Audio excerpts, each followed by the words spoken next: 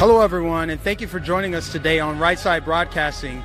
We are at the Ocala International Airport in Ocala, Florida, where President Trump is scheduled to deliver remarks at 4 p.m. Eastern. And we are so very excited to have with us our newest correspondent, Lilith Venezian. Lilith didn't know this 2 weeks ago, but when we were at Walter Reed Hospital doing interviews across the street from the hospital the day President Trump was scheduled to be released, we were overwhelmed by an interview that this young lady gave to Breitbart, and I overheard it. And I remember, for those of you that were watching live, I turned around and I said, "Who is that?"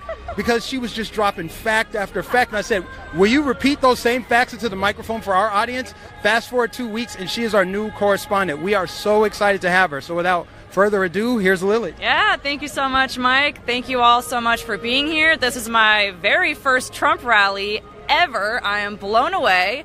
Guys, it is electric out here. I mean, you show me a Biden rally that looks like this. We popped up with our car. There's pop-up stores for Trump merchandise everywhere. People are happy. People are so excited for another 4 years of Trump, and I'm so excited to be here with them as well. Absolutely. Wow. Now, guys, that was an intro right there. See, she's a natural. So here's a little bit more of a backstory. So when we were at Walter Reed, she gave an interview, and you know our CEO, Joe, watches all of our broadcasts, all of our live streams. He gives us notes or whatever. He said, as soon as she was done, he said, "Find her. We need to bring her in. She's natural. She needs to be our next correspondent, hands down." And that's what it took. And you guys just saw it right there. She is a natural. She's going to fit in seamlessly with this group.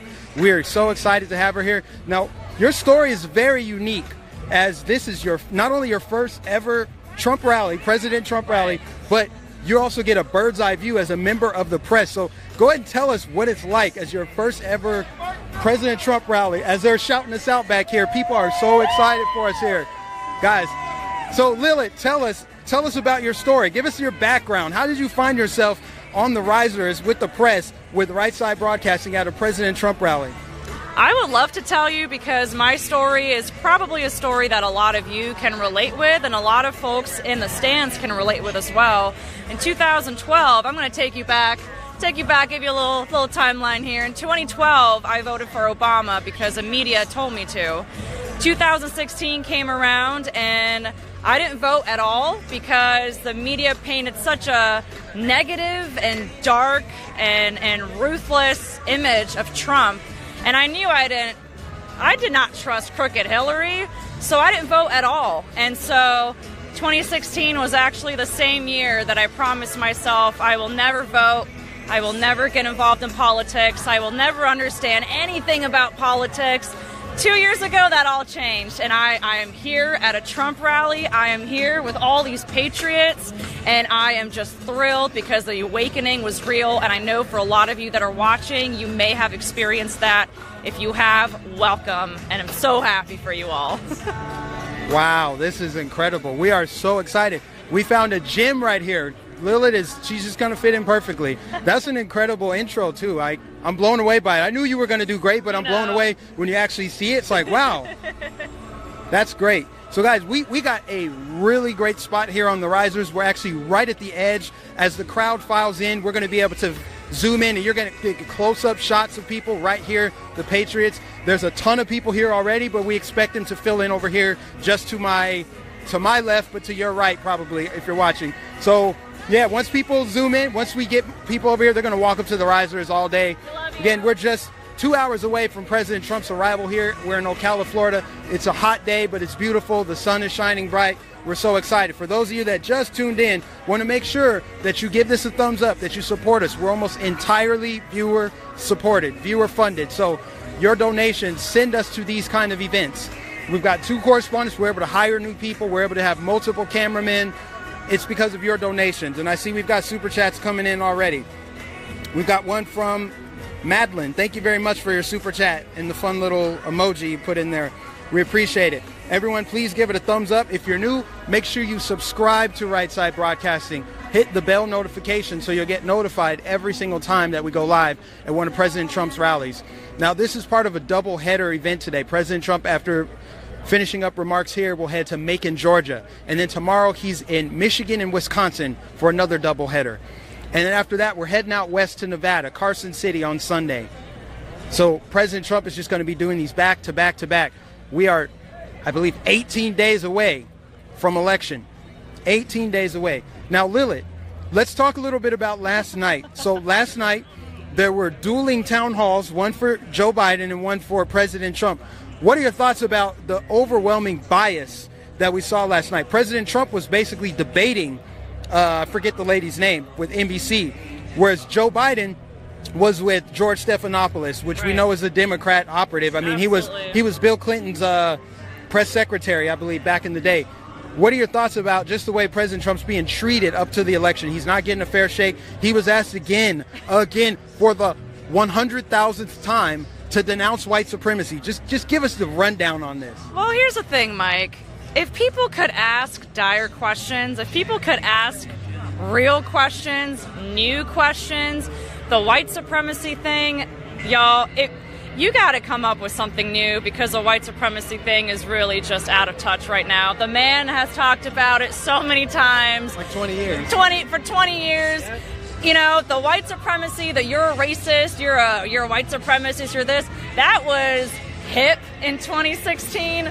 Guys, it's been 4 years. Come up with something new, and please ask some serious questions for Biden. Please give him a cognitive test. Please make sure he's not wired up. Please, for the sake of humanity and for the sake of him, we would hate to embarrass him. But you know what? But we're already here, and you just take a look. I mean, you show me a gym that Biden has attended with more than 4 individuals. This is not your check. Unbelievable. Testing 1. What are they saying? Something for the press? The press? Hey! We're right side broadcasting here. Guys, we got to show you here. They're booing us, but they don't see who we are. They don't see who we are. We're right side broadcasting. 4 more years. 4 more years. 4 more. Look at this. We're getting the crowd fired up, guys. This is what we do. 4 more years. 4 more years. 4 more years. This is unbelievable. They recognize us. They know us. We got him. This is what we do. This is why your donations go a long way, because we can come here, get the crowd fired up, let them know that they have an ally in the press. We're not up here to distribute fake news. We're not here to coddle and handle Joe Biden with kid gloves. We're not here to smear the president. We're here to restore some integrity and some truth to our press. Our press is a disgrace, a total disgrace. The way that they're treating this president, the way that they're acting as a PR team for Joe Biden is just despicable. President Trump has to denounce white supremacy 400 times, but Joe Biden doesn't have to speak to everything that he said. I mean, it's unbelievable. Just a couple weeks ago, I mean, it's like every week he says something different. Just last week, he said something about he's able to sit in his basement all the time because black women stock the grocery shelves. Imagine President Trump saying that. That would be wall-to-wall news coverage, around the clock coverage if President Trump said anything like that. And this is obviously a perfect segue into the big bombshell about Hunter Biden and the emails and the fact that Joe Biden literally lied, and the press is trying to sweep it under the rug, trying to gaslight you. Well, Joe Biden's ahead in the polls. That's all that matters. And President Trump still hasn't denounced white supremacy. It's like, this is what we're dealing with 18 days to go into the election. Hey guys, what's going on? RSBN up here. This is great. I'm having the time of my life up here because we got so many people up here. Let's show these patriots here. Let's show these patriots over here that are lining up along the fence here. Look at these people lining up. They love it. This is what we want. We want people to love the press, because we're people that deliver the truth. We deliver information, truthful information. That's what we're about here. Thank you for being here. Yes. Thank you. God bless you. We appreciate everybody out here. We appreciate everybody that's tuned in. Again, your donations are what send us here. Your donations are going to help win this election. If you care about the United States of America, if you want President Trump to be reelected, you need to support independent journalists, independent media, so we can supplant the fake news. As they have their own risers here behind me, they get their own, they're chanting right side broadcasting. It's great. You love to see it, guys. You love to see it. But our goal is to supplant the establishment dinosaur media that's been lying and manipulating our reality, essentially. Their jobs are to earn ad revenue and shape public opinion. They've given at least half the country a distorted perception of reality.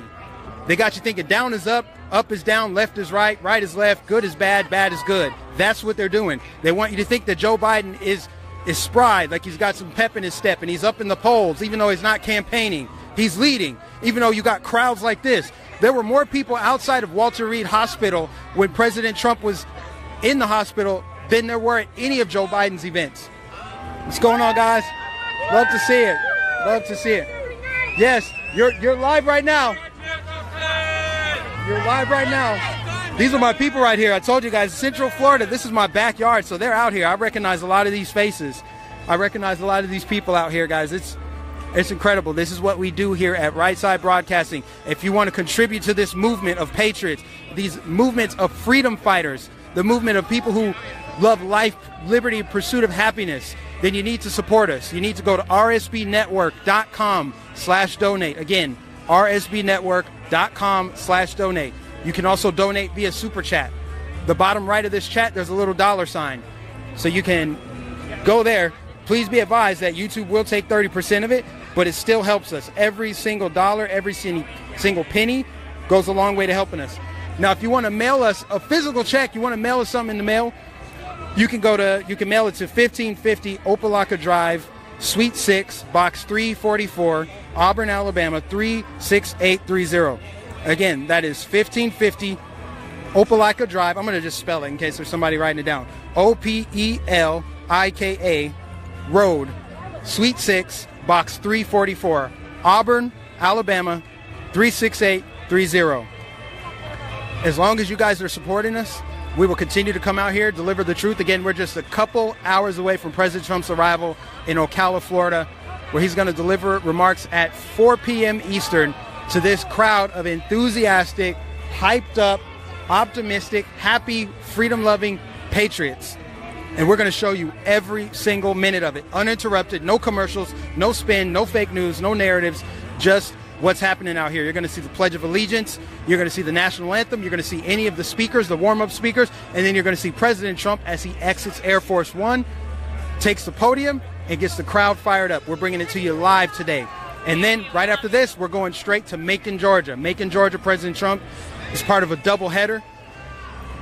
He's going to be there, I think I don't even want to say the time, but I'm pretty sure it's like 2 hours after this. And Macon, Georgia's not that far, so I'm pretty sure it's just a couple hours, probably 7 p.m. That'd be my guess. How does Trump do this all day? How does he do it all day? He does this on, what, 4 or 5 hours of sleep? I mean, every time I think about, oh, I'm tired, maybe I don't want to go to work, I think this man is not only the most hated man in the world right now, he is the busiest, most hardworking man ever. And he's got, what, 2-3 rallies today? And then he's got multiple almost every day for the next 2 weeks. You got a country to save, y'all. We're not sleeping. We're not sleepy Biden. We got a country to save. So we are happy that you're here saving it with us. This is like the Energizer Bunny meets Sonic the Hedgehog. He's got a battery in his back, and he's just zipping around the country.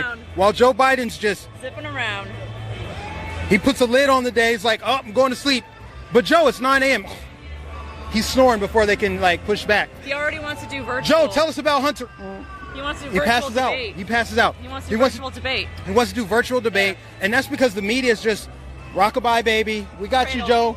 Cradle. They're just cradling this man. They're acting like a PR team. Social media is a PR team, censoring the truth, right? They're not refuting it. They're not disputing anything that came out in that New York Post article, and yet they're pulling it down. They're blocking the press secretary.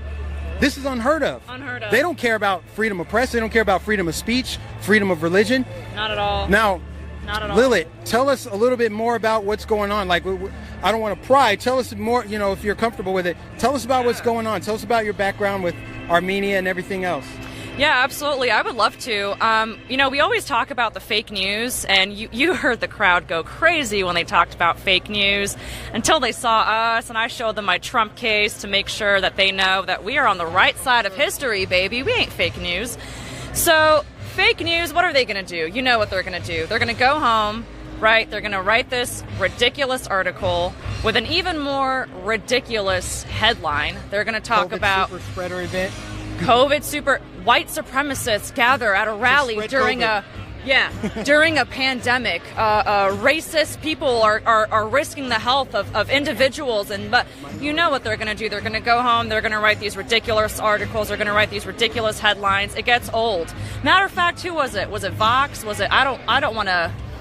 I think it was Vox. Was it Vox? It was probably Vox. They said sleeping is racist. So if you sleep, you are racist. Okay? Don't sleep because you will be checked. You got to go to checkyourmicroaggressions.org to fill it out. Check your microaggressions before you go to sleep, before you eat, before you smile.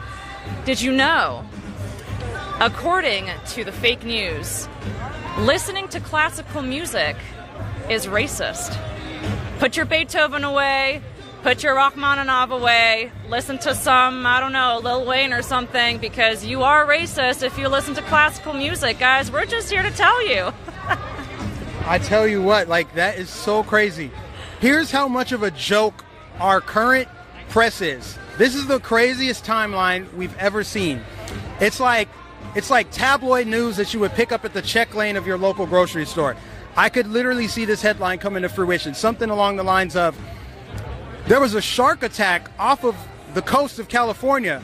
So as a response, we need to shut down all of our beaches nationwide to slow the spread of shark attacks. And oh, by the way, when will President Trump condemn great white sharks? That's the timeline we're living in with the press. These people are so fake, so disgusting, and so dishonest. But that's why Right Side Broadcasting exists, because these people suck, they're liars, they're manipulators, they're hypocrites, and we're going to expose them, we're going to call them out, we're going to show you exactly what's happening. This is not a white supremacist COVID super spreader event that they're going to then go and distribute amongst underprivileged minority communities. That's what they would tell you, though, right? They're going to spin this somehow. This is a white supremacist COVID super spreader event. Last time I checked, there's a lot of people out here. I've seen a lot of Hispanics for Trump. There's blacks for Trump. There's Asians for Trump. There's Penske truck drivers for Trump, hamsters for Trump, you name it. Everybody and everyone supports this president from all walks of life.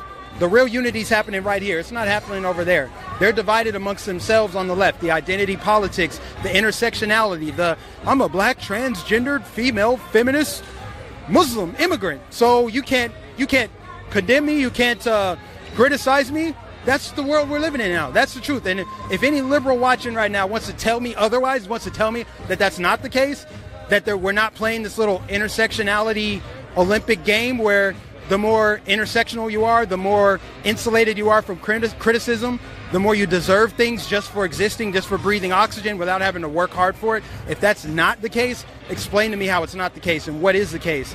They aren't able to do it because they live in an upside down, backwards, inverted reality. But the reality is we got all kind of Trump supporters out here and they are excited. They are excited, and we're excited to bring you this event live. People are filling in. This is a massive venue too. I have a feeling that once President Trump does arrive and he says, turn around, show the cameras, a bunch of stiffs back there in the press, we're going to turn the camera around and show you all the people that fill in behind us. Now, it hasn't happened yet because they're still lined up, they're still coming in, they're going through security screenings and whatever. You know, one of the things that they love to do also in the press is they try to say that this actually is a danger to people's health to gather in groups, even though they obviously gloss over the Lakers fans meeting without masks and, you know, the riots and all that. You can't go to church, but if you hate the country and gather in large groups to smash up small businesses, that's totally fine. That's besides the point. They're going to say that this isn't a safe event for people to be at. Like as if the campaign doesn't take precautions. They do temperature checks. You have to fill out a disclaimer, not a disclaimer, but a waiver when you sign up for the event. They take your temperature, they hand out masks and hand sanitizer. So it's not like they're not taking precautions, but also, above all that, they believe in freedom. President Trump believes in freedom. If he made this a mandatory event where you have to wear masks at this event, I bet half the people wouldn't show up because you have liberty to do with your body what you want. Doesn't the left love to say, my body, my choice? So does that only apply to their politics? Why can't my body, my choice be this situation right here? If people don't want to wear masks, they shouldn't have to. It's just that simple, but that's what the press does. Nonetheless, I want to make sure that I stay on top of the super chats today because I know that they are rolling in. Give me a second here. Let me pull it up. We even got a good Wi-Fi signal. We could not ask for a better situation. Aaron Greenwood said, no matter your race or ethnicity, walk away and join us in building a great America. Know this, we can't do it without you. Trump 2020, Trumptonians. And that was a divine number too, 1111. Nan Lee, thank you for your super chat. Praise and Joy. Praise and Joy said, thank you for all you're doing to bring Trump and his message to America. We love you and we love POTUS. Gary and Joy, Southern California deplorables. God bless you, Gary and Joy. Ramon says, I haven't voted since 1988. That was my first time eligible to vote. I am a Trumplican. As a veteran, we defend the Constitution no matter the president. See you in Prescott, Arizona on Monday. I watch every event RSBN has. God bless you. Oops, I lost my place there. Hold on. There we go. Oh, Gerald, thank you for your super chat, Gerald. And David to Goliath says, Trump 2020. That was a Goliath-sized donation, sir. We appreciate you for that. Let's be frank, right behind you in the bleachers, my friend. Let's be frank. Let's see if we can find him. And also, guys, he's my friend. Subscribe to him. Let's be frank. Where you at? Let's be frank. Hold your hand up if you're listening. Let's be frank. Are you wearing a black shirt? Let's be frank. I can't see you. But my guy, Let's Be Frank, is in the audience here. And he texted me, said he was going to be here today. So we'll give him a shout out if we see him. What's going on, my friend? We're going to give him a shout out if we see him back there. We also got Ella with the super chat. Thank you so much, Ella, for your super chat. God bless you all for tuning in today of Right Side Broadcasting. We got 13,000 people watching. We need 13,000 thumbs up. Give this stream a thumbs up. Like it. Share with your friends, family. Get it on social media. Subscribe to Right Side Broadcasting. Hit the bell notifications so you'll be notified every time we go live at one of President Trump's rallies.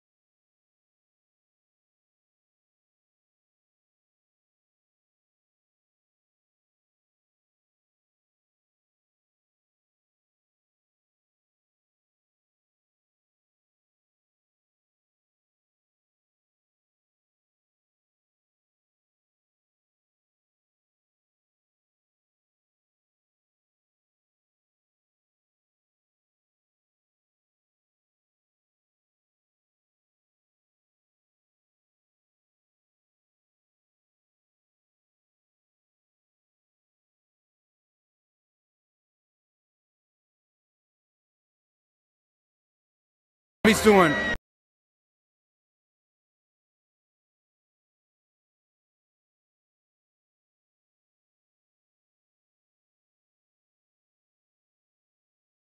Anybody is going to vote in. Anybody's going to vote in. It's so important that you go and vote in person. Now, I'm sure, too, that... I'm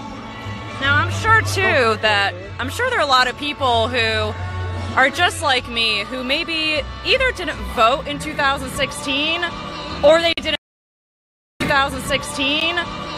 didn't vote for Trump. And I myself personally have met so many people who didn't vote for Trump. They said, oh, I'm a never Trumper.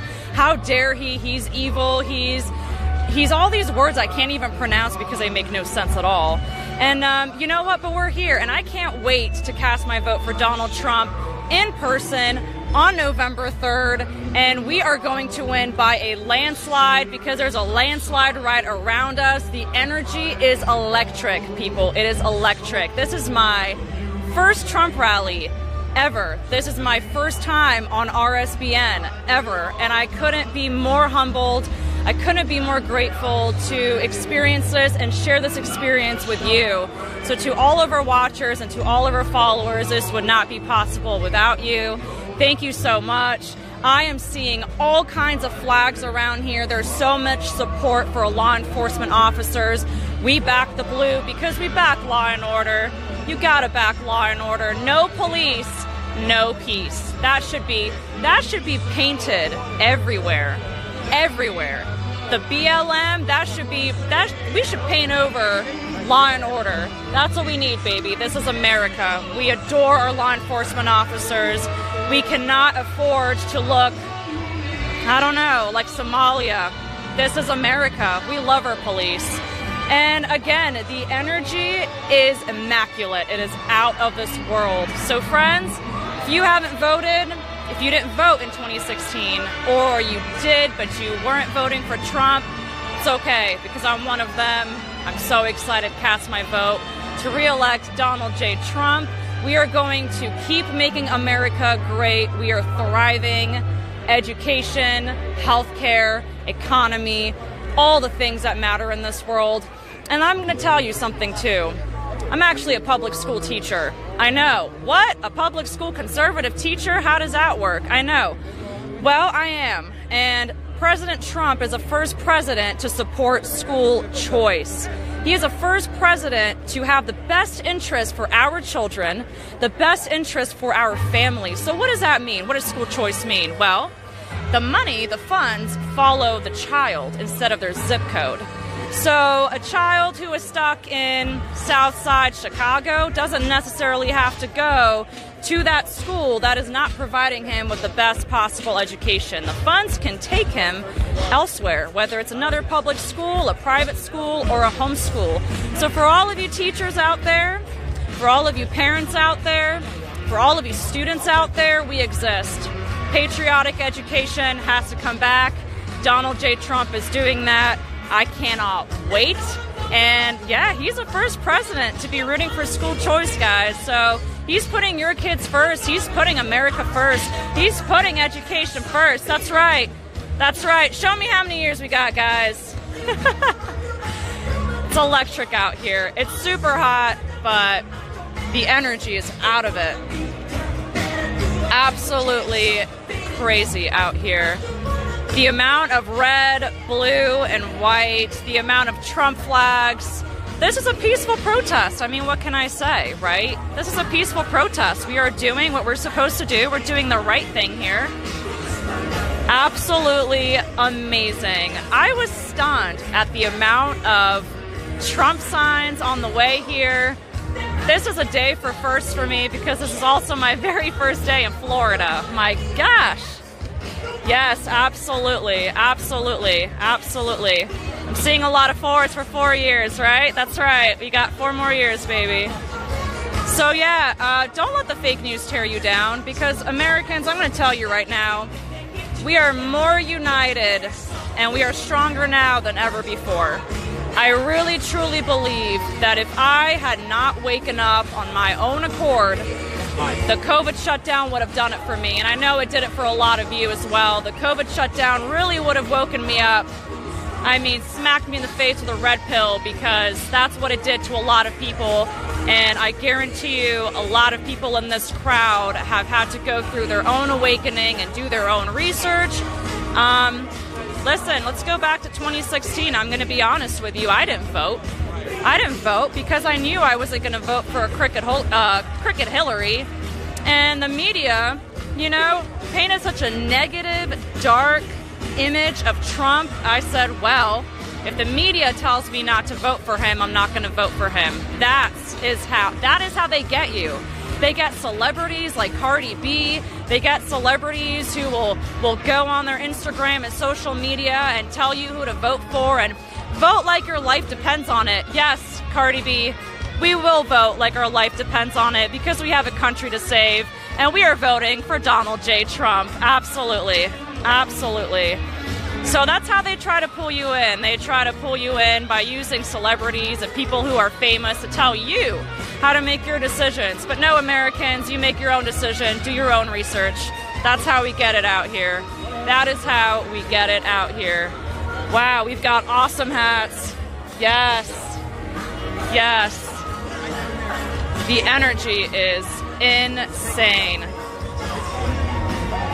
It is very hot. My first time in Florida, it is super, super hot, but the energy is even hotter. That's right. That is right, baby. As soon as they see my Trump phone case, they know what's up. There you go. There it is. Yeah, baby. Right side broadcasting!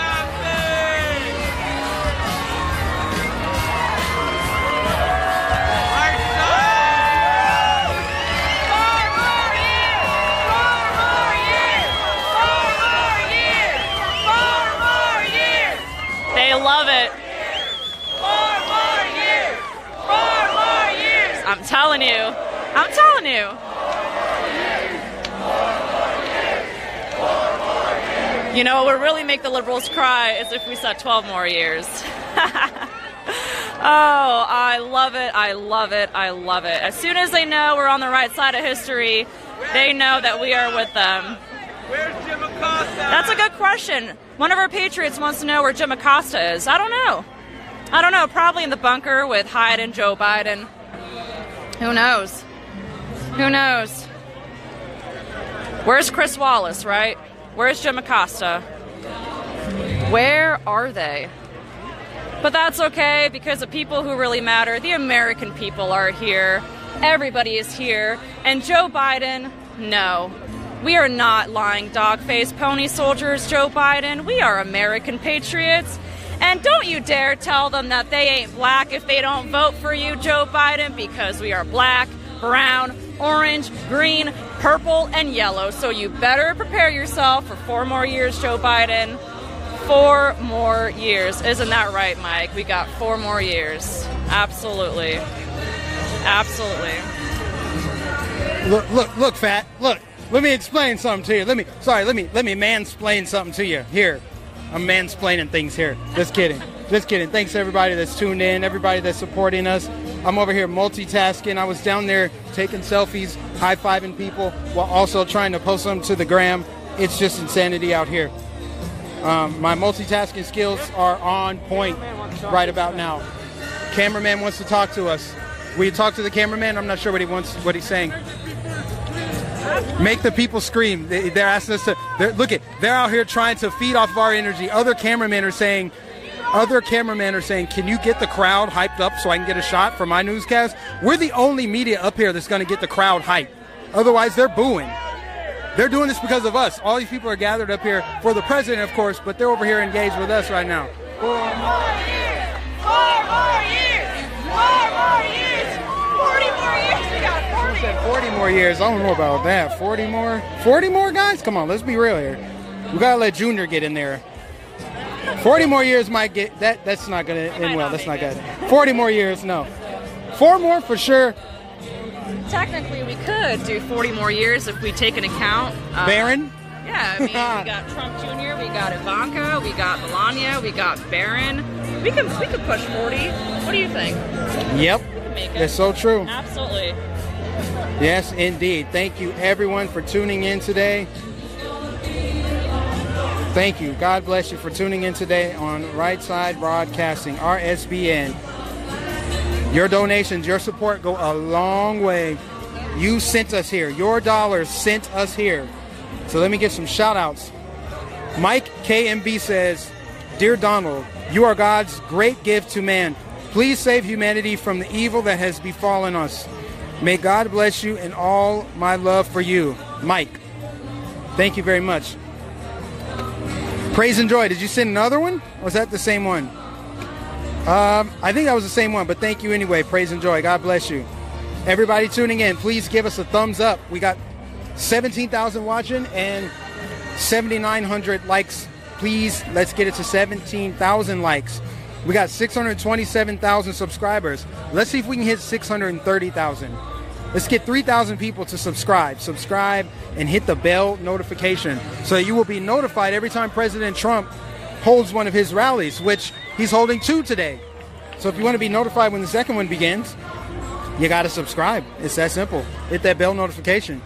Also, share this. Share this on Instagram. Share it on Twitter. Share it on Facebook. Share it to anybody that you can. And let's win this fight in a couple weeks. It's pretty simple. We just got to vote in person. We got to blow up these horrible leftist narratives that America is so racist and irredeemable, and it's full of a bunch of smelly Walmart deplorables that hate minorities and all this garbage that they push down our throats every day. We got to blow up these narratives. They're so stupid and pathetic. These people reek of desperation.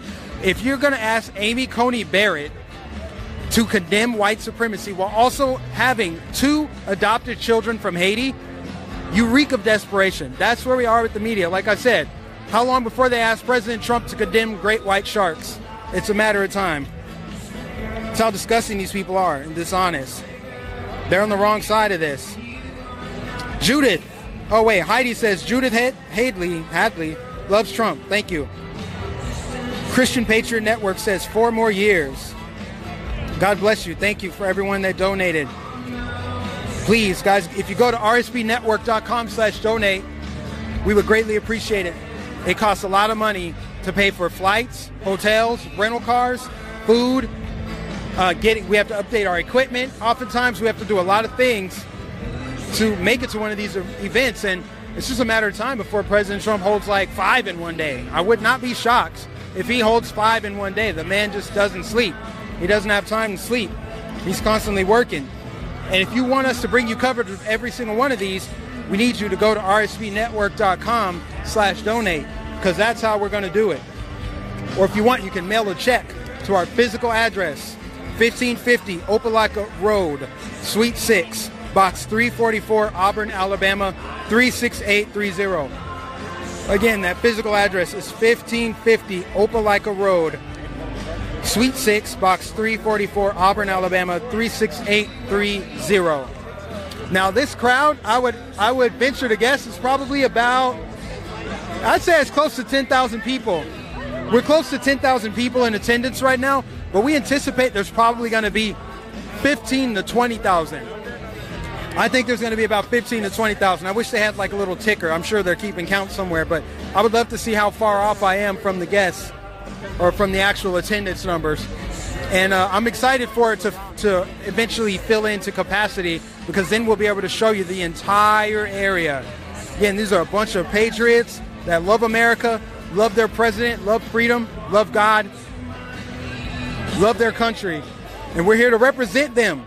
Why wouldn't we represent them? Every single media outlet should represent the people. Please take your seats. We will be beginning our pre-program shortly. Pre-program, begin. Take your seats. See, that's because we got a bunch of people that came over here to see us. There is going to be a massive standing area, so some people, unfortunately, if they take a seat, they're not going to be very happy with their view of the podium because there is no chair. So, anyways, thank you for everyone that tunes in and supports us. Love all of you guys. Love all of y'all. We're going to get the website donations pulled up here as soon as I have access to the website donations. I'm going to have Lilith take over, and then I'm going to get with Joe to figure out how we can get the website donations, because we do want to give you guys shout-outs that donate via the website. So I'm going to have Lilith take over here, and then I'm going to get with Joe and figure it out. Lilith, you want to take over momentarily here? Absolutely. Welcome, welcome. Everybody, again, my name is Lilith. This is my very first time in Florida, my very first time at a Trump rally, and this is also my very first time with RSBN, where we are on the right side of history. So there's a first time for everything, and while we're on it, this will also be my first time voting for Trump. I know. And I'm telling you, there's more of me than you would imagine. There's more of us than you would imagine. Really, I truly believe that. There's so many people who either did not vote in 2016 or they didn't vote for Trump in 2016 who are all aboard the Trump train. We are pumped. It is electric out here. We've never felt this kind of energy ever before. I mean, President Trump truly is the most popular president I think this country has ever seen. I can't keep looking behind me because this venue, the overflow is crazy. I mean, the line is just, it keeps coming. The overflow is out of this world, you all. Again, thank you so much for supporting us. Thank you so much for being here. We are so happy to show you how we are doing here. The crowd is super excited. They love being here. They love it. They love it. Thank you so much for your support. That's right, baby.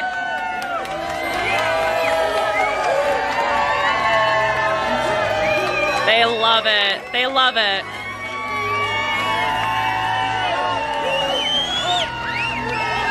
Absolutely love it. Oh my gosh. This is my first Trump rally, America. My first Trump rally. They are so happy to be here. Look at those smiles. Look at those smiles. See, they know we're not fake news. More years. 4 more years. 4 more years. 4 more years. 4 more years. 4 more years. That's right. We got 4 more years, baby. The world is not ready for us, but we are. We are more than ready. We are excited now more than ever. Oh my gosh. Oh, actually something really funny. On our way in, as we are observing the pop-up shop, so we have people are selling Trump merchandise. There were actually 2 Biden supporters. Yeah, 1 too many, but there were 2 Biden supporters there. And their sign said Veterans for Biden. So I don't know how I feel about that. But 2 Biden supporters were out there, and honestly, I will give them credit for being there, for being outside there. Please welcome Dr. Here we go. Gaddis, Senior Church of Ocala, for today's invocation.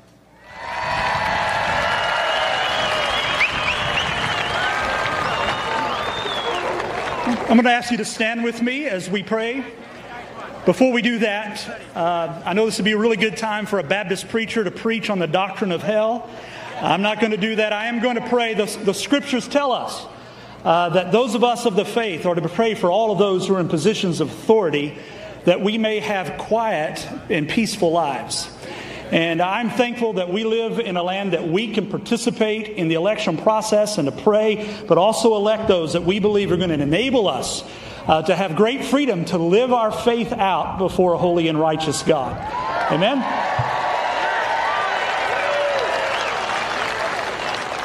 I do want to take a moment and express personally deep gratitude to our state's governor, Governor Ron DeSantis.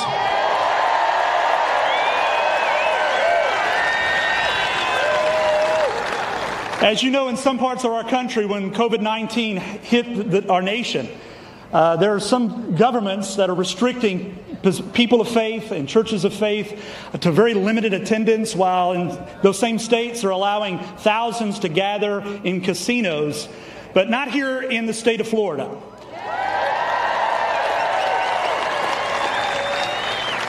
Our governor gave us the opportunity, those of us who gather together, to make wise decisions and to gather as we saw fit. And he understood that our faith is an essential activity.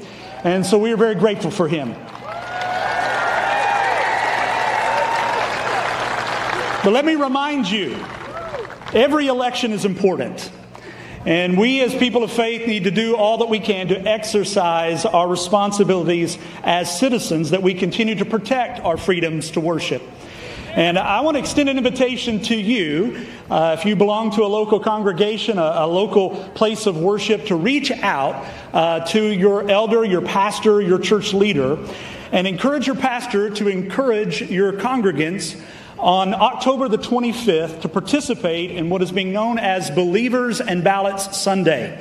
And here's how it works.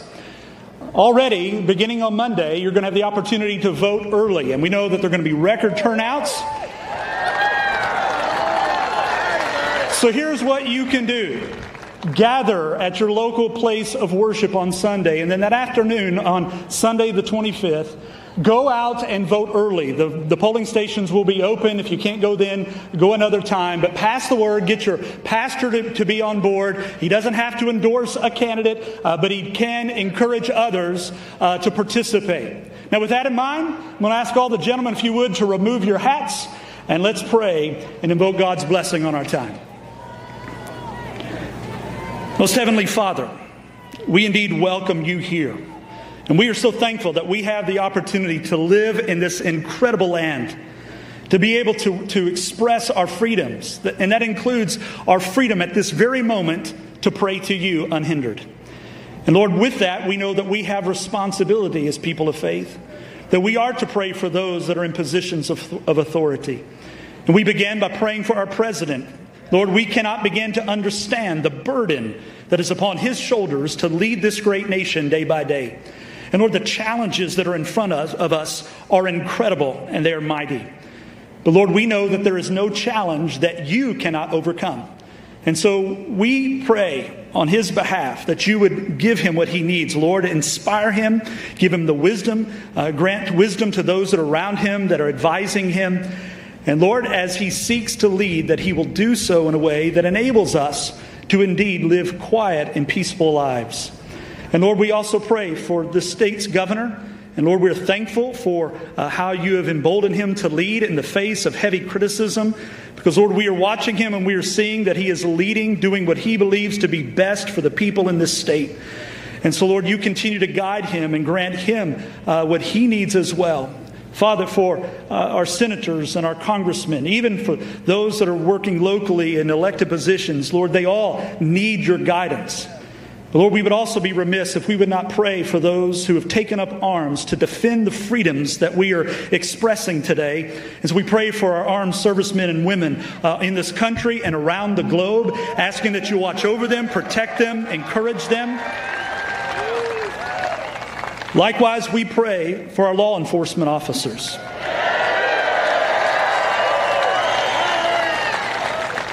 We are safe today because they said yes to the call to watch over us, to secure us, and to protect the laws of this land.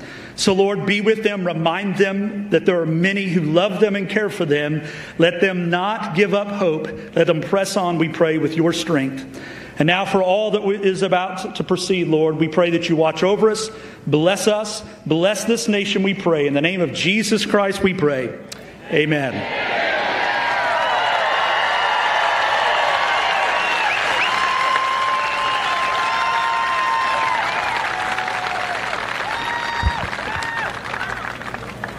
Please welcome to the stage Christopher Glorious, David Hall, and John Misa Jr. for the Pledge of Allegiance.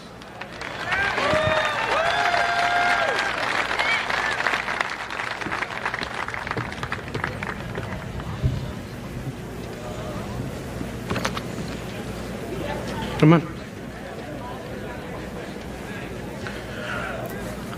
Please join me in the Pledge of Allegiance.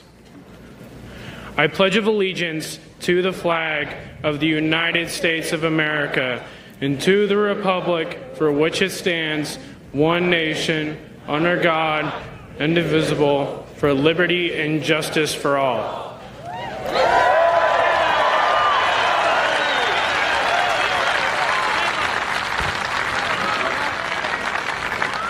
Please welcome to the stage Keisha King for our national anthem.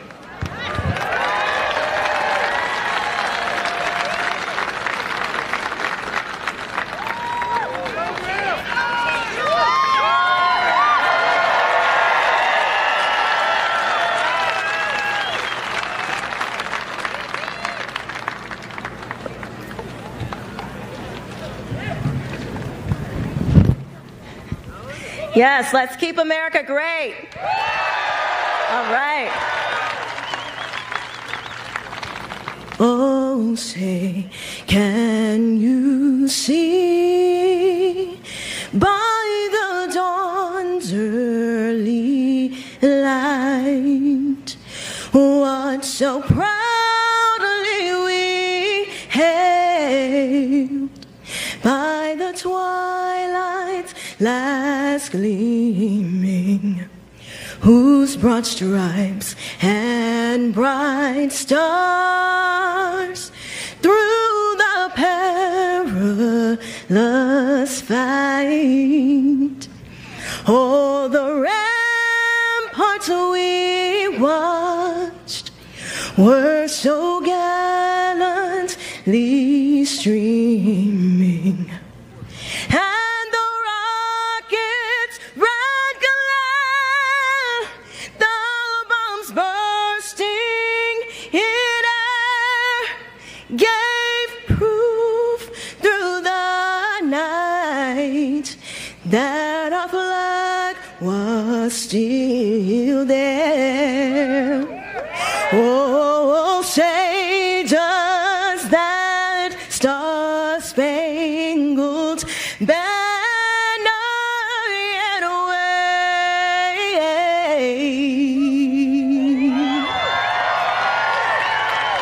Oh, our land of the free and the home of the brave.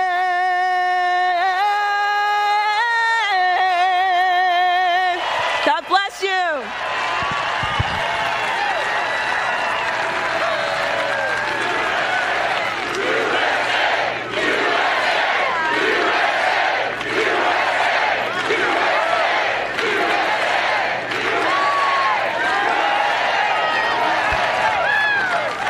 Please welcome to the stage Joe Harding, our Republican candidate for State House District 22.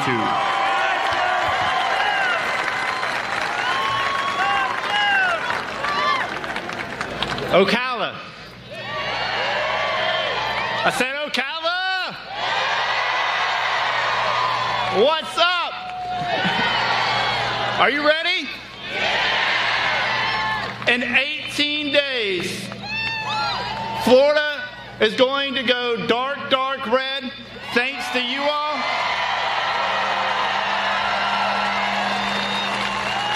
And we are going to re-elect President Donald J. Trump.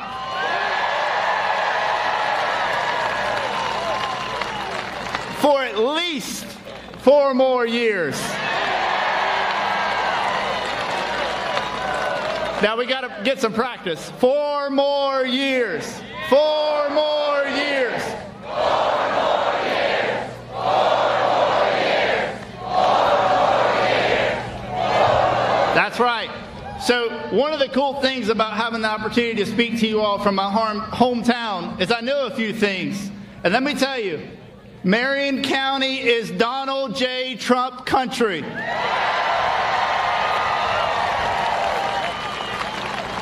And Donald J. country, this is what we believe. We stand for our flag and the national anthem. The only thing we kneel for is our Heavenly Father at the cross. We protect the life of the unborn. And there's no Joe Biden Democratic Party that's going to take the guns away from Trump country.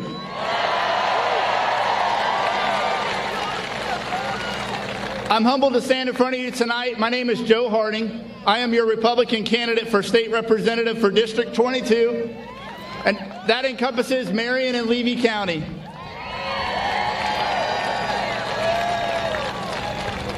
Two years ago, I decided to run because our now great governor, Ron DeSantis,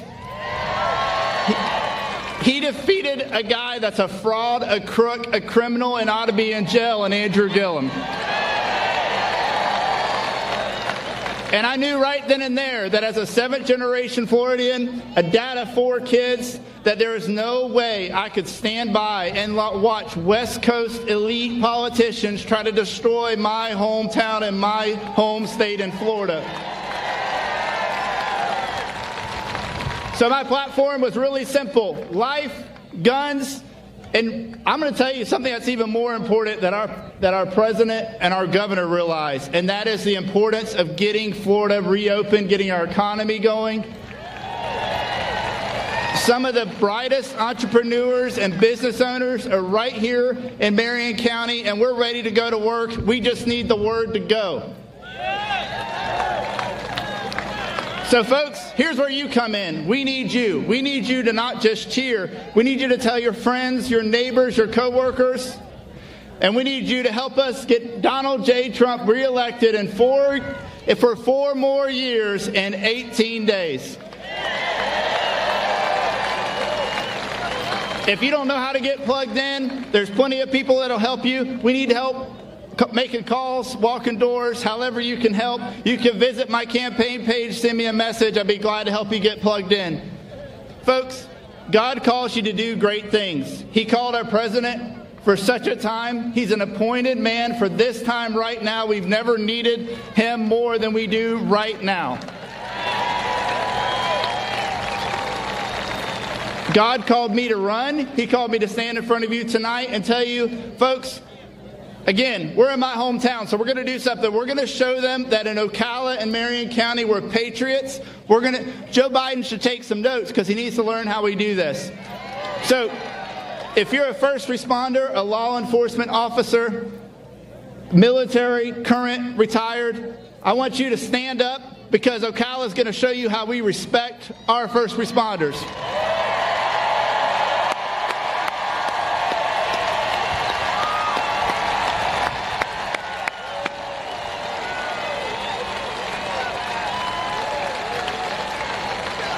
And I need you for one more thing.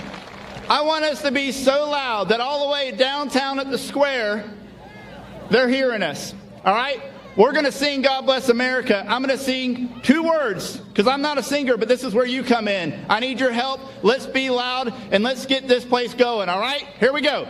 God bless America.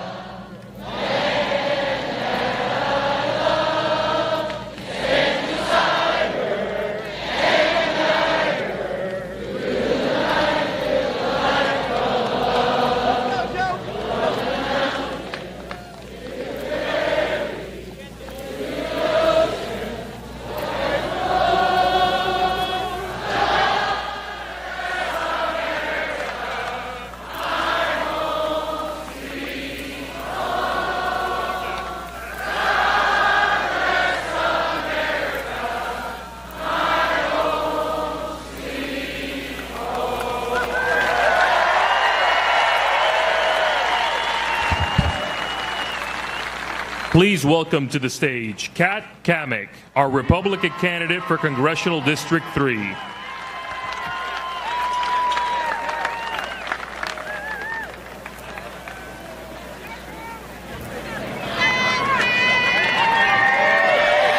Hello, Ocala. All right, now I know Joe did a really good job getting you guys going, but we're really going to take this to the next level. How you doing, Ocala? It is great to be in Ocala. It is great to be a Florida Gator. And it is a great day to re-elect our president, Donald J. Trump.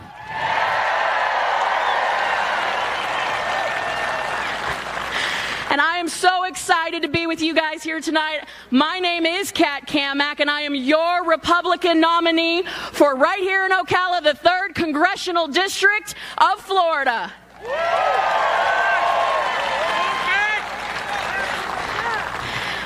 I tell you what, y'all look so good in red. This is awesome. This is fantastic. But you know, I know that Joe talked about our first responders, but I got to give a little bit of a special shout out. See, I'm the wife of a first responder. My husband's a firefighter and a SWAT medic, and he's sitting right there.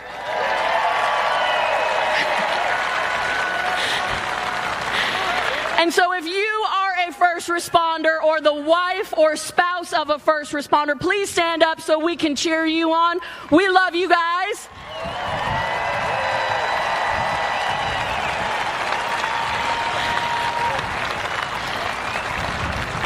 We also have some incredible law enforcement officers here today. My good friend Bobby Schultz, America's Sheriff. Say hello to Bobby Schultz.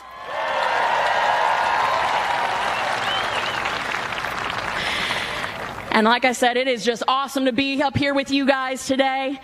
We are 18 days out from Election Day. 18 days. But it's not us here today that we are worried about.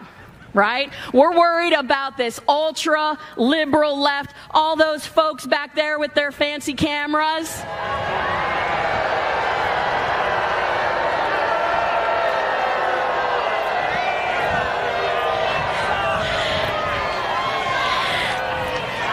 And I hope that today, y'all get on Twitter. Oh, go ahead. Don't let me stop you.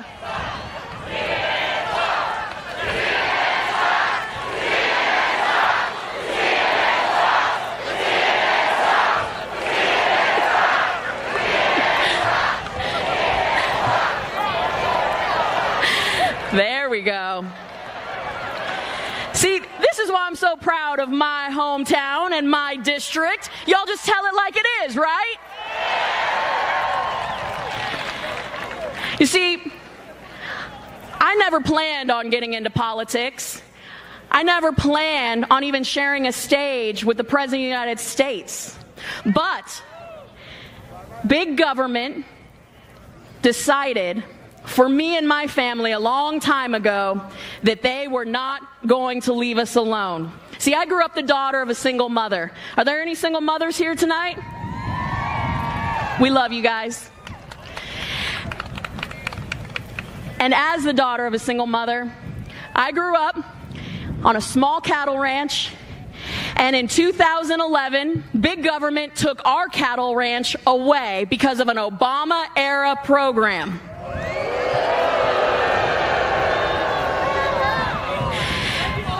And after being homeless for several months, I got pissed. And I decided I wasn't going to take it anymore, so I got involved. And so today, I stand before you, 32 years old, having gone from homeless to the House of Representatives in less than 10 years.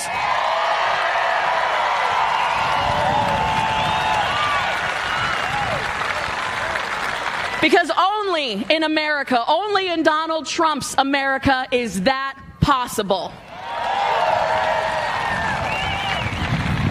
But you know, they keep telling me that I'm a traitor. They keep telling me that because I'm a woman and that I'm young, that I'm supposed to support Democrats.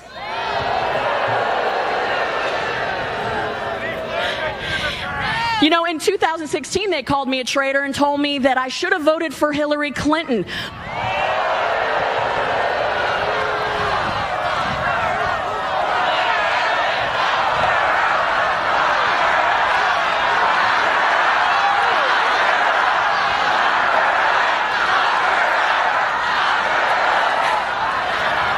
Oh, don't worry, we will.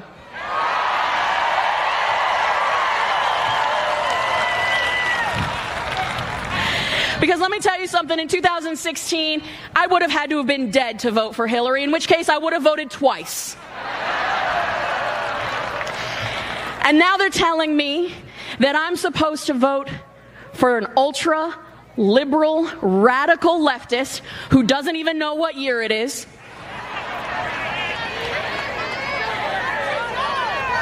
And I just don't buy it.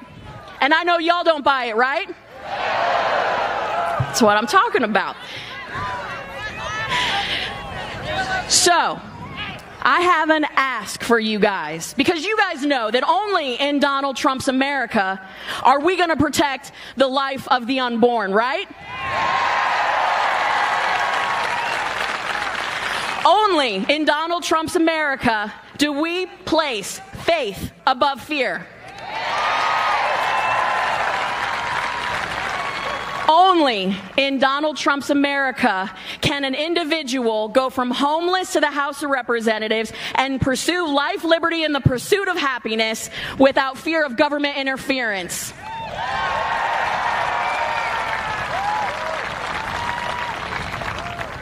And to Mr. Beto O'Rourke,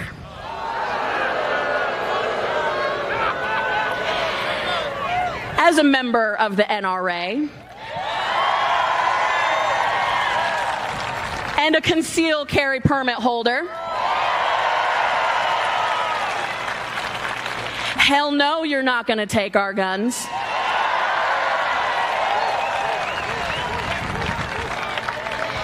All right, so we know what's at stake here, the soul of our country, all the things that we care about that keeps our constitutional republic great. This is on the line. This is my ask of you.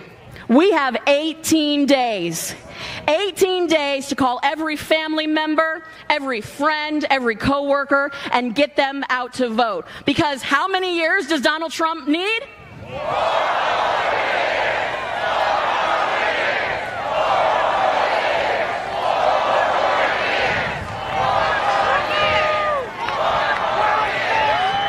All right, so we know we've got 18 days to give our president and all all our conservatives on the ballot, everything that we've got for the next 18 days, because President Trump will give us everything that he's got for the next 4 years.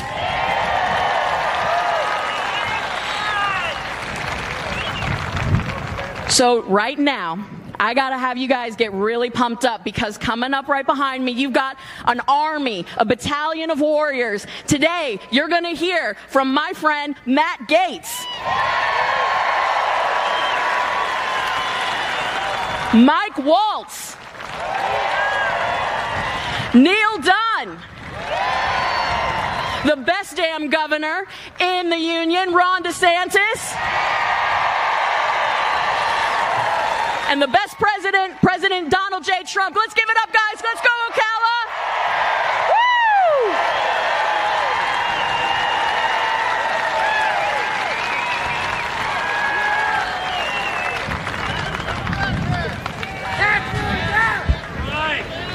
Please welcome to the stage Congressman Matt Gaetz.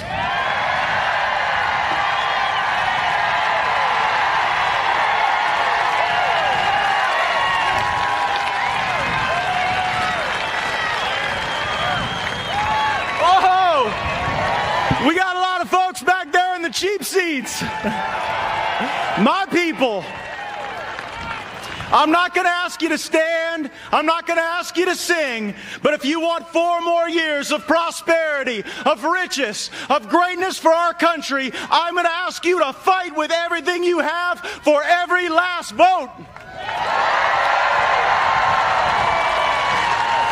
My name's Matt Gaetz, Florida man, Florida congressman, and Nancy Pelosi's worst nightmare in the Congress.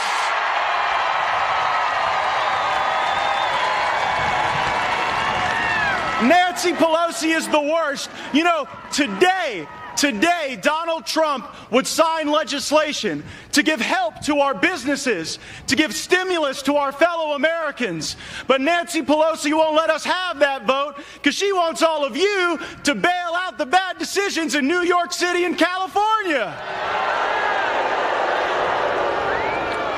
She is blocking a vote on assistance to our fellow Americans because she wants to give stimulus checks to illegal aliens? Today's Democratic Party has become the party of destruction. What they don't burn down in their riots, they want to lock down with their excessive government mandates. My fellow Americans, join us. The America First movement is a movement of patriotism and love and inclusion. We love our military.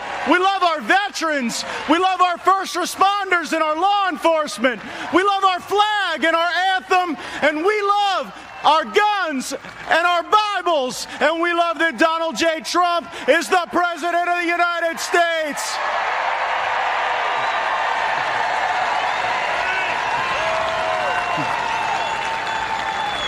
Patriotic love will open America up, and we will never let anyone burn her to the ground.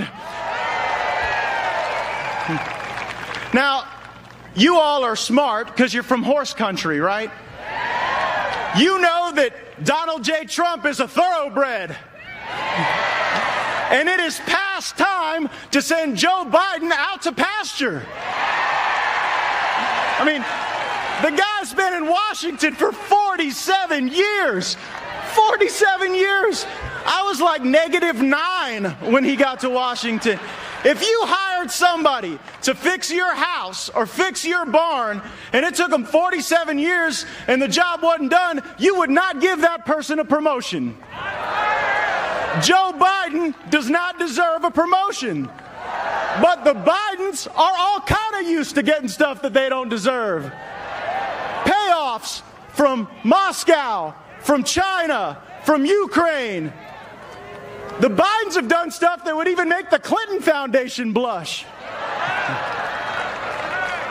Joe Biden Joe Biden will never take on the corrupt status quo because Joe Biden's family has benefited from the corrupt status quo. If we want to do things differently, if we want to save this country, we come together and we keep Donald Trump in the White House.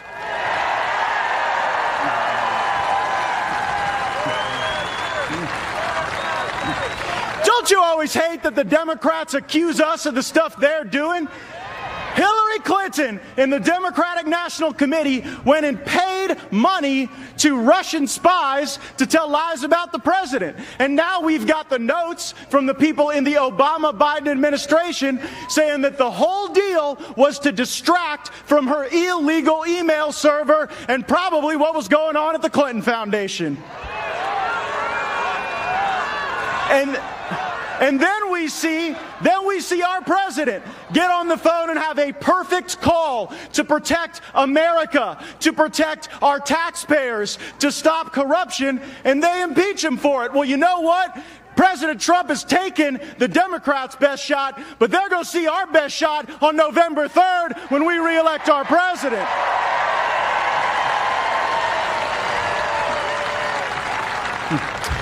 Florida is going to be blood red because in each and every one of you beats the heart of a patriot and pulses the blood of patriots. You'll get your families out. You'll get your friends out. You'll make those phone calls because this is the greatest country in the world. Don't you ever let some spoiled celebrity or athlete or socialist politician tell you otherwise.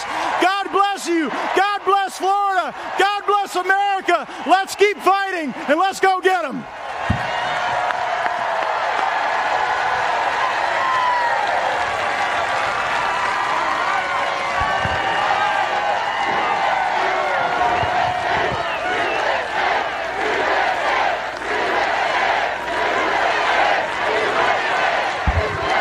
Please welcome to the stage Congressman Mike Waltz.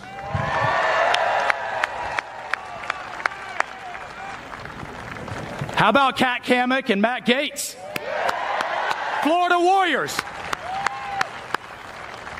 My name is Mike Waltz. I took Ron DeSantis' congressional seat just to the east of here, Volusia, Flagler, St. John's, Lake County. Big shoes to fill, but his are Navy shoes and mine are Army.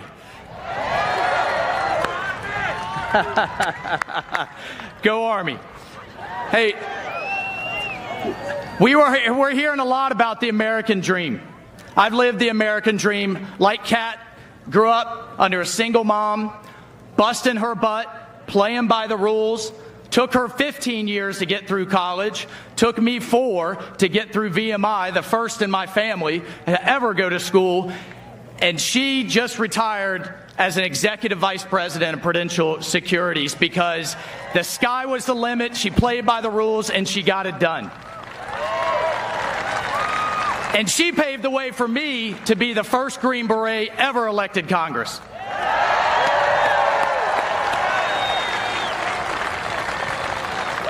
And we're pretty sure the only member of Congress still jumping out of perfectly good airplanes that just hit 24 years in the National Guard. But here's the thing, folks. Here's the thing, and this is deadly serious. That American dream is under threat. Internal and external. It's under a real threat. Internal, the left wants to, as you heard, take your money, take your guns, take your health care, take your schools. Right now, we can't even get our kids into school unless you live in the great state of Florida. And have unelected bureaucrats decide winners and losers, decide who gets what, take your money that you worked so hard for and give it to others. You know what that's called? That's called socialism. And that is not what this country is all about. Over my dead body, are we going to allow socialism take over the United States and America? Here's the other thing. Congressman Gaetz and I see this all the time. The left fundamentally believes this is a bad country. They fundamentally believe that this is a misogynistic, racist, colonialist country that didn't start with our great founding fathers in 1776, started in 1619. That is wrong. That is not what our kids should be learning in school. That is not what this country's all about. But if Joe Biden wins the president, if he wins in the White House, that means we've probably lost the Senate. They're going to get rid of the filibuster and all of the things that we shake our heads at. Green New Deal, defunding police, the Breathe Act. Have you heard of that? That's an act the left has put forward to take down ICE, to take down Border Patrol, and the entire federal prison system. All of those things they will make law. Not to mention the Electoral College, the Supreme Court, and everything else that has made this country so great.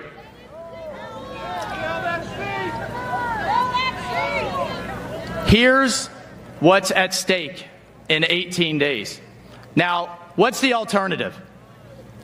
Who has done more in 47 months than Biden has done in 47 years in Washington, D.C.? Donald J. Trump. I'm going to ask you some questions, and the answer is obvious. Who gave our veterans choice and accountability that they've been asking for decades? Trump. Who gave the country justice reform that disproportionately affects our minorities after both sides of the aisle, Democrats included, have been asking for it for decades? Trump. Who moved our embassy to Jerusalem after multiple presidents had promised to do it? Trump. Who's standing up to China like no other president has? Who's going to get us a vaccine from the Wuhan virus in record time? Who will fight and fight hard with every breath he has, every hour of the day, to keep this country great? That's who we need to be supporting. That's our commander-in-chief. And that's who we have to get reelected to 4 more years. So let me tell you real quick. I was out in Afghanistan fighting with my Green Berets under Obama and Biden. You all remember Bo Bergdahl, that traitor? Unfortunately, I had to lead the search for him. We lost good men looking for that traitor. And I woke up years later to see Obama with Biden standing right there with his parents in the Rose Garden calling him a hero. That's their definition of a hero. That's not my definition. That's not your definition. We had our hands tied behind our back overseas with restrictive rules of engagement. We had Americans getting paraded around by ISIS in orange jumpsuits, getting beheaded. We did not have the equipment we needed. We did not have the funding we needed. We did not have the training we needed. And the media and the left dare to put out ridiculous stories saying the president doesn't support our military. It's Joe Biden who didn't support our military. I was there. I saw it firsthand, and we can never go backwards like we were under Obama and Biden. Never again. What did we get under President Trump in the last 4 years? We've got the tanks we need, the ships we need, the planes we need, the missiles we need, the training we need. No president has supported the United States military like President Donald J. Trump, and that's why we've got to give him another 4 more years.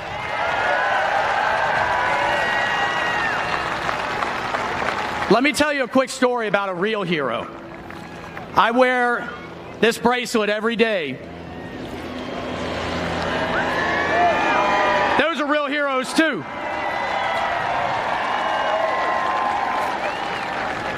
I wear this bracelet every day for Staff Sergeant Matt Pacino.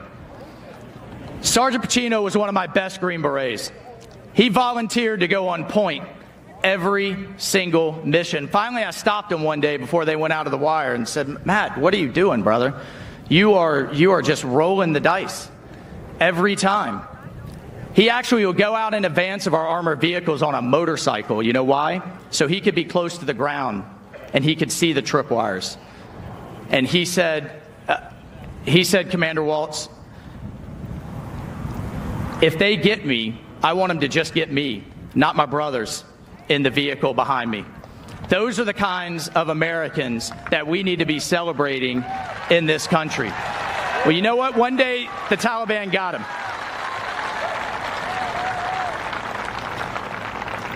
But every day before I get ready to walk into the Capitol, I put this bracelet back on. I look in the mirror and tell myself to be worthy.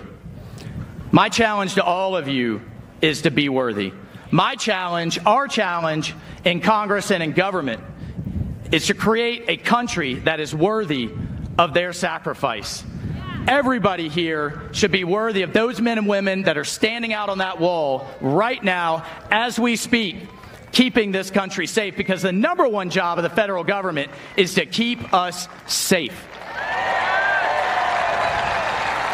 But it's not just the men and women in uniform. As you heard my wingmen and women over here, Kat and Matt, talking about, it's those men and women that put on that badge and put on that blue every day to stand between us and the bad guys.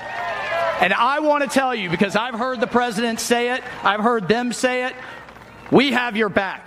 100% to all law enforcement. I see you out there keeping us safe right now. We have your back. To all you first responders, we have your back. And if a politician is afraid to say that, like Joe Biden and Kamala Harris apparently are, fire them. Get them out, vote them out, send them home.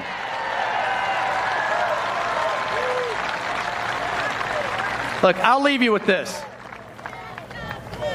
Back the blue. Back the blue.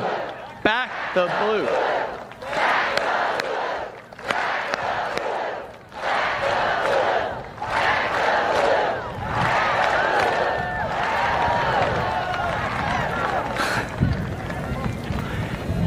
This is what's before us. These are the choices that we have to make.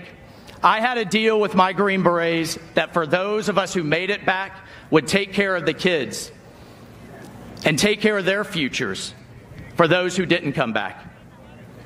And I'll be damned if I'll have those kids, if I have my own 16-year-old daughter growing up in a country led by democratic socialists or in a world led by Chinese communists. Over my dead body, that is not what this country is all about. Everybody, please, yelling at the television isn't good enough. Posting on social media isn't good enough. Arguing with your liberal relatives at Thanksgiving, not good enough. Roll up your sleeves, be part of the solution, keep fighting, fight for this great nation. 18 days, we are going to chart a greater path. We are going to re-elect Donald J. Trump.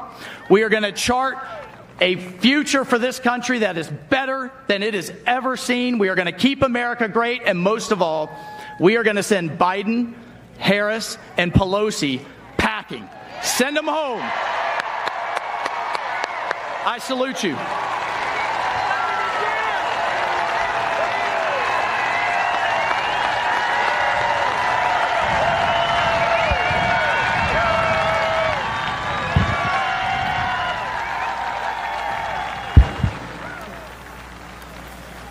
Please welcome to the stage Congressman Neil Dunn.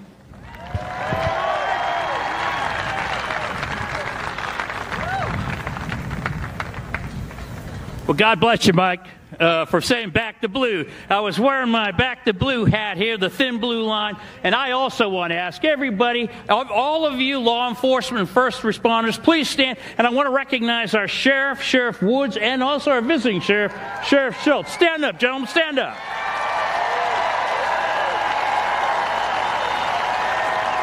Those are heroes. That's what a hero looks like. Not somebody who's calling for socialism.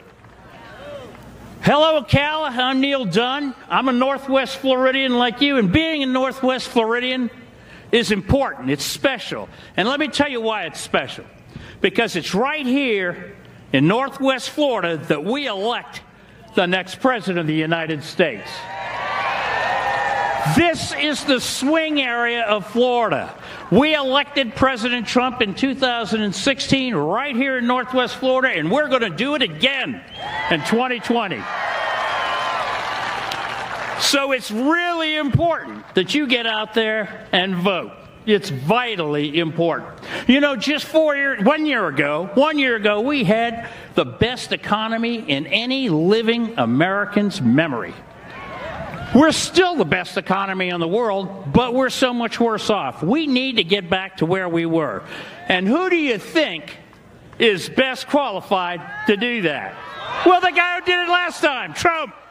Donald J. Trump. He did it once before. We can do it again. We are poised to come back beautifully, but we need to do that, and we need to have the right people in the White House. The list of accomplishments of this president are so long that they cannot be detailed here. However, I want to say a couple of them. The best economy in living memory, the lowest unemployment numbers since World War II, the lowest unemployment numbers ever for numerous minorities, including African Americans, Asians, and Hispanics, and women, and youth. He has turned the trade deals with China, Japan, South Korea, Mexico, Canada, and even energy deals with the EU. He has accomplished so much. As Mike Waltz said, he saved the military from the sequester. The sequester was the worst thing that happened to our military since the Korean War. It was awful. And Mike, I didn't ever tell you this, but one of my sons was on that search mission as well. God bless you.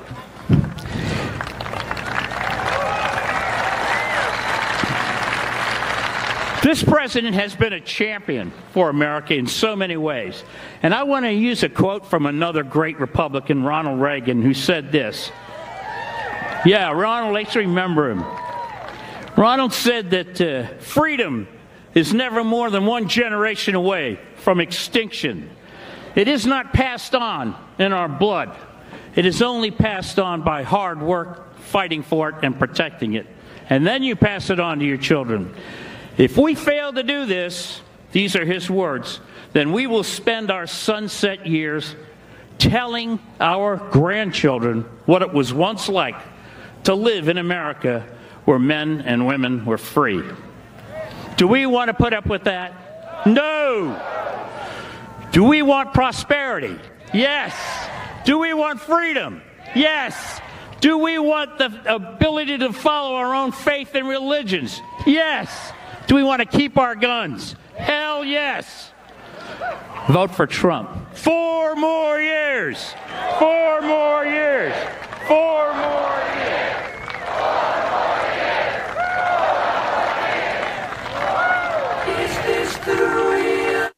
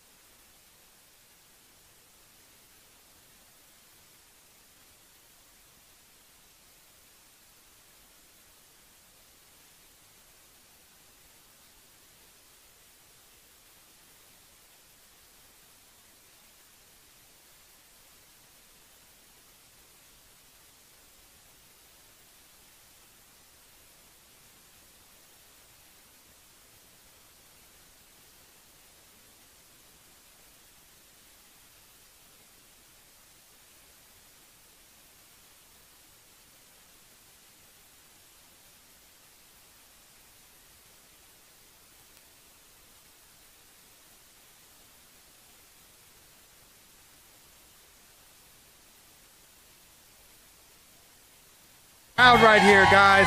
They are fired up. They cannot wait to see their president, and they're happy that their favorite broadcasting network is so close to them.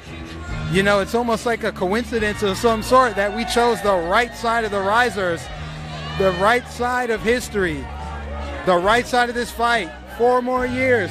4 more years.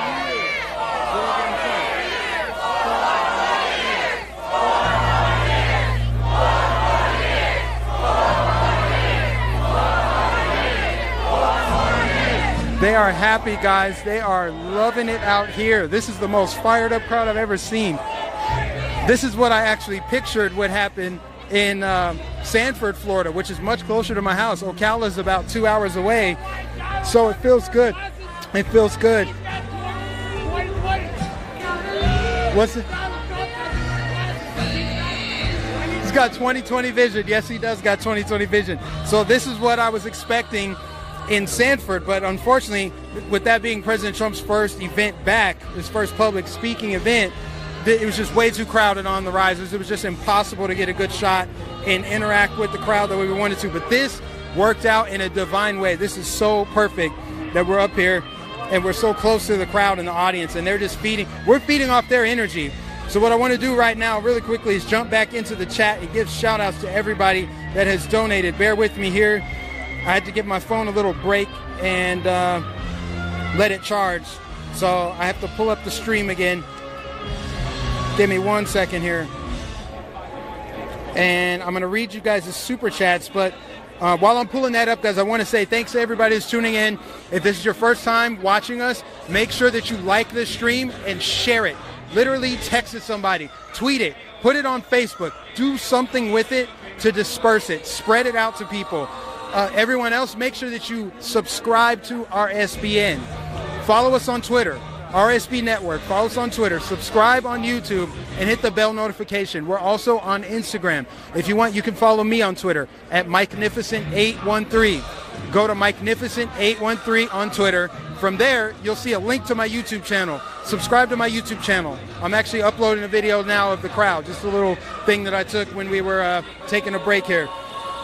But guys, donate, support us, because we're almost entirely viewer funded. So your donations go a long way to us going to these rallies, these events. It's not cheap. It costs lots of money to send multiple correspondents, multiple cameramen, but we are committed to doing that because we have 18 days until the most important election any of us are ever going to vote in. Okay. All right, let's see. Okay, now I got it pulled up. Okay, we got 42,000 people watching and only 15,000 likes. We need 44,000 likes. So please, guys, give us a thumbs up. Support us at rsbnetwork.com/donate. Again, rsbnetwork.com/donate. We've got another rally in Macon, Georgia, right after this one. This is a doubleheader. And then tomorrow there's a doubleheader in Michigan and Wisconsin. And then on Sunday, we're headed out to Carson City, Nevada. Then Monday, we're in Arizona for a doubleheader. These rallies are going to be back-to-back. This is a campaign rally blitz for President Trump as he steamrolls towards re-election. 18 days until we re-elect this president, guys. Every single donation helps. Every single donation helps. So please, support RSBN. Go to rsbnetwork.com/donate. Again, rsbnetwork.com/donate. If you would like to mail a physical check, our address is 1550 Opelika Road, Suite 6, Box 344, Auburn, Alabama 36830. I'll spell it out for you guys. Tell you again. 1550 Opelika Road, Opelika Road, Suite 6, Box 344, Auburn, Alabama 36830. And it looks like I'm able to read out some website donations now, so let me get those pulled up. Lily, you want to come on camera here? Tell everybody what you think about the crowd right now while I pull up our website donations. Absolutely. Thank you all so much for being here. Again, if you are new, my name is Lilith. This is my very first time in Florida, my very first Trump rally, my very first time voting for Trump. So there is a first for everything, and I'm so humbled and happy to be here with this electric crowd. You guys, I'm serious. Please don't let the fake news divide you. And let me tell you something. Speaking of the fake news, they spend so much time and energy creating such ridiculous headlines, creating such ridiculous articles about things that are so unnecessary, and the same things over and over again. Oh, white supremacists gather at a rally during a pandemic. I think it was Vox that said that sleeping is racist. So, you know, fake news, please do your job and report what is actually dire, what's happening in this country, what's happening across the world. Fake news, the American people demand that you report the truth, fake news. The American people demand that you report what is happening across the world instead of staying silent. But here at RSBN, at Right Side Broadcasting, we stand on the right side of history. And with that being said, I want to alert you of something that has been happening across the world. on the other side of the globe that the fake news and the mainstream media has been absolutely silent about. Let me start off by saying that the American people recognize President Trump's policies and affairs such as the economy, healthcare, and education. And the American people also understand and recognize the achievements that we have in different regions across the world. And we recognize the foreign policy in the United States, and we absolutely celebrate the achievements that we have seen in different regions across the world. Currently, there is a humanitarian crisis taking place in the South Caucasus region. Almost 3 weeks ago, Azerbaijan started a war with the aid of Turkey and the involvement of terrorist mercenaries against Nagorno-Karabakh, which is the Republic of Artsakh. Turkey and Azerbaijan seek to take control of this region by forcing the Armenian population out of their historic land where they have lived for thousands upon thousands of years. Turkey and Azerbaijan continue to attack civilians, residential areas, churches, hospitals, and schools. They seek to take over Nagorno-Karabakh, the Republic of Artsakh. And the Armenian people at this time ask for the United States to actively support ending this bloodshed and avoiding the repetition of the 1915 Armenian genocide. Further, recognizing the independence of Nagorno-Karabakh, much like the U.S. achieved in the case of Kosovo.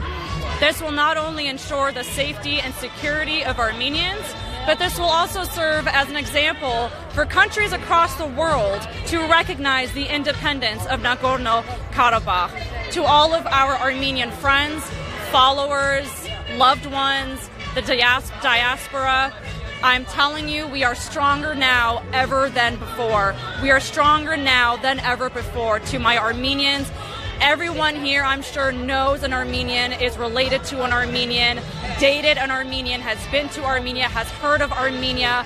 And to my Armenian friends out there, please keep fighting. Do not give up. The fake news has never represented us. The fake news has never been on our side. But we do not let that stop us, because we, the people, are the news. We, the people, must continue to spread the truth about what's going on. We, the people, must continue to fight for what is right in America and for what is right in the rest of the world. So to my Armenians, keep up the good fight. We are winning. Hachtumeng Hayajan. With that said, take a look at this fantastic crowd. It is electric out here, and I'm so blessed to be here with you. Thank you for tuning in with us. It looks like Trump is set to come on in about over 20 minutes. So everybody is waiting very, very patiently. We are waiting for the big man to come out and uplift the energy even more. People have been here all day from all over. People have been here all day from all over. And like I said, friends, this is my first Trump rally. I'm so happy to see all of these beautiful faces. I've made such great new friends. We've got some very, very... We've got some very passionate Americans in this crowd. We love them so much. You show me a Biden rally like this. Friends who are new here, again, my name is Lilith. I'm actually also a public school teacher. President Trump is the first president to fight for school choice. President Trump is the first president to fight for our children. He is the first president to fight for our families. He is the first president to have the best intentions for your child's educational career and their future success. So families who are watching, teachers who are watching, students who are watching, and everybody else, please know that President Trump is the first president to fight for school choice. He is fighting to bring back patriotic education. I can't get over these beautiful faces. How you doing today?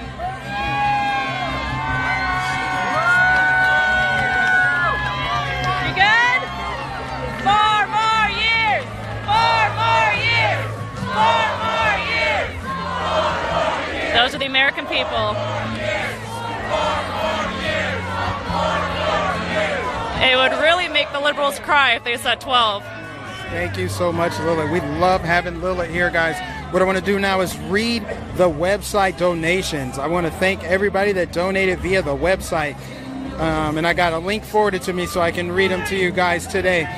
So this first one is from Tajosh, I think. I hope I pronounced that right. Tajosh. Tajosh says, you guys are doing a great job. Keep up the great work you are doing on behalf of not only for our President Trump, but for our country. Thank you. God bless. The next one is from Andre. Andre said, never socialist USA. Next one from Judy Henderson. Judy says, our family loves RSBN. Great job you have done. We enjoy all rallies every time. Pre-show and post-tailgate footage are so sweet and touching. We love RSBN. The video quality and audio sound are very good. Keep it up. God bless you from the Hendersons. Thank you very much, Judy. God bless you. The next one is from Mr. Lindy.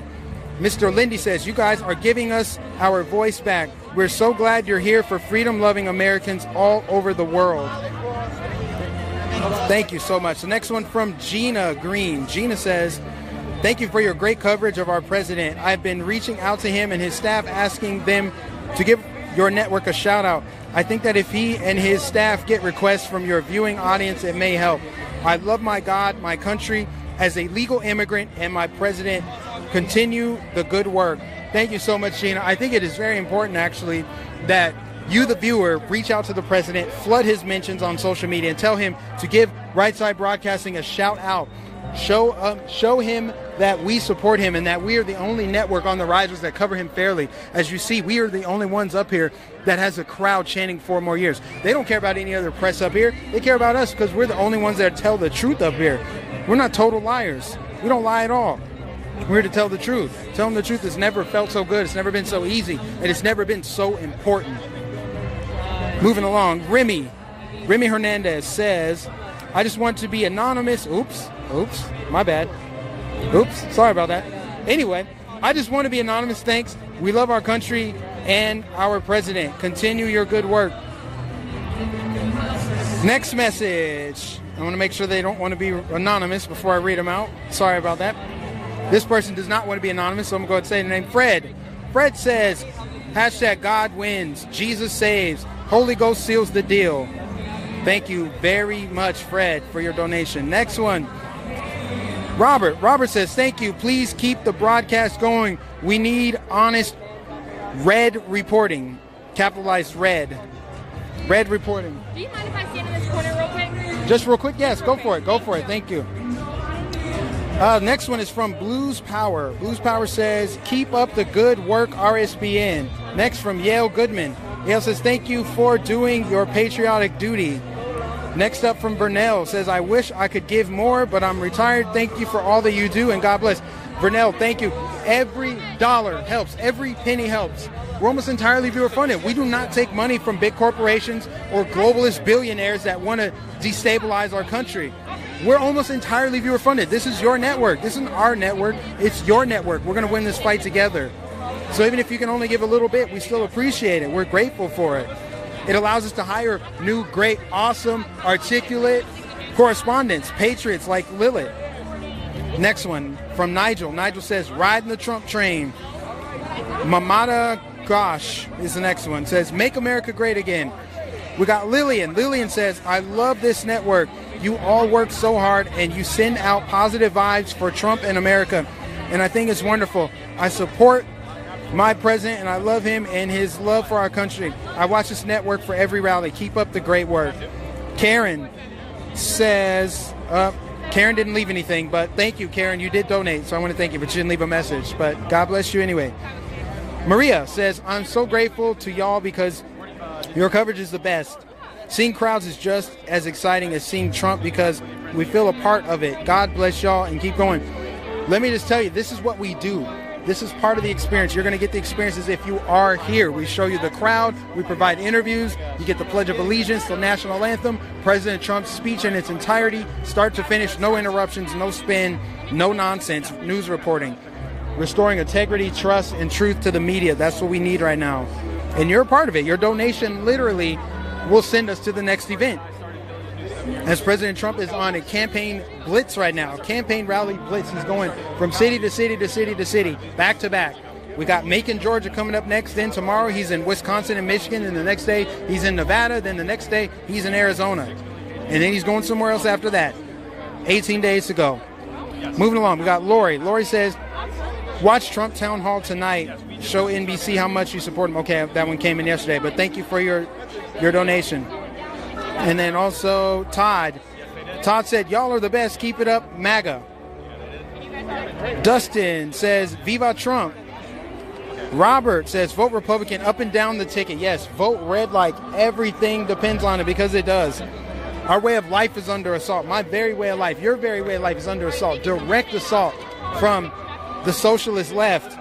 Really, the Marxist, communist left. We got to call them what they are. This is not the Democrat Party.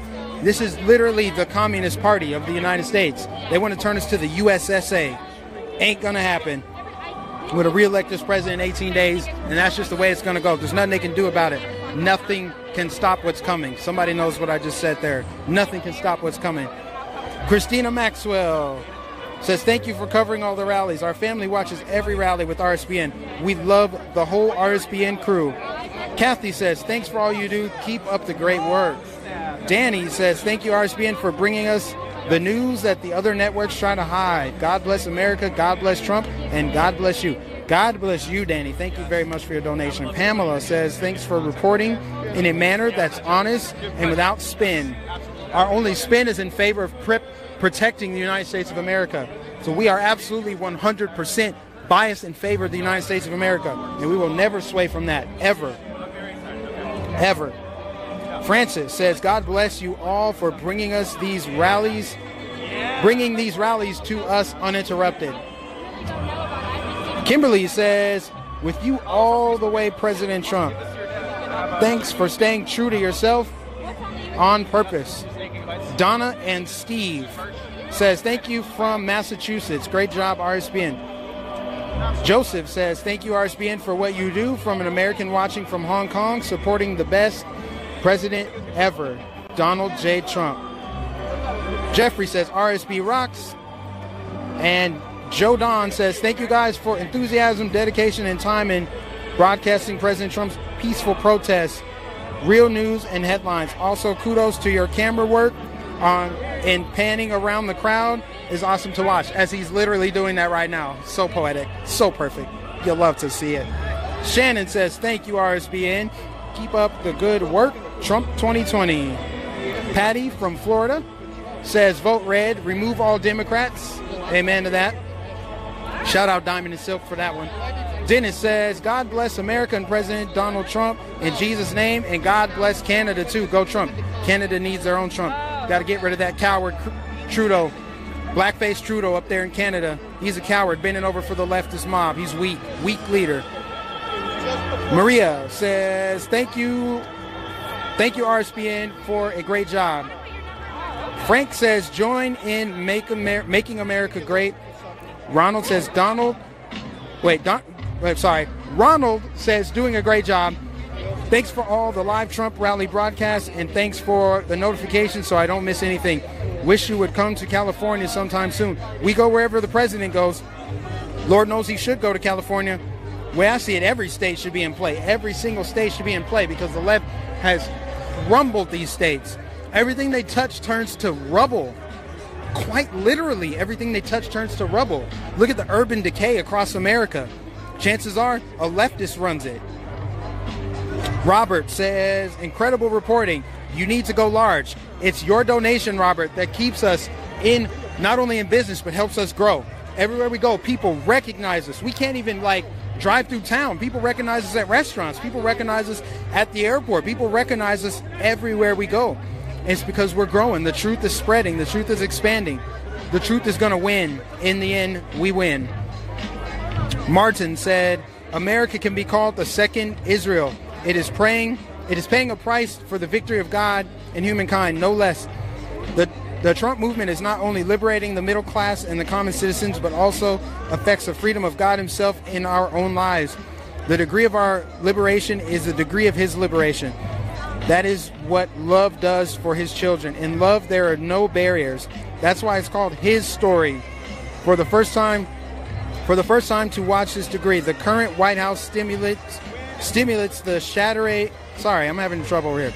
The current White House stimulates the shattering of walls that have existed between rich and poor, between North and South, between heaven and earth. No matter how big the picture is, Trump always has a heart for the small individual. That's leadership. That's why the best is indeed to come if we work and pray and win. That one's my favorite right there. Rohan says, vote for President Trump. If U.S. to be prosper, keep us great work, RSBN. Steve says, thanks for this coverage. You guys are awesome. Pamela says, appreciate TBN. I don't know what TBN is. TBN? The big news? I could go on forever trying to make sense of that. But thank you so much for your super chat.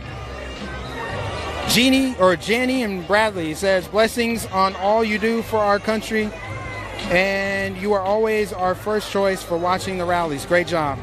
Gail says, please keep us informed regarding all the rallies and a schedule if possible for upcoming events. We will do our best. When President Trump lets us know, we let you know. Charles says, hey there, Georgia girl Liz. Thank you all at RSB Network for your overwhelmingly good and honest live broadcast. I pray to Almighty God that President Trump will win in the November 2020 elections, and that after 4 more years of his wonderful presidency, there will be 20 more presidents just like him in succession without a break. May God help and guide him to combat and win against Democratic Party, the leftists, the Marxists, and the communists, the socialists and the fascists, the Antifas, and all those people who hate God, the U.S., the free market economy, and want to bring down America. God bless President Donald J. Trump, the First Lady, and his family, his presidency, and his cabinet. God bless President Trump with the kind of wisdom that God granted King Solomon with, so that Donald J. Trump, will be the wisest leader among all the leaders of the modern world and this country. May God also bless you all in the RSB Network. Sincerely, Charles. Whew, that was a mouthful. Thank you so much, Charles. Guys, we have an incredible crowd out here of patriotic, pro-America, pro-God, pro-life, pro-freedom, pro-truth patriots. I love it. There's nothing quite like the level of just energy we have here. We're just 10 minutes away from President Trump's arrival here in Ocala, Florida at the Ocala International Airport. There's probably at minimum 15,000 people out here. It's a beautiful, sunny, hot day in Central Florida. My backyard. You just could not ask for better weather, for better crowd, for better energy. This is the true unity movement here. Yes, this is the true unity movement here. People shouting me out over here. They're saying, hey, Mike, magnificent. It's great. I love it. I love to see it. I love it. There are people all the way in the back, all the way in the front, and we're going to bring it to you live here as we are just minutes away from President Trump's arrival here. Again, if this is your first time watching us at Right Side Broadcasting, we're almost entirely viewer supported. Your donations send us to these events, and it's helping us get the message out. It's helping getting the president reelected. So if you believe in this country, if you believe in the president, if you want the president to get reelected, how much does this country mean to you? You can show it by sending independent news media like Right Side Broadcasting to every single one of President Trump's rallies. We're the only ones on the risers that are going to show you the crowd, show you the line, interview people, show you the national anthem, the Pledge of Allegiance, and President Trump's speech in its entirety every single time. You can go to rsbnetwork.com/donate, and that will send us to the next event. You can go to our physical website at 1550 Opelika Road, Suite 6, Box 344, Auburn, Alabama, 36830. You can donate via the Super Chat button in the bottom right of this live stream. You can like this stream, share it, get it on Facebook, get it on Twitter, get it on any social media that you can name. You can subscribe and hit the bell notification so that you will be notified every time we go live. We got 46,000 people watching. Maybe we can crack 100,000 before President Trump arrives. We got Fox News up here, but they don't even have their cameras turned on. They're supposed to represent the conservative movement. They're supposed to represent the president. They're supposed to represent the right side of history, but they don't even have their cameras on showing how many people have showed up to support him in the largest battleground state in the country. 29 electoral votes are up for grabs in the state of Florida.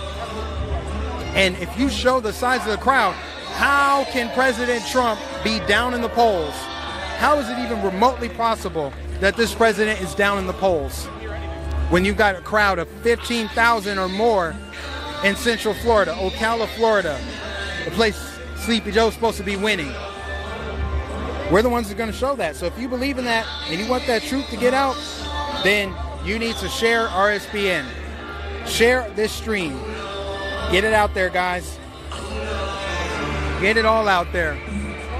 Lilith, we're just moments away from the first time that you've ever seen Air Force One arrive. So there's only one first-time experience to see something like this. What's going through your head right now? Listen, I would like to compliment.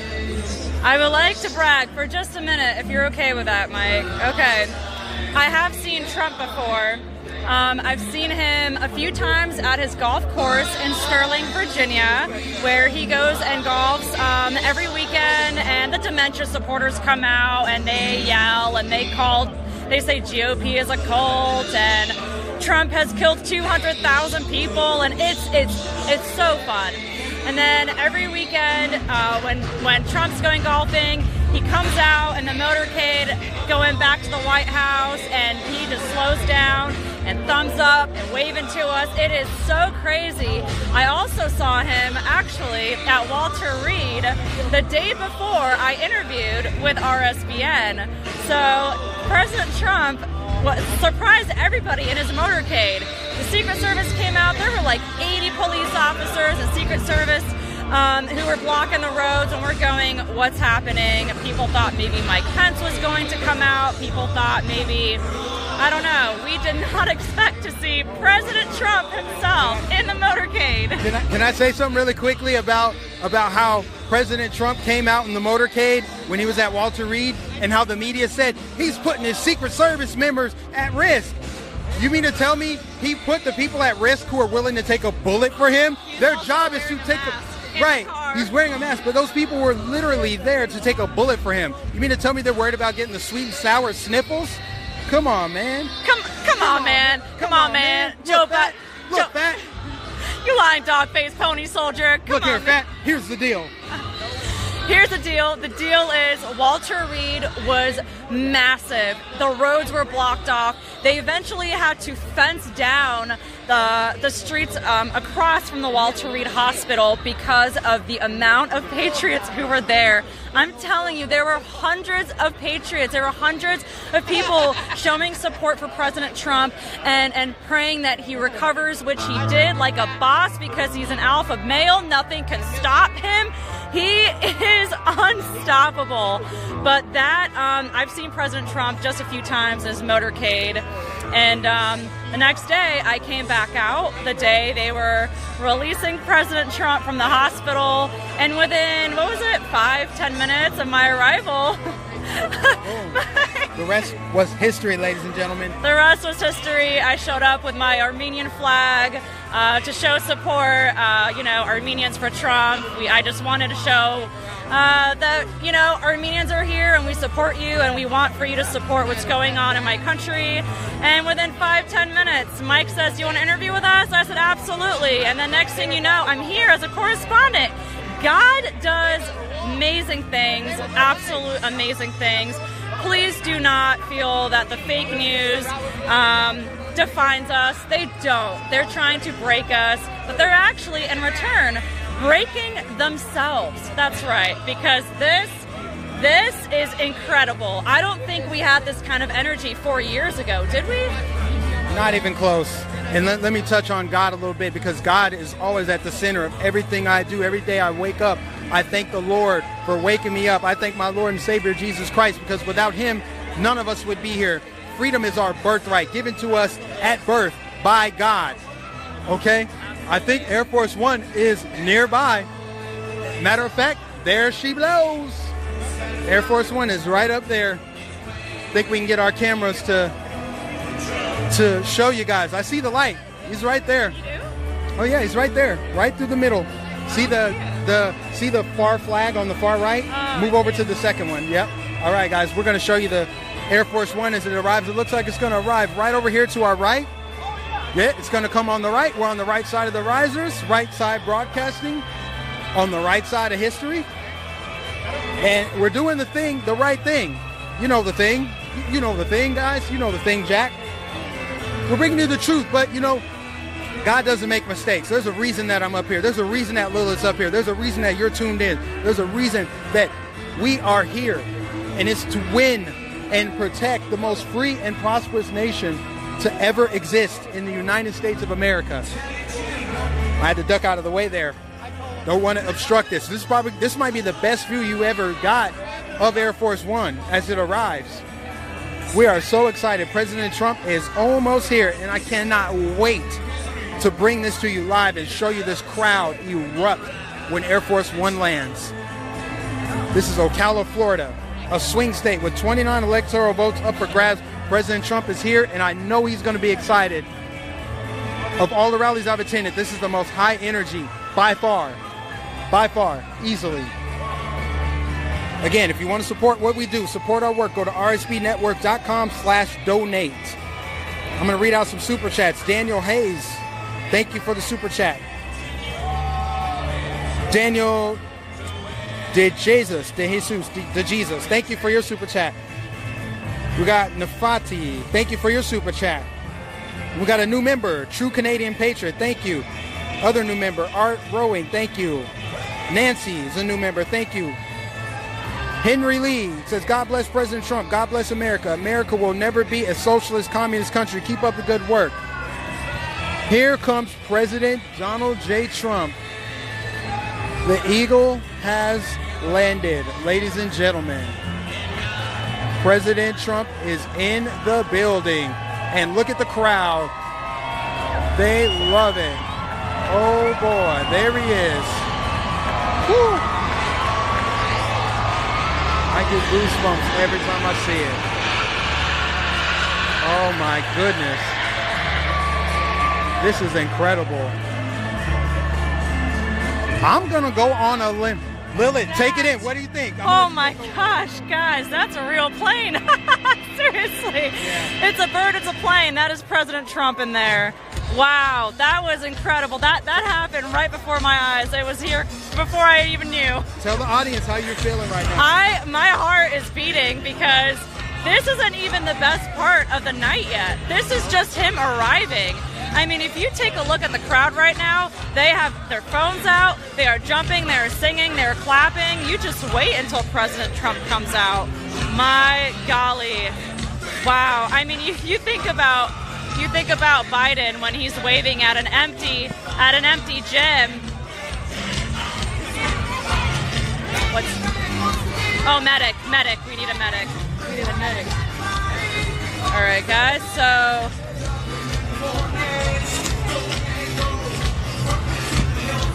you got someone? Somebody, yeah, I think they're getting someone. All right, we're going to take care of that. It's really hot out here, so we just try to stay hydrated as possible. And people are dancing, people are clapping, people got their phones out. Again, this is my very first Trump rally. This is my very first time on RSBN. This is out of this world. I mean, you know what? Can we also acknowledge the American flag? This is the only rally, this is the only presidential rally in this election where the American flag is present. It is everywhere. It is loud. It is proud. The American people are tired of being quiet. The American people are tired of staying silent. We have signs out. We have bumper stickers on our cars. We have yard signs. We have flags. We are done staying silent. We are done staying silent. There it goes, and it's turning back forward. Look at that gorgeous sight. I mean, unbelievable. This is my very first time. Viewers, I want you to take a look at that massive, beautiful sight right there. And something even more beautiful is going to come out in just a minute, and that is our awesome, very own President Trump. Yes, sir. Look at that. This is the most, I mean, I've been to a lot of concerts, but this is something else. Take a look. And the crowd goes wild. The crowd goes absolutely wild. God only knows what it's going to be when he comes out of the plane. Awesome. Hang tight, viewers, because the show is just getting started. The show is just getting started, friends. That is the man himself. That is Trump himself. President Trump is here with the American people, our God-loving, American-loving, patriotic, education-loving, family-oriented President of the United States of America. You could not ask for a better, more courageous, more dedicated, more passionate, and hardworking president.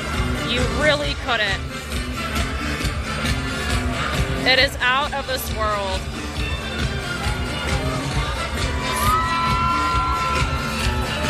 So shortly, President Trump will come out of the amazing, amazing plane we have here. The show is just getting started, friends. The crowd can't wait any longer, and neither can we. How are you feeling, Mike? Yes, thank you, Lilith. Thank you. We are just moments away from President Trump exiting Air Force One. And I think it's safe to say that this is going to be the best shot that we've ever provided to you. And I want to give a special shout out to our cameraman, Petrie, on point. His awareness was like, let me get to the right side of the risers, because I just have a feeling that this might be the best shot to get of President Trump. So we are literally in the corner as journalists behind us are trying to crowd in, not respecting social distancing guidelines. I'm just going to throw that out there. But they all want to be in this corner with us so that they can get a glimpse of this president as he exits Air Force One. So everybody wants to be in the corner right now. This is what's up. This is what's up. But while we're waiting, I do want to continue to give shout outs to the people that sent us here, the people that are sending us to the next rally. And that's you, the viewer, the people that have donated. Yuri says, Lilith, we are going to win. God bless the USA and Armenia. I love it. We've also got, I think Yuri donated twice. No, we got the DJ Natronic or something like that. Thank you, the DJ. I'll just call you the DJ. The DJ says, God bless POTUS and RSBN. Yes, ladies and gentlemen. Jeannie said, Trump 2020. Thank you so much. Ann Lee, thank you for your super chat. You're amazing. Zachary says, we won't be silenced. We are Q. Carmen says, Carmen, welcome to the Lincoln Club. Carmen's a new member. Sorry, I'm reading out all the things. Kilo says, 4 more years. Polonia for Trump. Thank you for your super chat. And Jim Carso, thank you for your super chat. God bless you. And Randy Stone, thank you for your super chat. Randy, remember, we're almost entirely viewer funded. Go to rsbnetwork.com/donate. Or you can hit the little $ in the bottom right of this chat. Donate to us via super chat. Be advised that YouTube does take 30% of that for what it's worth. Or you can mail a physical check to our physical address, 1550 Opelika Road, Suite 6, Box 344, Auburn, Alabama, 36830. Support RSBN. Everybody watching right now, give us a thumbs up. Share this. 18 days from the most important election we're ever going to vote in. 29 electoral votes up for grabs in the Sunshine State, a.k.a. the Gunshine State, Florida. President Trump, they say he's down in the polls, but there's more people here than Joe Biden has had at his last 100 public appearances combined. More people went to see President Trump when he was in Walter Reed Hospital than they go to see Joe Biden. Give me a break. Imagine a bombshell report coming out about Don Jr. There he is, ladies and gentlemen. that's not him. That's not him. But he's coming soon. Everyone thought that was him. That's my bad. I reacted to that. I'm like, oh, there he is. I should know better than that. They announce him. Listen to this, guys. They are fired up. Yeah, he's going to come out of the front. He's going to, yeah. Trump makes a very grand entrance. He makes a grand entrance every time. Ladies and Here we go. gentlemen, please welcome Florida Governor Ron DeSantis.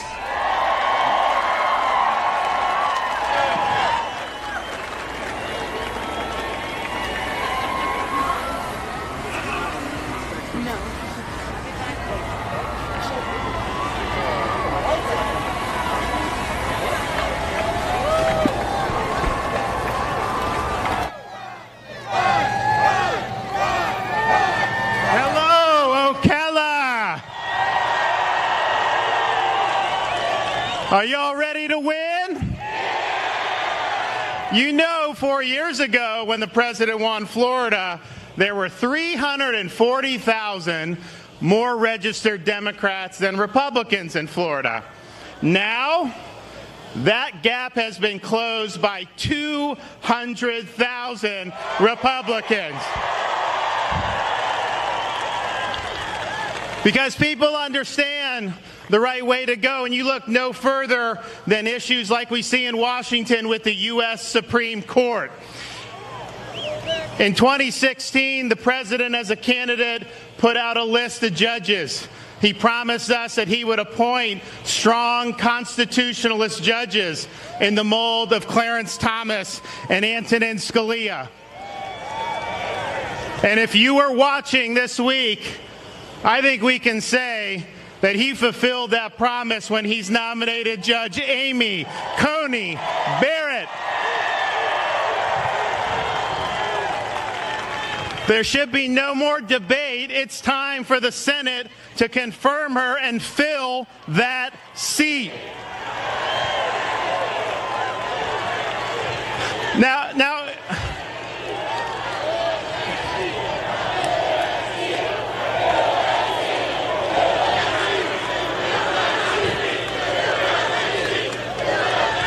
Now, even though she's abundantly qualified, obviously super intelligent, great mother, strong faith, the Democrats are whining. They're saying, oh, no, you can't do this. It's not fair. It's not fair.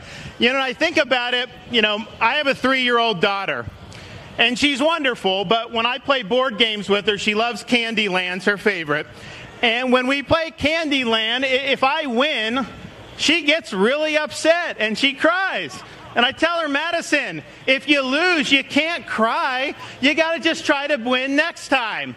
And so the Democrats, they lost the Senate in 2014. They had a chance to win it. They lost it. So they didn't get a justice confirmed. They lost the presidency to Donald Trump in 2016. They had a chance to win that election.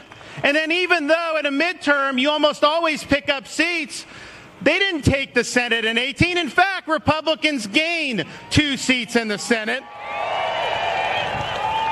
So I don't understand why the Democrat Party thinks they're entitled to govern even when they lose election after election. So here's what we understand. Republicans have the votes. We remember how the left treated Judge Bork and Kavanaugh and Thomas. And we will show no quarter. We will confirm this great justice. And when we do that, we will have a pro-life mother of 7 and a true originalist on the Supreme Court for 30-plus years. So given all that, for the next 4 years, who do you want appointing judges, Biden or Trump? I thought so. Another big, and oh, by the way, Joe Biden will not answer the question about whether he will pack the Supreme Court if he becomes president. You know what that is? They haven't won elections. They don't like the justices. So they're going to add new seats to the court and put left-wing activists in there, which will totally destroy the independent judiciary. Joe, why won't you answer the question? Yes or no? Don't tell me that the people don't have a right to know before the election. We oppose packing the court because it's not the right thing to do, and I know Donald Trump would have no problem answering the question that if a court packing bill came on his desk, he would veto it. He wouldn't sign it. We know that. The other, I think, another main issue is the continuing vitality of the country. If Joe Biden's president, he's all but telegraphed, he will do another lockdown for our country, and we cannot afford that. Lockdowns don't work, and our country cannot afford to be shut down. So no thank you, Joe Biden. We also need law and order in this country to prevail. And in June, when our cities were ablaze, the president stood up for law enforcement. Joe Biden was nowhere to be found. In fact, they had some of his campaign workers, Kamala, they were raising money to bail out the rioters from jail. I can tell you we need to have a president that stands side by side with the men and women of law enforcement. President Trump has done that. He's been endorsed by every organization. Biden has not been endorsed by one. And so here we are. But I can tell you, as a governor in Florida, when the riots started across the country, we said, don't come to Florida. We called up the National Guard. We had other law enforcement on standby. And we were able to prevent what you saw in Minneapolis and some of these other places. But we're not resting on that. When our legislature comes back, I have proposed the strongest anti-rioting, anti-looting legislation in the country, which says very clearly, if a locality defunds law enforcement, the state is going to defund you. If a local government tells police to stand by and not support the citizenry, then you can hold that local government accountable if you get hurt or your business or property gets hurt. And oh, by the way, we need more stronger penalties. If you're rioting, if you're looting, you got to go to jail. And you got to be in there.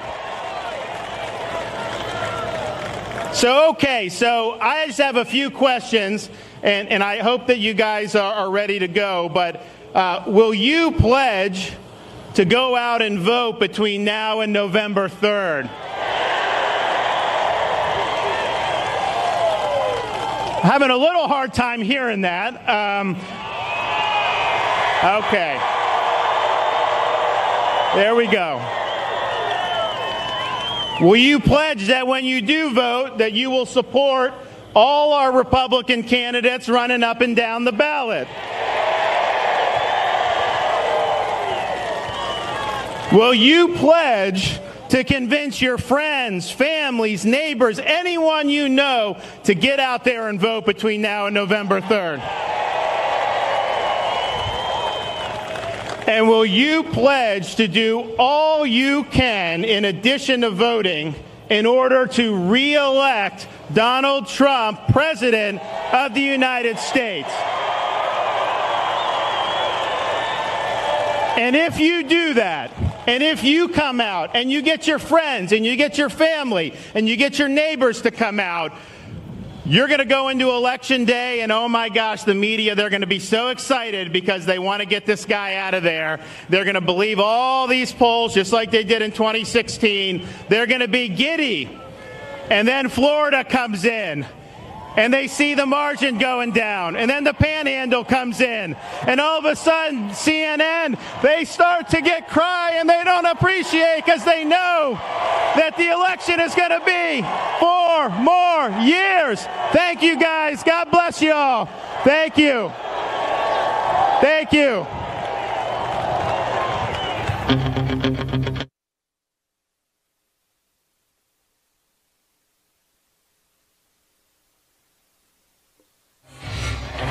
All right, ladies and gentlemen, we're just moments away from President Trump exiting Air Force One, where he will deliver remarks here in Ocala, Florida, to a crowd of, at minimum, 15,000 fired up patriots ready to vote him in for another term of 4 years in the White House in 18 days. Can you guys believe it? 18 days stand between president and 4 more years in the White House. And we're going to send him there. The state of Florida especially is going to send him there.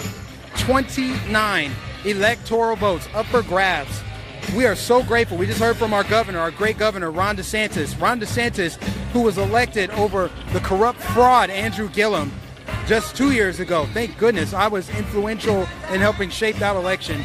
We dodged a bullet here in Florida, and we're lucky to be the only swing state, the only state up for grabs that has a Republican governor. You know, every other swing state that President Trump is campaigning heavy in, I'm talking Michigan, Pennsylvania, Wisconsin, North Carolina, Minnesota, they all unfortunately have Democrat governors, which means they're going to be able to shape the election. They can encourage, if not force people to vote by mail. They can engage in all kind of fraud. They can hold it up, tie things up, make it very awkward on November 3rd. And the media has set the precedent for that. They set the stage for it to be very uncomfortable and very confusing and chaotic on November 3rd. But not Florida. Oh, no, not Florida. 29 electoral votes. This is the big fish. This is the state President Trump won in 2016, and he's going to win it again in 2020. This much we know. We know it to be true. So, in this crowd, if this crowd is any indication, and with what Ron DeSantis just said, that we have 200,000 new registered Republicans, that is huge. That is huge. So if this state has anything to say about it, the president will be reelected. Looking at elections of the past, no president has been elected without winning the state of Florida. So Florida is crucial. And President Trump, even though they keep saying he's down in the polls, I don't know how he could be down in the polls in this state when everywhere you go, you see Trump signs, Trump flags, Trump billboards, T-shirts, hats, all the things. Not to mention you go to Miami. Miami last weekend had a parade of Cubans for Trump. You know, Cubans know a thing or two about communism. Venezuelans know a thing or two about communism, and they've all come here in search of freedom and prosperity, and only President Trump protects that. He's the only one that stands up for that. Lilith, you got something to say here? Yes, Mike. Friends, we've got some new rallies coming up we want to bring to your attention. There's a Trump rally in North Carolina on Tuesday, and also a Trump rally on Wednesday in Pennsylvania. So again, North Carolina on Tuesday and Pennsylvania on Wednesday. Please let us know in the comment section, have you been to a Trump rally before? Where was it? When was it? And please also let us know, are you looking forward to an upcoming rally? We would love to see you all. We would love to meet you all. And we would love to gauge our audience. Where are you all from? Where do you reside? Have you been to other states? Have you been to other rallies? Like I've said before, this is my first time in Florida, my first time at a Trump rally, and my first time with RSBN. So there is a first for everything. Friends, we've got 18 days to save the country. We have 18 days to re-elect President Donald J. Trump. We are so ready. Please let us know in the comments. Again, have you been to a rally? When and where? So let us know, are you living in North Carolina? Are you ready to go on Tuesday? Are you living in Pennsylvania? Are you ready to go on Wednesday? What about Nevada on Sunday? President Trump does not stop fighting for the American people. This man sleeps, 3, 4, maybe 5 hours a night, and he is out here rallying, rally after rally. It is just unstoppable. It is unbeatable. Our fans are awesome out here. They love it.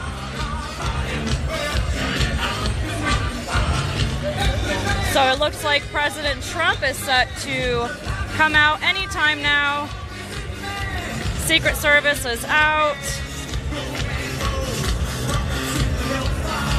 Thank you again so much for being here with us at RSBN, where we show you unscripted, just what we see with our 2 eyes. We want for you to see for yourself as well. President Trump, let's talk about some of his accomplishments, shall we? Because if you are undecided, or you have some questions, or you have some hesitations, let's just talk about some of his accomplishments. So I'm going to pull this up. And we would like for you to let us know in the comments section, what are some of your favorite accomplishments by President Trump? I know it's going to be very difficult for you to pick just one. Type in all the ones that you really, really like, the ones that spoke out to you the most. Not only has President Trump,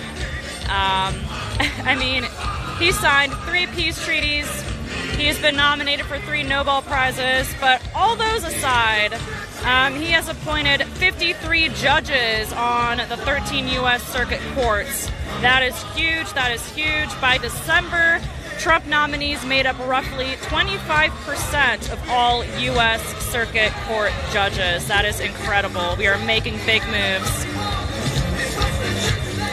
Just a few days before Christmas, President Trump signed a $738 billion defense spending bill. President Trump officially established the 6th branch of the U.S. Armed Forces, the Space Force. The Space Force is the first new military service since the U.S. Air Force was created in 1947. If you haven't looked into the Space Force, we highly recommend you do. This is new. It's going to be great. Here we go. We're looking down a list of accomplishments. There's so much. I'm trying to scroll through all of them. Here we go. The First Step Act. Gosh, how could we forget? President Trump himself signed the First Step Act into law in December of 2018. This marked the first legislative victory in years for advocates seeking to reform the criminal justice system. So isn't it crazy? He gets called racist. Oh, he doesn't care about us. And oh, we need this, we need that. This man literally signed the First Step Act 2 years ago.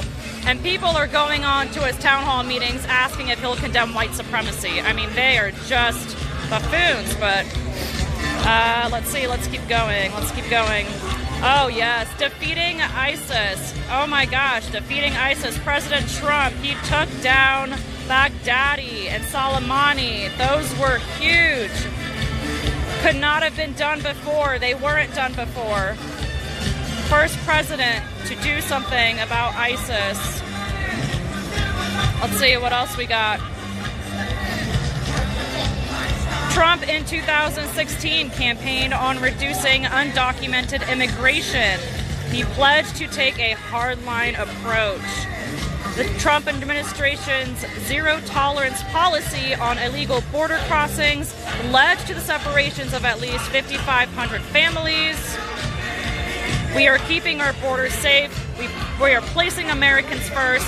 The reason we close our doors and lock our doors at home is so that bad people don't come in. And that's exactly what President Trump is fighting to do with America. He has achieved it, and we are going to keep achieving it for 4 more years, my friends.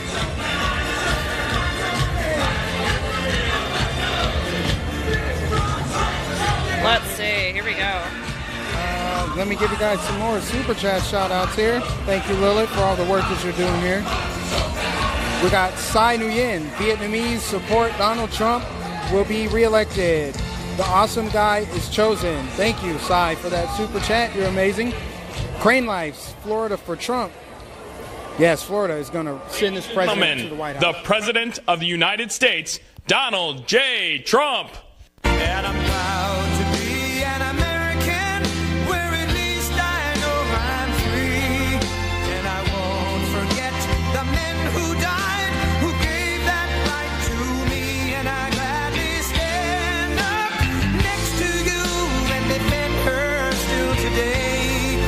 'Cause there ain't no doubt I love this land. God bless the USA.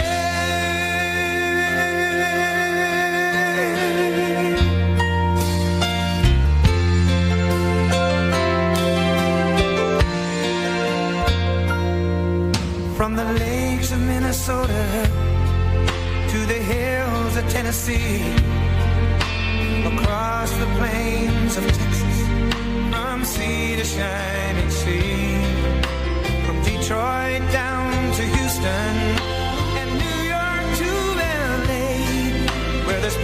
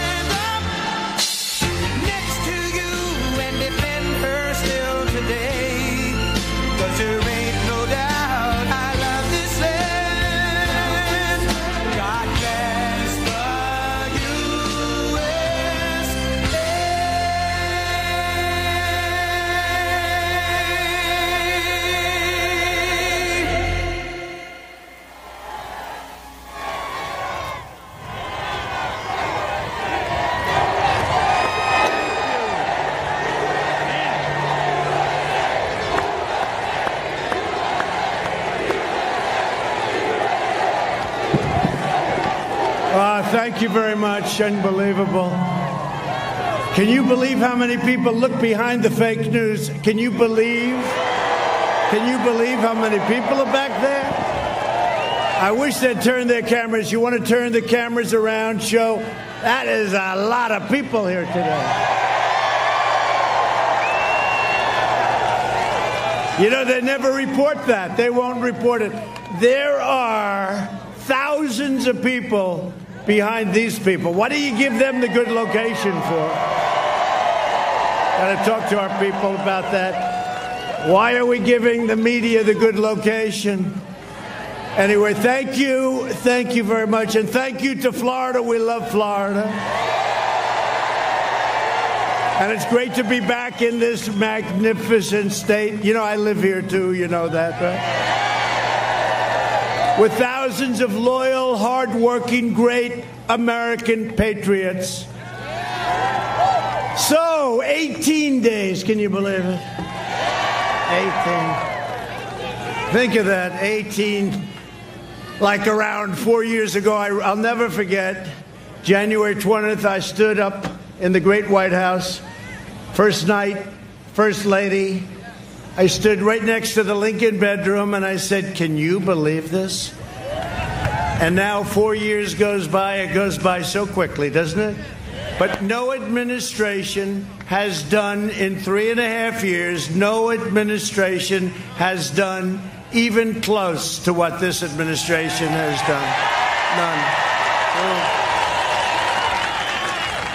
And that's despite phony witch hunts, phony impeachments, all of the things. And it ended up that they did it. Can you believe that? They did it.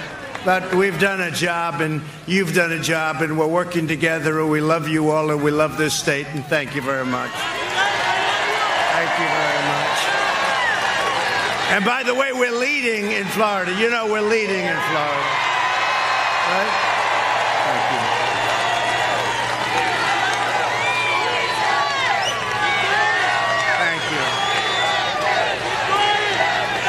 Thank you. No, we're leading in the state of Florida. How would it be if we didn't have the Russia witch hunt and all this nonsense that they threw at us for almost 4 years with the spying and all the things? How would it be? They wouldn't even have an election. We'd just say, okay, we'll take it for another 4 years, right? But now we're doing great, and 18 days from now, we're going to win the state of Florida. We're going to win 4 more years in the White House.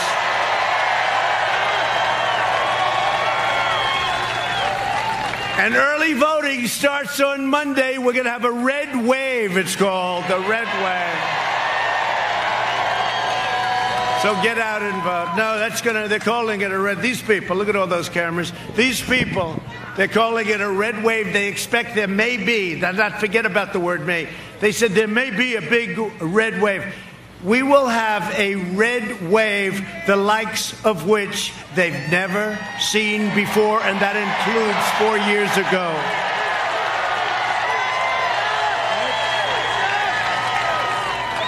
Joe Biden he's a disaster, let's face it. But did you see last night? Did you see the easy questions? No, did you watch that whole deal? Did you see him a week ago with Lester Holt on NBC? Like, come on, Joe. Come on, Joe. Come on, Joe. Can we help you with the answer, Joe? It's a disgrace. And you saw what I got last night, right? But it's okay. She's like disappeared. Nobody can find her. She's not too popular right now. But we enjoyed it, you know. We enjoyed it. You know, we don't say, give us the questions, give us the answers. We wanted this. We don't want to read it off teleprompters. We don't want to do that. And we know what we got, and people really expect it. And by the way, if you can't handle Savannah, you cannot handle Putin and President Xi and Kim Jong-un. That's small potatoes last night. That's small potatoes. But it does seem unfair when you have a guy that's constantly getting questions like you're talking to a child. Right? Like you're talking to a child. They say, what's this? And then you get like, boom, boom, what about this? What about that? What about this? Now, but that's why we're here, right? You know the expression? You know the expression? They come after us from every angle. They're after us. And we're here, and they're not. So it's pretty good, right? It's pretty good. And we appreciate this great support, but Biden is the living embodiment of the corrupt political class and you take a look at what he's done. It's a political class that enriched itself while draining the economic life and soul from our country. Look at what's happened. And now you see it. And you see it better than ever before. And with all of the things that you know took place, not one question was asked of this guy last night about that. Can you even believe it? It's the biggest story worldwide. It's a corrupt family, and these people didn't ask him one single question about it. It's incredible.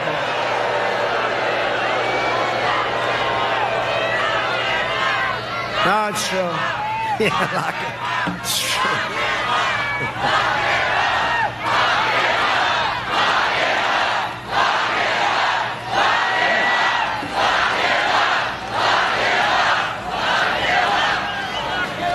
I like this guy. Look at this. Will you stand up, please? Look at this guy. That's pretty good, huh? That's pretty good. Thank you, man. That's cool. That's great. Thank you. That's cool. For the last 47 years, Joe Biden has shipped away your jobs, shut down your factories, threw open your borders, and ravaged our cities while sacrificing American blood and treasure in endless foreign wars in countries that you've never even heard of. And they're all coming back. You know that. They're all coming back. Except in certain areas, if you don't mind, where we kept the oil. We left some of our great soldiers. We kept the oil. We should have kept the oil in plenty of places when we went over there. We should have never been there. But if we're going to be there, remember I used to say for years, keep the oil. We didn't do that. He's a servant of the wealthy donors and globalists and special interests who got rich bleeding our country dry. They sold you out, and I know this area very well, and you got sold out big. This whole state got sold out. Every state did. They sold you out on trade, on borders, on jobs, on crime. One act of treachery after another. In 2016, Florida voted to fire this corrupt and look, this is the most corrupt group of people, okay? I've gotten, you know, when I say drain the swamp, I used to think it was like a swamp this thick. It's like real thick. It's very thick.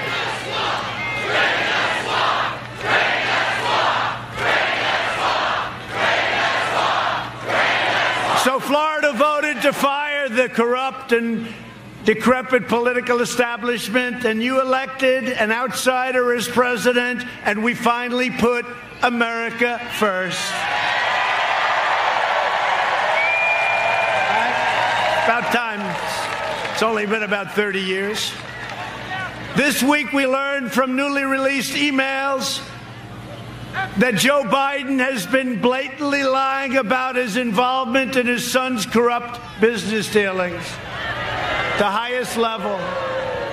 Yesterday, a news story showed that Hunter made a deal with a wealthy Chinese business magnate for $10 million a year for introductions alone. He just wanted $10 million introductions. He's going to introduce. This is a guy that got thrown out of the military, had no job. As soon as his father became vice president, he became a vacuum cleaner for the family.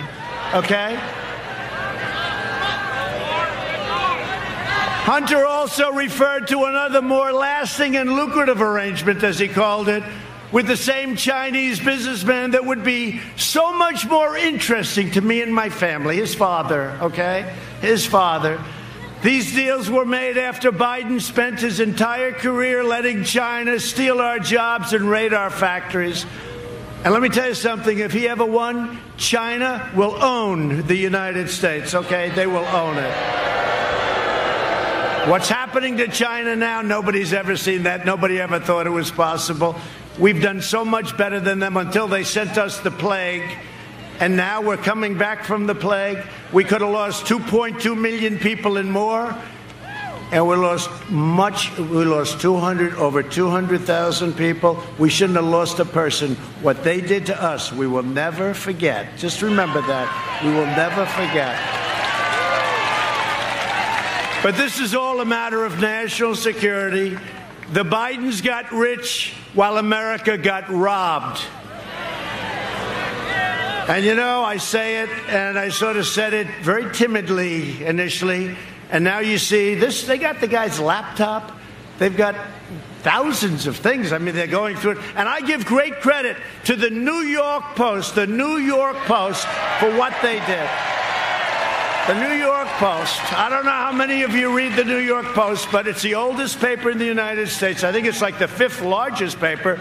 It really is. You know, you talk about mainstream media. They went out and they did what these people should have been doing. These people do nothing. But I said it very timidly, and now I say it. Joe Biden is a corrupt politician, and he has been for a long time. And the Biden family is a criminal enterprise, and you know it, and so do I. In fact, they sort of make crooked Hillary Clinton look like amateur hour. You think about it. Yet all of this is being covered up by the media and big tech. You saw that? You see that? You put a story out from the New York Post, and they shut down a site. How about Kayleigh? Her site got shut down because she put out a story from the New York Post. This is what's going on. So they talk about freedom of speech and freedom of the press. There's no freedom of the press. But watch what we do. But the biggest thing we can do, November 3rd. That's the biggest thing we can do. Because I'm not just running against Biden. We're not just running against Joe Biden. We're running against the left-wing media, and we're running against big tech. And they all said, and I've heard this, and I kept hearing about the power of big tech, the power. And they were against us, as you know, 4 years ago. But I won. I said, how can they be powerful? I won. I never did this before, and I won. How the hell are they powerful? But now they've gone totally crazy. They've done things now that they wouldn't even do, and they got caught. And there's great anger in Congress, in the Senate. There's great anger because what they're doing is really bad. You know, we gave them Section 230. It's protection. It protects them from everything. It shields them. So once you do that, the government is giving them something that no other industry has. So they no longer can say, oh, freedom of speech. That's not freedom of speech. They've been given protection, and they've abused that protection. And a lot of people are looking now at big, bad tech. But I did say it. I said, so they're so powerful, how did we win? Well, we won for a lot of reasons. By the way, was that the greatest evening? Was that the greatest? But we're going to have an even bigger evening and an even better evening on November 3rd. Despite the fact that they're trying to get forever to count the ballots, you know, the ballots, right? The fake ballots. They're doing everything in their power to protect their chosen candidate, Sleepy Joe, and he is a sleepy guy. I watched last night. Did anybody watch last night? You watched both of them, right? Yeah, but I just want to see, like, how's he doing? Not well. And remember this, they have nothing but this, and he's just a vehicle. Let's not kid ourselves. Joe is shot, okay? He's shot. He is a vehicle, and he's got his vice president, who is further left than Crazy Bernie, okay? Kamala. Nobody treated Joe Biden worse than Kamala during the debates, right? Now, she got beat up by other people. She got beat up badly. So badly that her polls dropped, and she went out very angry. And then he picked her. I said, this could be a very good thing. And then Mike Pence did a great job the other night, didn't he?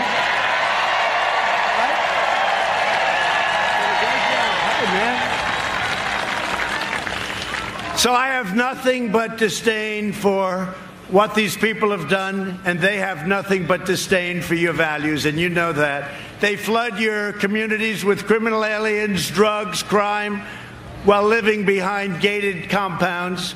They oppose school choice while sending their families to the best private schools. They demonize the police while hiring private security. By the way, take a look at the way Joe Biden lives. You know, he's been in Congress, I guess, for almost 50 years. I say 47, but the 47 is getting a little old now, right?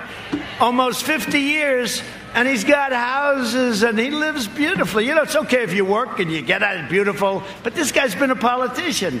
A little strange, isn't it, huh? A little strange. They say he lives very well. They attack the Second Amendment while employing armed guards. They come against you with the guns. They want to take your guns away. You know, if I'm not here, I'm the only thing standing between you and your Second Amendment. That I can tell you. They support crippling lockdowns while their jobs remain totally exempt from being locked down. How about your governor in Michigan? She has that place locked down. We just won the court case, though. No, the courts just ruled it unconstitutional what she's doing. The only one that was allowed to enjoy himself happened to be her husband, right? He was going to go boating and have a good time while everyone else was locked down. Somebody caught him. Who the hell caught him? That was a great thing, right? You know? And then we caught some people doing whatever. We'll find out what that was all about. And then she said it was my fault. It was my people that caught them. It was Trump's fault. It's always Trump's fault. Can it ever be like Rick Gates' fault? I mean, it's always Trump's fault, Rick. By the way, how did the governor do? Did he get up and make a great speech? Good governor. Good guy, too, right over here. A lot of good people here. It's time we send a message to these shameless, wealthy, liberal hypocrites in Washington, D.C. and Silicon Valley. Do you see that Silicon Valley and these guys are 99% behind the Democrats, okay? What's that all about? What's that all about? They're 99, not even 90. I'd like to say 90, right? 99. Well, one of the reasons I don't call them, and I don't need their money, and I don't want their money, you know, that helps. It really helps. Let me tell you, if I call them and say, do me a favor, send money, every one of them would send money. I don't like making those calls. Because when you make those calls, it's hard to say no. Just on a human basis, it's very hard to say no. They call and they ask for a little thing like how to make an extra $5 billion. I don't make those calls. You know, you read where they have a lot of money flowing in. That's because everyone's calling everybody. We're going to win, and when we win, this is this, and this is... That's why they raise money. I could raise much more money. President, every call I make, every single guy, even if they hated me, they'd all contribute. But, Rick, you understand it. I don't want to make those calls. I don't want to make those calls, right? Huh? Yeah, I know. Where is Rick? He's here. Where is Rick? Where is Rick? Oh, you're there. Good. So I just want to thank everybody, and we do have some special people. Matt, stand up. Come here. I want to just tell something. This guy, Matt Gaetz. So Matt's been another one of our stars. We're going to introduce some of our congressmen and women later, but he's done some special job. How are we doing in Florida, Matt? Huh? Good? So, you know, the polls came out today, and they're very good. They don't report them. They don't report them. They do report them if they were bad, but we're not going to have any bad. We're going to have a big day. Make sure you work very hard, Matt, and I'll see you in a second. On Election Day, you can send a message that the fake news media and the big tech censors, because that's what they are, the big censors, and we're going to send them back. We're going to clean out the Washington swamp. I never knew it was this deep. But we're cleaning out the Washington swamp. We're going to show them the American people are in charge by delivering Joe Biden, Sleepy Joe, a thundering defeat like they haven't seen before. Like they haven't seen before. If I don't sound like a typical Washington politician, it's because I'm not a politician. Sorry. And if I don't always play by the rules of the Washington establishment, it's because I was elected to fight for you harder than anyone, has ever fought before.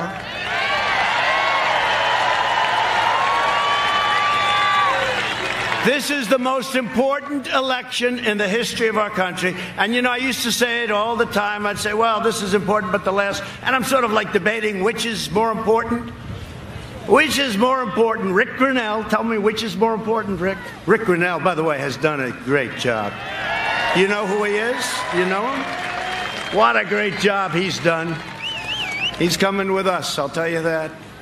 But nobody's done the job that we've done. Nobody's done the job that we've done, and we've done it with all that opposition. Biden has made a corrupt bargain exchange for his party's nomination, and he shouldn't have the nomination. I said this before. Pocahontas, Elizabeth Warren, should have gracefully, she was defeated. She shouldn't have stayed Super Tuesday. If she didn't stay if she would have left, she didn't even have to endorse anybody. If she would have left, Crazy Bernie, 100% would have gotten, because he would have gotten most of her votes. He only needed a few. It was really amazing. And he would have had, this guy is the greatest loser of all time. There's no better loser. He's so nice about it. It happened to him twice now, right? So she stayed, Biden got it. So we have a little bigger base, but he's got a base with zero enthusiasm. Zero. The only enthusiasm they have is to beat us. And you know what? That's called negative enthusiasm. Typically, it never wins. We'll find out. It better not win, okay? It better not win, Matt. Biden has handed control to the socialists, Marxists, and far-left lunatics. If he wins, the radical left will be running this country, and they're addicted to power, and God help us if they ever get it, because we will never have the same country again. We never will. We never will. You know, I used to talk about Venezuela. Boy, that is an amazing amount of people back there. That's an amazing amount of people. Turn the camera. Can you show the group of people? That is unbelievable. That goes back a long way. That's unbelievable. Thank you. That's fantastic. That's fantastic. Thank you very much. I wish we had the cameras pushed back further. I wish the cameras were in the back. Thank you. Thank you very much.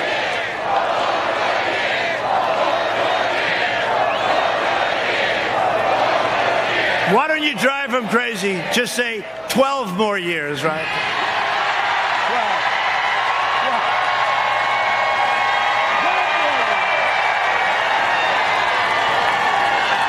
12. They want to punish the middle class, expand every last trace of traditional values, and replace the American dream with the socialist nightmare. That's what it's going to be.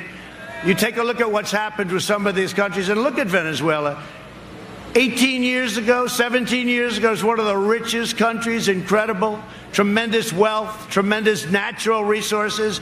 Now they don't have water, they don't have food, they don't have medicine. We get them whatever we can, but we're working hard. Watch what happens with Venezuela. Watch what happens with Cuba. Watch what happens with plenty of places that are in trouble, because we have to do that. We have to take care of people. But look at what's happened to Venezuela. And don't kid yourself. I used to say, well, that could never happen. When you look at the ideology that we're talking about now, it's the exact same ideology.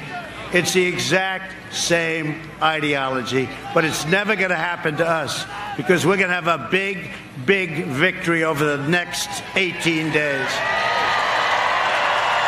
They want to turn America into a communist country or a socialist country.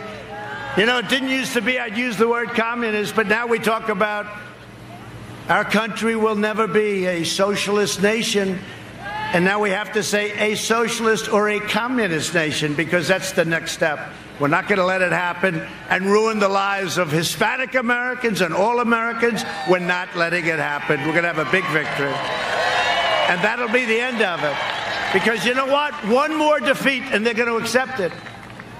You know, I talk about unity. Somebody asked me a question recently about unity. When do you think the country will come together? It was coming together. I was getting calls from politicians that nobody would have thought on the other side. And they were saying, I think it's time, I think it's time. We had the greatest employment numbers in history. We're up to 160 million people. We had the greatest numbers, Hispanic American, African American, Asian American, women. We had the greatest numbers.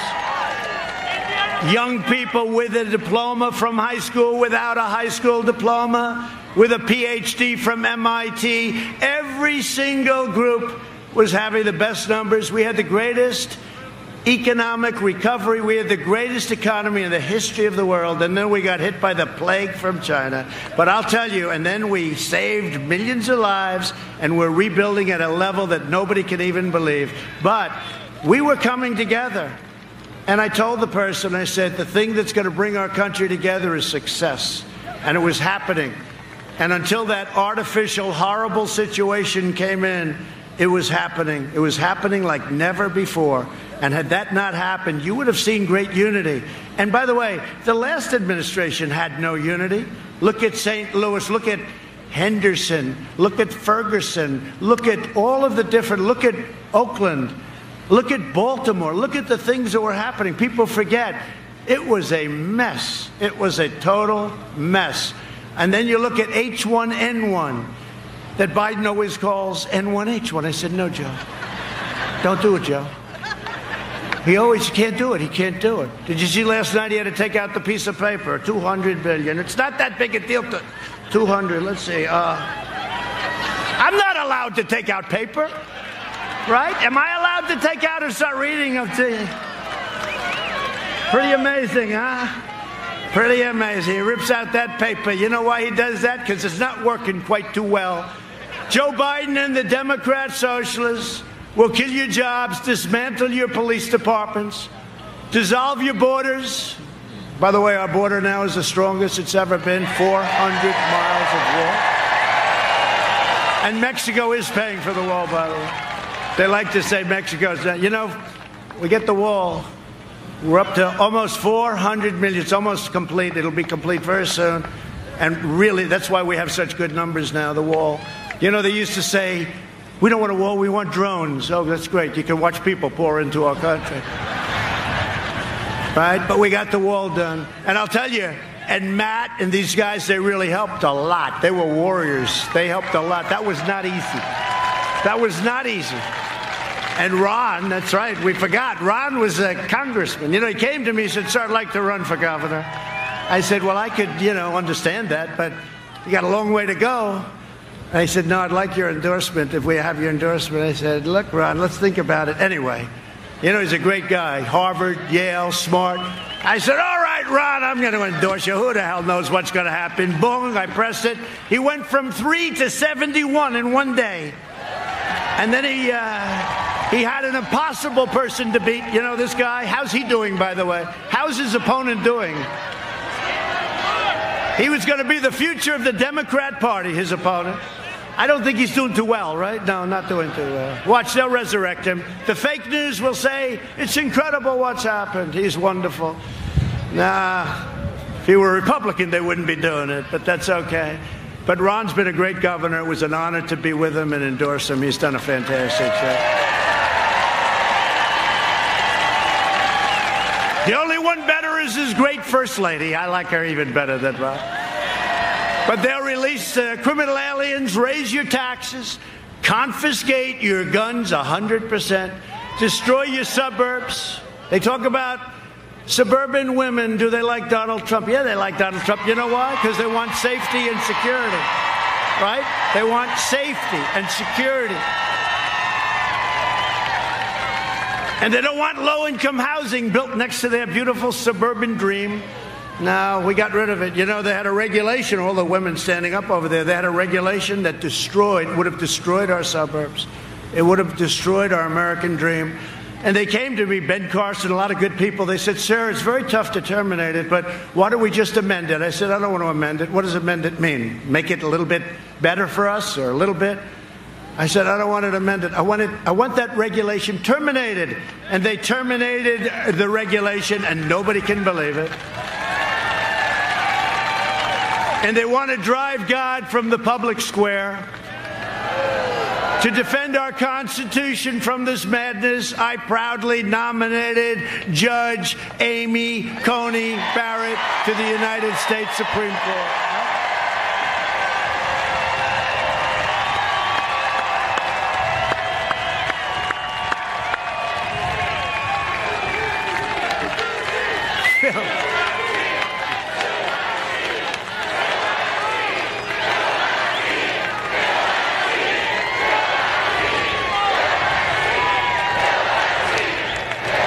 No, don't worry, we'll fill that seat.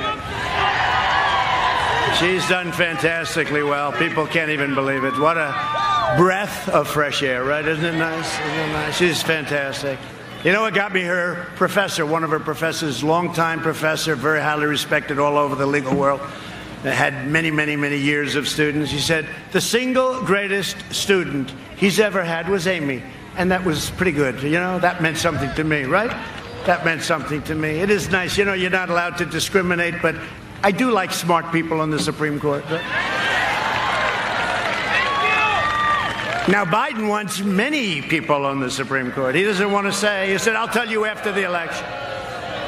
What they want to do to the court will be a disaster. And by the way, you know, I put out a list of people. It's probably one of the reasons I got elected, but now we increased it by 20 great people that believe in a thing called the Constitution of the United States. But I put out a list so that when we choose, I said I will only take somebody from that list. And they're incredible scholars and great at what they do. I said Biden has to do that, not just about packing. Is he going to pack? Got to know, who is he going to appoint? Because, you know, the AOCs of the world, AOC plus 3, the AOCs of the world, Omar, I think we're going to win. You know what? I think we're going to win Minnesota because of Omar.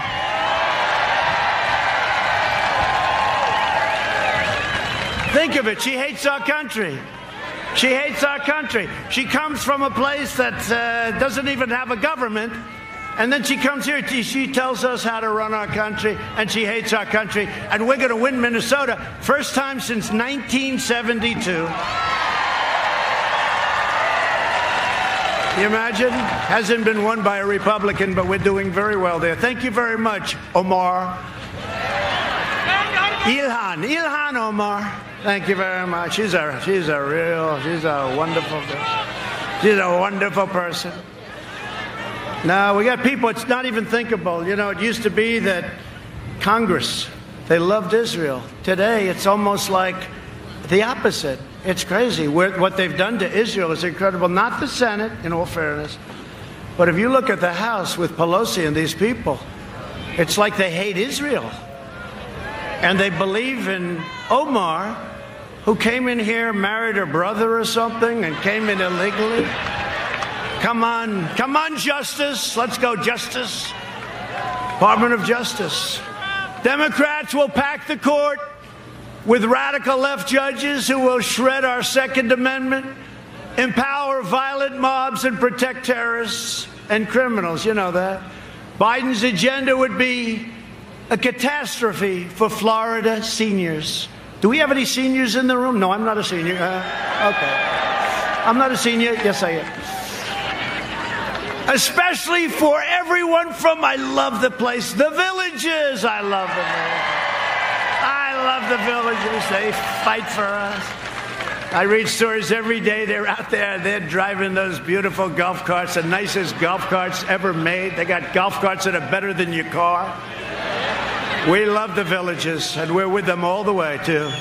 They've got spirit. They've got heart. For years, Biden tried to cut your Social Security, you know that, and your Medicare. Now Biden's pledging mass amnesty and free health care for illegal... Look, he's got the illegal immigrants coming in, and we all have heart, and we all want to take care of everybody. But when you say you can have free health care, you can have free education, you can have free...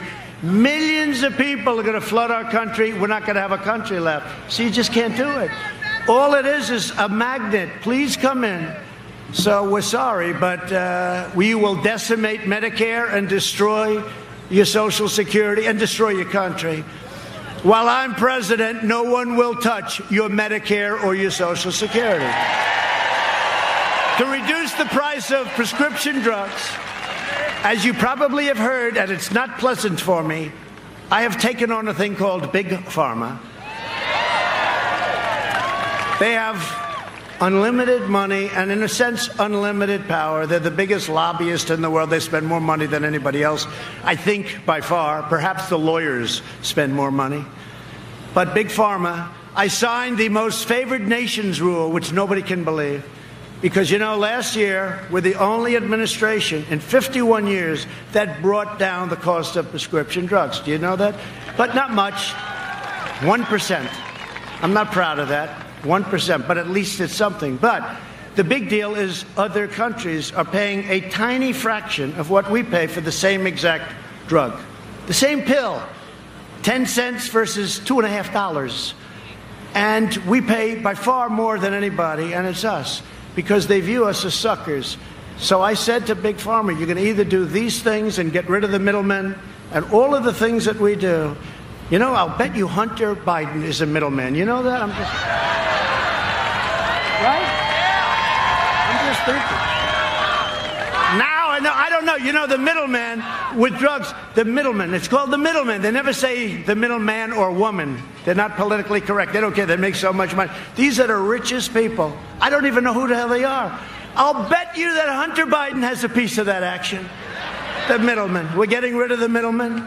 We're giving the governors the right, and your governor wanted it, the first one, to go to Canada, where the same exact drug costs 50%.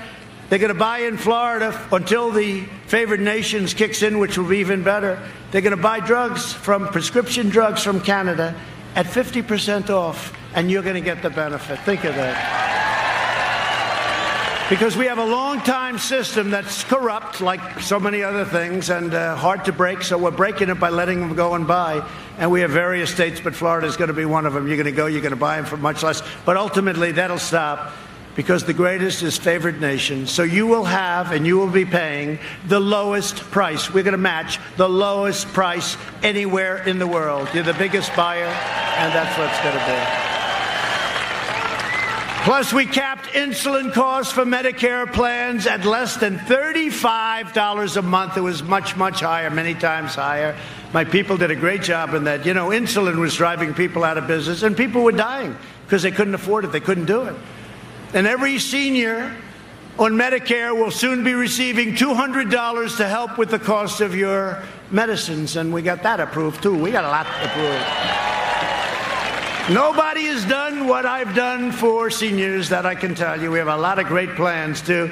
Biden had 47 years to do what I did, but he's owned by the special interests, and he's owned by the drug companies. He's never going to do this stuff. He can't do it. I don't need their money. I don't want their money. I never asked for their money. Who the hell knows? Maybe they gave me something along the line. Sir, you received $400 from Pfizer 7 years ago. But you know what? I couldn't care less. I'm here to do a job, then I'm going to leave, and I'm going to hopefully you're going to say I was a great president, but that's going to be in 4 years. That'll be in 4 years. Thank you.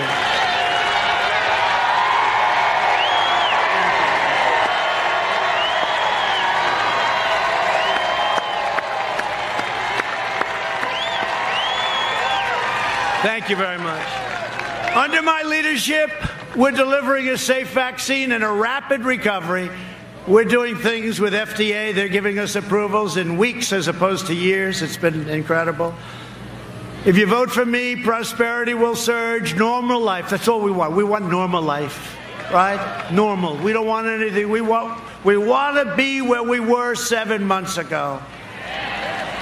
And next year will be one of the best and greatest years in the history of our country. That's what's happening economically, and that's going to lead to other things. This election is a choice between a Trump recovery and a Biden depression. He gets in, they're going to quadruple your taxes, they're going to take away all of the benefits that I gave you, which turned out to be a lot. You add energy, and it's probably $7,000 or $8,000.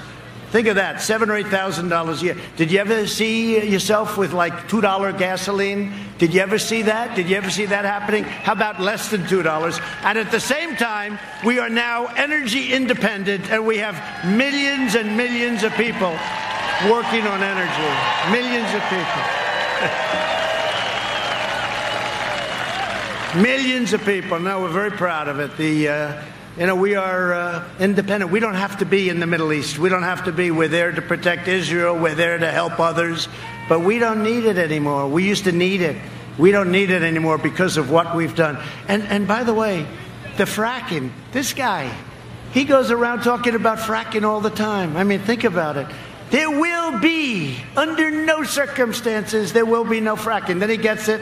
He goes to Pennsylvania, and I love Pennsylvania. And he says, oh, wow, they have a lot of jobs here, about 1 million jobs fracking, right? He goes, I got a problem. So he goes, all right, who the hell cares? I've been saying this for 1.5 years, no fracking. Now he gets up, yeah, we'll let you frack, absolutely. We never said that. And the fake news doesn't ever even ask the question. No, I mean, they don't even ask the question. It is true. They don't even ask the question. I mean, this guy goes through a thing last night with Stephanopoulos. I like George, but he did me 2 weeks ago. He did an interview with me, and it was nasty, right? It was nasty. Last night, it was like a sleeper. Everyone's falling asleep. Why don't they ask him the fact that why for 1.5 years did he say there's no fracking? And then the day he gets the nomination, he goes into Pennsylvania. He knows nothing about Pennsylvania, by the way. He likes to say, I was born in Pennsylvania. That's it. And then they left. Maybe they didn't like it. They didn't like it. I love you too. Look at her. Thank you. Thank you very much. It's very nice. Thank you. But why don't they ask him that? Like, for 1.5 years, there will be no fracking. How about this? I said, oh, the election's over.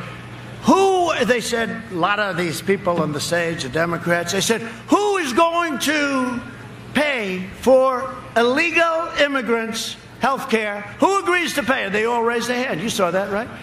I said, that's beautiful, but Joe's hand hasn't, but I saw his shoulder. It was moving. Right? Right? Because he knew, his mind isn't so good, so he knows there's something bad going on. He's been doing this for 47 years, so he says, like, I got a problem. I have no idea what the question means, but they're all raising. So he's like this, and then finally he goes this. And I said, I just won the election. That's great.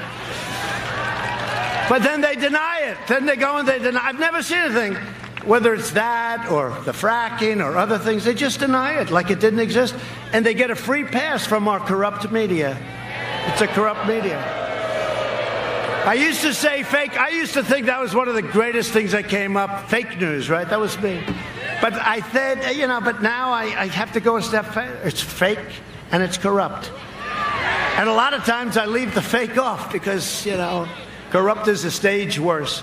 And I'll tell you, and this is true, it's the single, which just about, it causes the problems. It's the enemy of the people. Our media is the enemy of the people. It's very, very dangerous what they do. And you've never seen it more than the last week between the big tech, and they're working on Section 230. You watch what's going to happen. But you've never seen a more egregious case than what's been happening over the last 3 or 4 years. I will deliver optimism, opportunity, and hope. Speaking of hope, Hope Hicks is here. Where's Hope Hicks? Where's Hope Hicks? The great Hope Hicks. She was tested positive, but she's okay. Where's Hope? We want hope, right? We want hope. I used to say, we want hope. And all these crazy people said, yeah, we want it. Where's Hope? Where's Hope? Come here. Come here. Come here, Hope.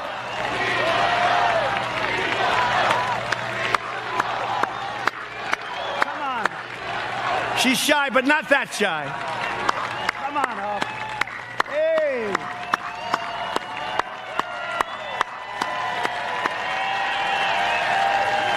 Hope. We want hope. Say. We want hope. We want hope. We want hope. We want hope. We want hope.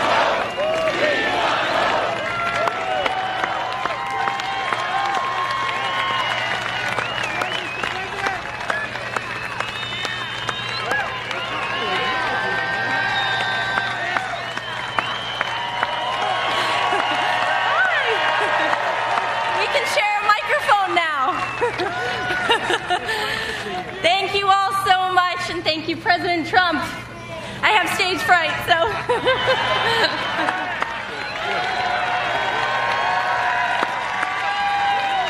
No, she's great. So she tested positive and she got better so fast. It was like, that's called being young, strong, right? Young and strong, but she's been fantastic. Thank you, Hope. We're proud of you, Hope. So Biden will deliver pessimism, poverty, and decline, and that's what he's going to do. Look, you know what drives me when I see, he's always criticized, saying, oh, I didn't act fast enough with China, but for 2 months after I did it, he said, I was what, xenophobic? I said, what does that mean? I was xenophobic. What does it mean, Joe? Tell me exactly, please. Give me a definition. He said, I don't know. That's what they told me to say. But, you know, 2 months later, he's saying, I shouldn't have done it, right? But now his whole line is, I didn't act fast enough. I did it in January. He's talking about it in February and beyond, late February, beyond, that I shouldn't have done it. Then I did Europe, too, very early. I saw big infections in Spain and Italy. You know, I did Europe. Nobody even talks about it. So we did with over 200,000 people. But remember this, we were expected to lose 2.2 million people and maybe more than that. And our people, whether it's Vice President Pence or all of these people that work so hard on the task force, they've done an incredible job. They've done an incredible job. And when you look at our numbers and when you look at the surge that's taking place right now, and we're going down and Europe is going way up, they used to love to compare us, but we compared very favorably. But now we're making ventilators for Europe and the rest of the world. We're doing things that nobody thought was even possible. So I just want to thank all of the people that work so hard on that. That's been an amazing, amazing experience. But a guy like Sleepy Joe Biden would terminate our recovery, delay the vaccine, prolong the pandemic, and annihilate Florida's incredible economy. Your economy is starting to boom with a draconian, unscientific lockdown. And you know what happens with the lockdowns, right? You know what happened to people when they're in the lockdowns. Biden's plan will crush America. My plan will crush the virus, and America will be in a position very soon like it was never in before. That's what's happening. This week, even the failing New York Times had no choice but to quote, and they put a statement, probably the writer of the article has been fired since, it's been 3 days. But they said, experts are, this is quote, experts are saying with genuine confidence, New York Times, that the pandemic in the United States will be over far sooner than anybody expected. Isn't that nice? That's the New York Times. Can't believe it. I heard that. I said, give it to me again. Let me hear that again, because I don't believe it. Our early and aggressive action saved as many as 2 million, but maybe much more, as we said, maybe much more than that. We pioneered life-saving therapies. Well, here I am. I mean, you know. Here I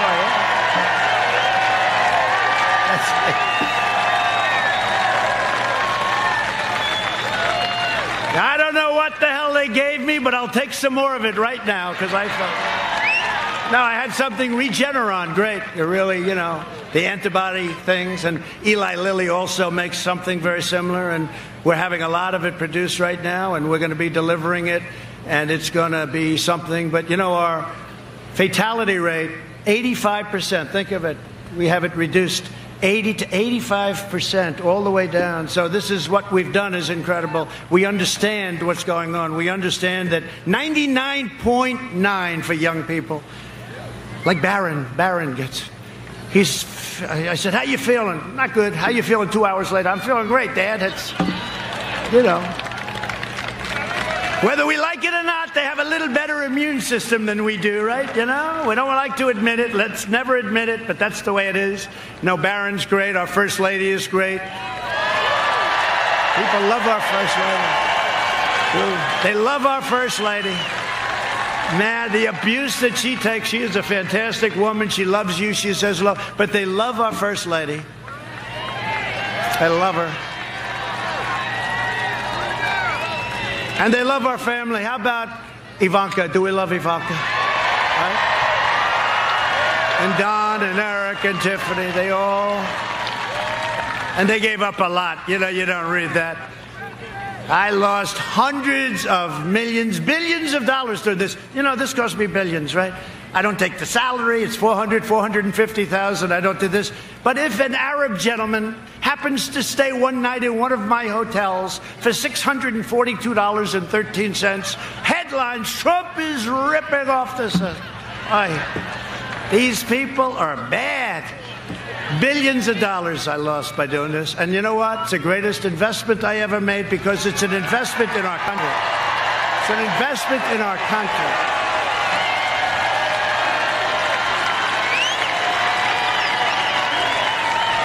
Thank you. The greatest thing I've ever done. And we are doing things that nobody else would have been able to do. And I'm only doing it because of you. And you know, when you think we're doing it together, but we are the difference between having a great country, and our country is going to be at a level in 2 years, 3 years. We need a little time to seed some of the things we've done. We still have more regulation cutting to do. We've cut more than any other administration in history by far, but we still have more. You know, it used to take 18, 17, 20, 21. It would take years and years, 21 years to get a highway approved. And then usually it didn't get approved. And it would cost hundreds of times more than anticipated. We have that down now to 2 years and probably 1. I mean, things like that. And it may get rejected for environmental or safety reasons. That's okay. But it's going to go quickly. There's no reason. You've seen the charts. I put them up. All the process that you had to go through to get a simple thing done.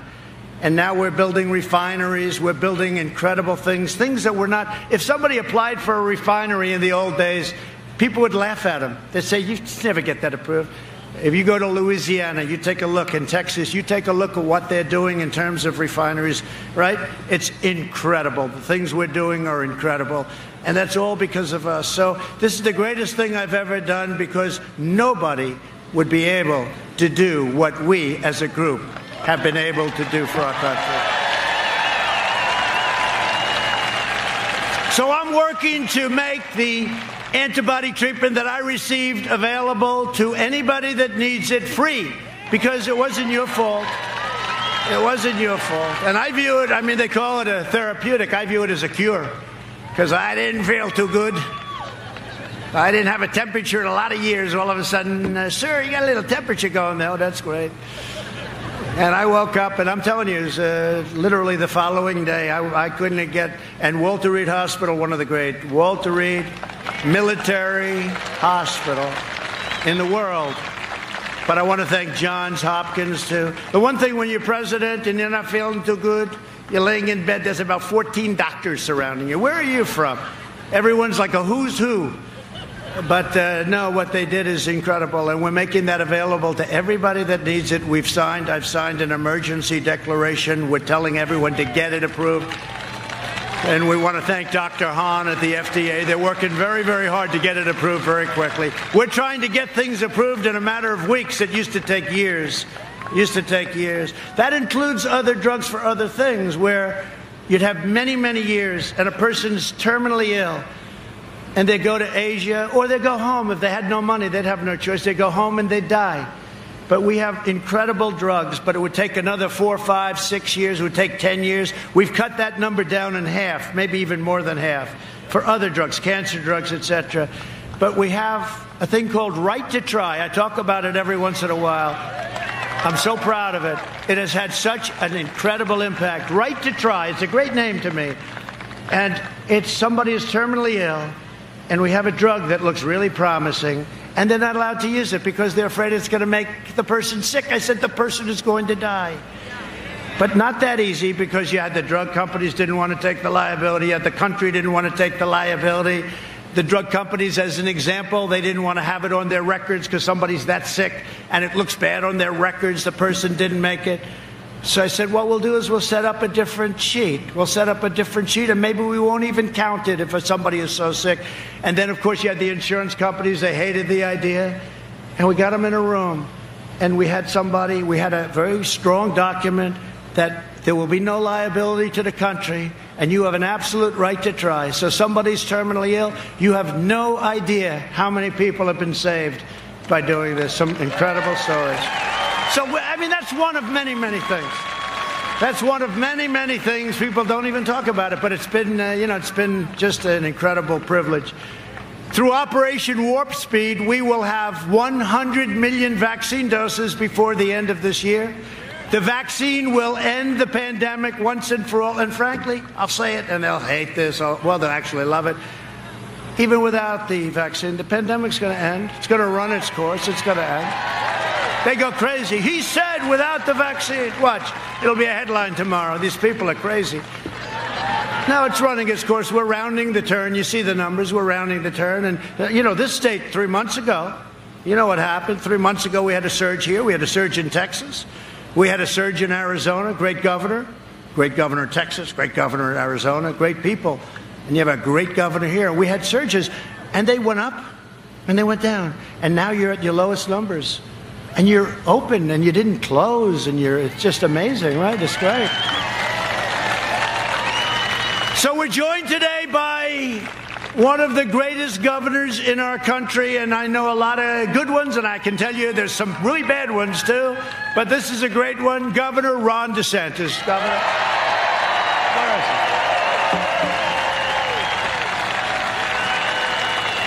Thank you, Ron. I heard your speech was great, Ron. I heard you did a great job, but he's done a great job, and he's been my friend. Hey, Ron, are we going to win the state, please? Okay. You know, if we don't win it, I'm blaming the governor. I'll fire him somehow. I'm going to fire him. I will find a way. Anyway, thank you.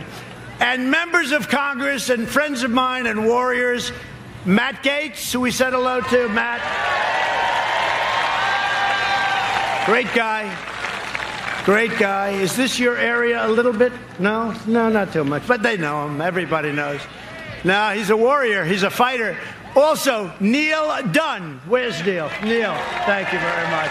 I like your tie, Neil. I like your suit and your tie very much. That's great. And another man who knows so much about the military, I'll call him a lot, Mike Waltz. Mike. He knows so much about the military. Good. The both of them. The both of them. Good. Great job. Thank you. Great to have you, fellas. Congressional candidate Kat Kamek. She's fantastic. Where's Kat?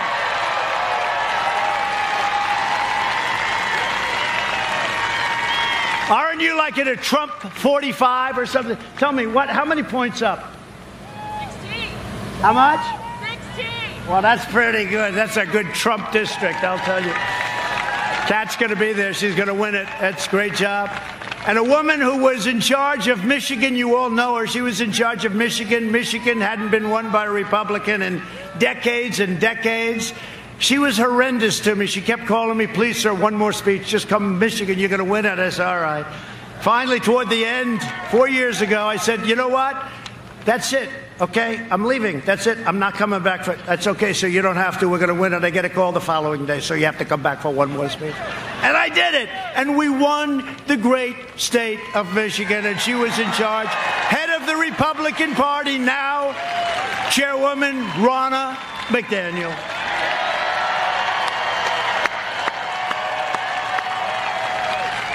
Oh, she's great. She doesn't stop. How are we doing in Michigan, by the way? I heard.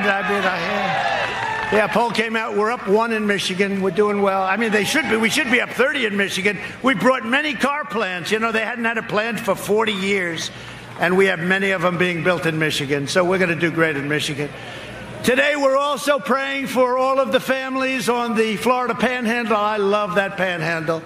I don't know what it is. I know it's a little away from here, but I'm going to say it anyway. Hurricane Sally, the Panhandle, you know, we came and we were doing really well in Florida. And then the Panhandle hadn't been counted yet, right, Matt?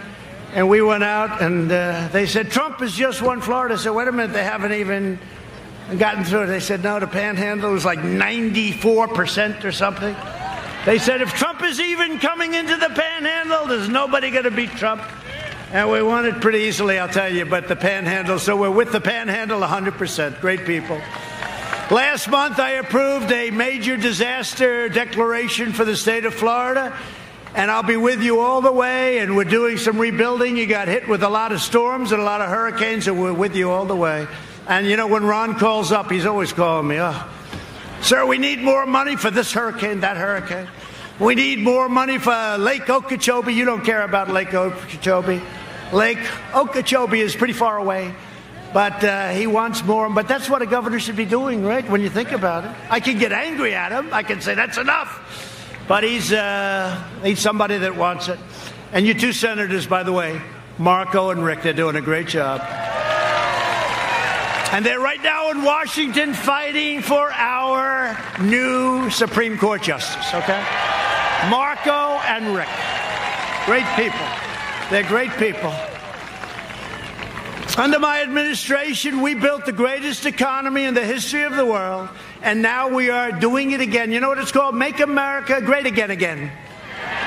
See all those hats? Make America Great? Make America Great Again again. But I don't want to do it a third time, okay?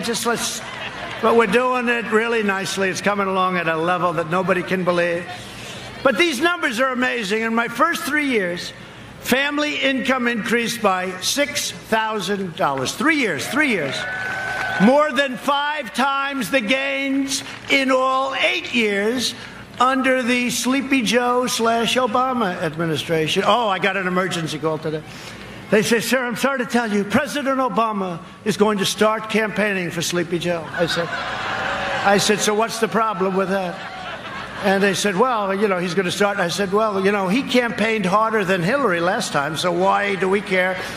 The other thing, he refused to endorse Joe. He knows what's going on up here with Joe. And Obama refused to endorse him. And even after Joe had won, he didn't want to. And then finally, like a long time later, he finally came out and endorsed him. But they called me. They said, Obama's going to start campaigning. I said, is that good or bad? Because I think it's a good thing. Because, they did a lousy job, and I wouldn't be president of the United States if they did a good job. I probably wouldn't have run. And if I did, I probably wouldn't have won, So it's one of those things. They did a lousy job, and that's why I'm your president. African-American income grew 9 times more. Think of that. African-American, and these are numbers that Larry Kudlow given to me right from the book.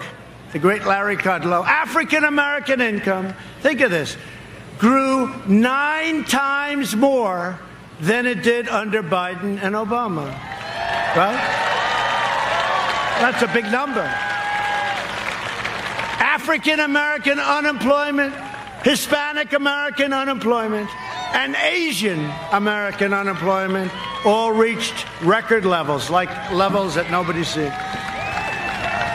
It is amazing when Biden sits and he criticizes you, and then I say, wait a minute, it's not like he left 25 years ago. He left 4 years ago. Less. And I say, he's always criticizing. He's not criticizing. He's got guys that write. They write pretty well, too, by the way. He has no idea what he's reading. But he's very critical. And you think, he's been doing this stuff for 47 years. Why didn't he do it before? We lifted 6.6 million Americans out of poverty. Since the China virus, we have created a record in the history of our country, 11.4 million jobs over just a short period of months. We've already cut the unemployment rate in half, and we're now down to 7.8. And I'll tell you what, I never thought I'd be happy with 7.8. I told you. But when I hear 42%, 38%, it's going to go to a number like nobody in history, I said, we can't let this happen. And we did a hell of a job. Under Biden, it took 30 months to recover more than half of the jobs lost in the crisis. We did it, instead of 30 months, we did it in 5 months. Think of that.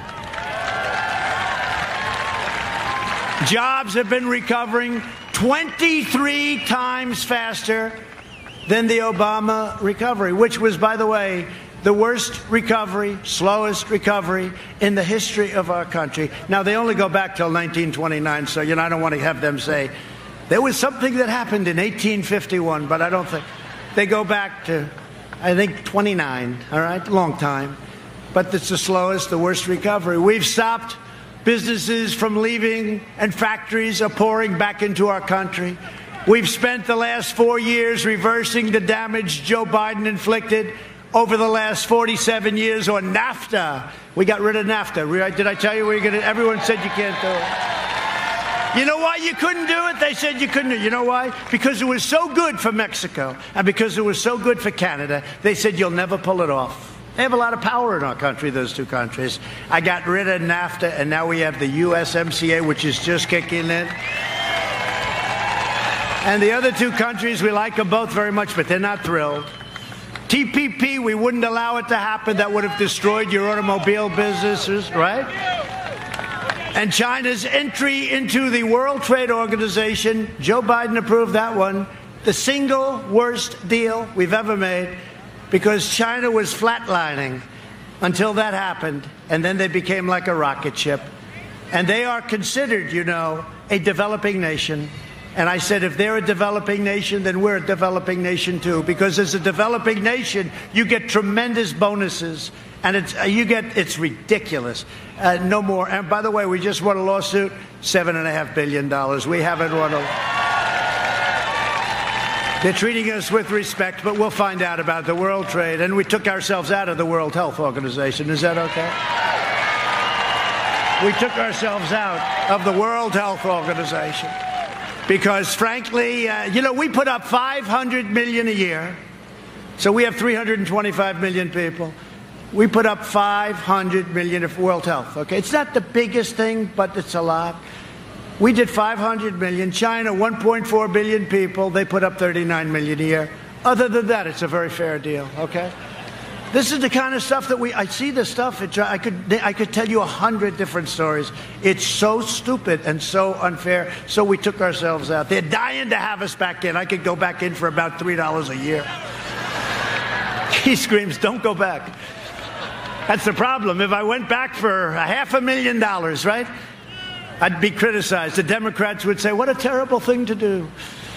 It's incredible. Deal after deal. I could tell you hundreds of stories, but we just take care of it all, and we do it really well. For decades, our politicians spent trillions of dollars rebuilding foreign nations, fighting foreign wars, and defending foreign borders.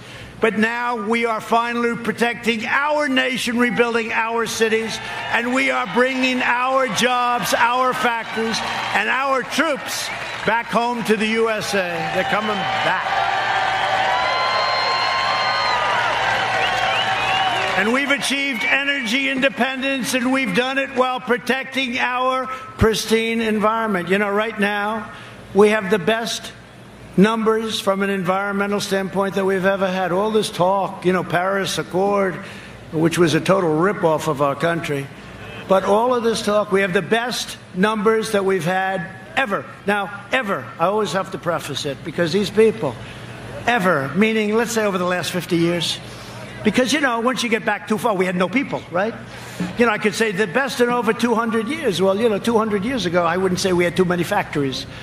I recently signed an order placing a moratorium on offshore drilling off the coast of Georgia, North Carolina, South Carolina, and a place known as Florida. Are you okay with that? You okay with that? You know, the one that wanted it more than anybody else was Florida. Florida didn't want to see sludge coming onto their beaches, so you're not going to have it. So I just signed that up. And so you're all protected, and Matt worked very hard on it. He worked very, very hard on it, and so did your other great people here today, and your governor wanted it very badly, so we got it done. We invested $2.5 trillion in the United States military. We launched the first new branch of the U.S. Armed Forces in 75 years. It's called the Space Force. I brought back NASA, which is now the #1 space center by far in the world. That was a closed-up mess. And we passed VA choice and VA accountability, and we have now a 91% approval with our vets. Never had anything even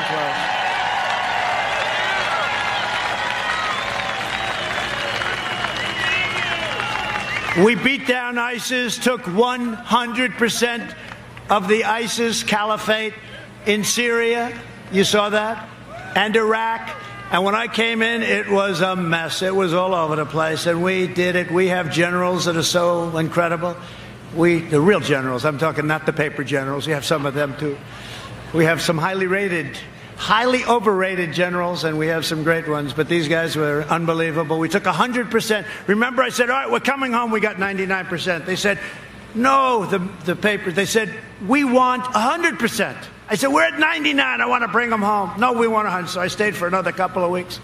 And we took 100%. And we killed the leader of ISIS, who's killed so many people, al-Baghdadi. Right? And we took out the world's #1 terrorist and the #1 mass murderer, probably, well, for a long time. Killed many American troops, killed many people. Qasem Soleimani is dead. He's dead. One of the biggest things ever to happen in the Middle East. People couldn't even believe it.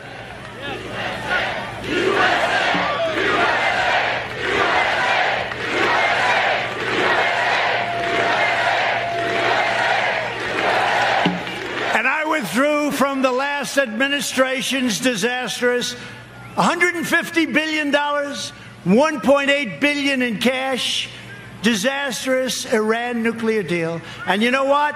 When we win, the first call I'm going to get, and I'm not doing this as anything, and I'm not trying to taunt anybody, but because it makes sense. Their economy has gone to hell with our sanctions and everything I've done.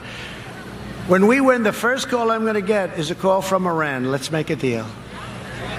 And I'm going to get calls from other countries. They all want to make a deal. I said, let's see, because their dream is that Sleepy Joe wins. Because if Sleepy Joe wins, China will own the United States. If Sleepy Joe wins, Iran will make another crazy deal where we pay him a fortune for nothing. We got nothing in that deal.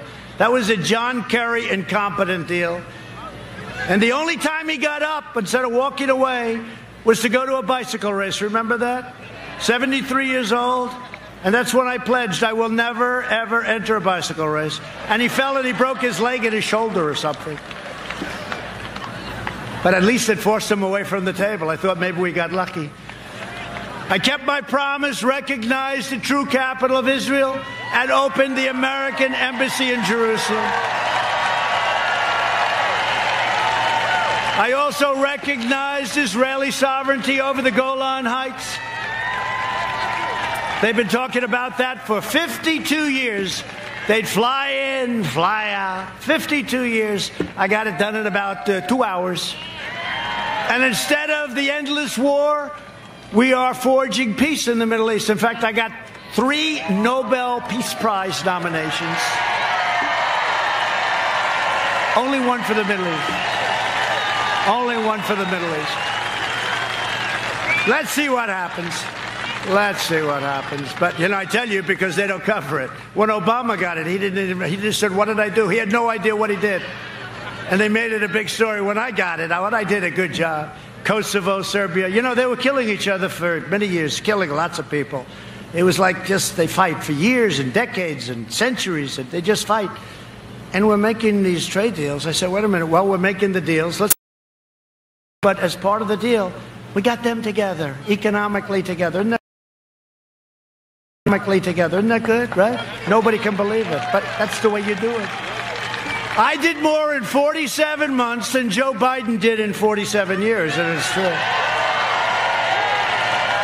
But now the Democrats are pushing the most far-left agenda ever put forward by a presidential nominee. It's an amazing thing. This is the weakest presidential...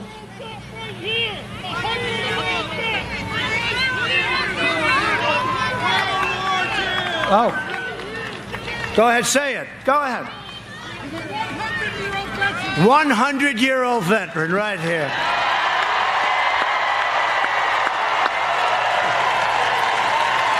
Wow.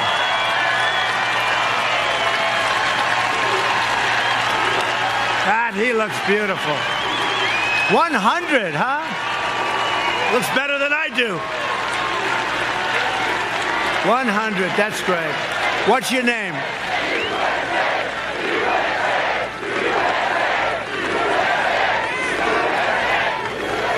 Well, I want to thank you very much, and he does not need Regeneron, okay? That I can tell you. You look fantastic, so sit down and enjoy it, okay? What a beautiful guy. 100, you look beautiful. Thank you, congratulations. That's nice, great, I'm glad you pointed it out. The Biden plan would destroy Social Security, destroy protections for pre-existing conditions. You know that.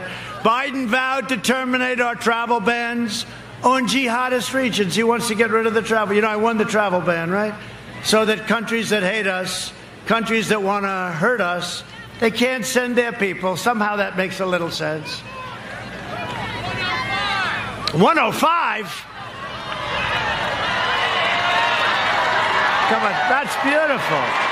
Wow, 105. Wow.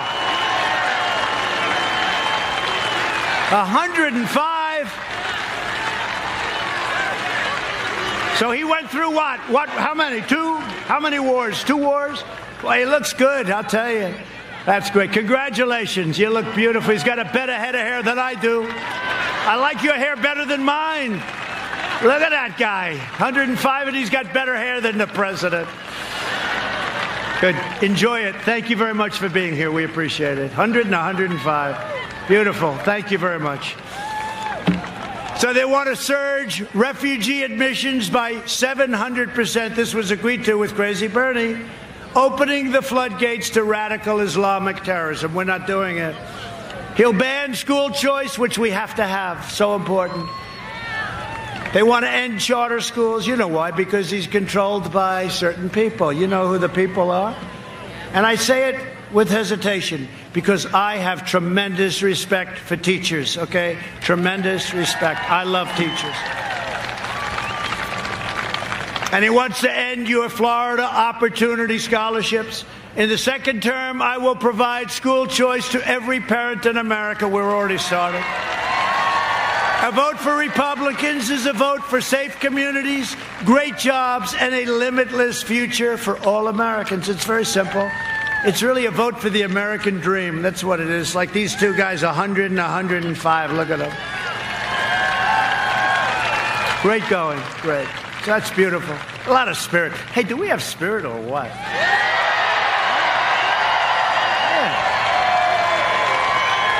Well, that's one thing even the fake news admits. Our level of enthusiasm, the Trump, whatever the hell you want to call us, the group, is off the charts. I believe it's the highest in the history of elections, but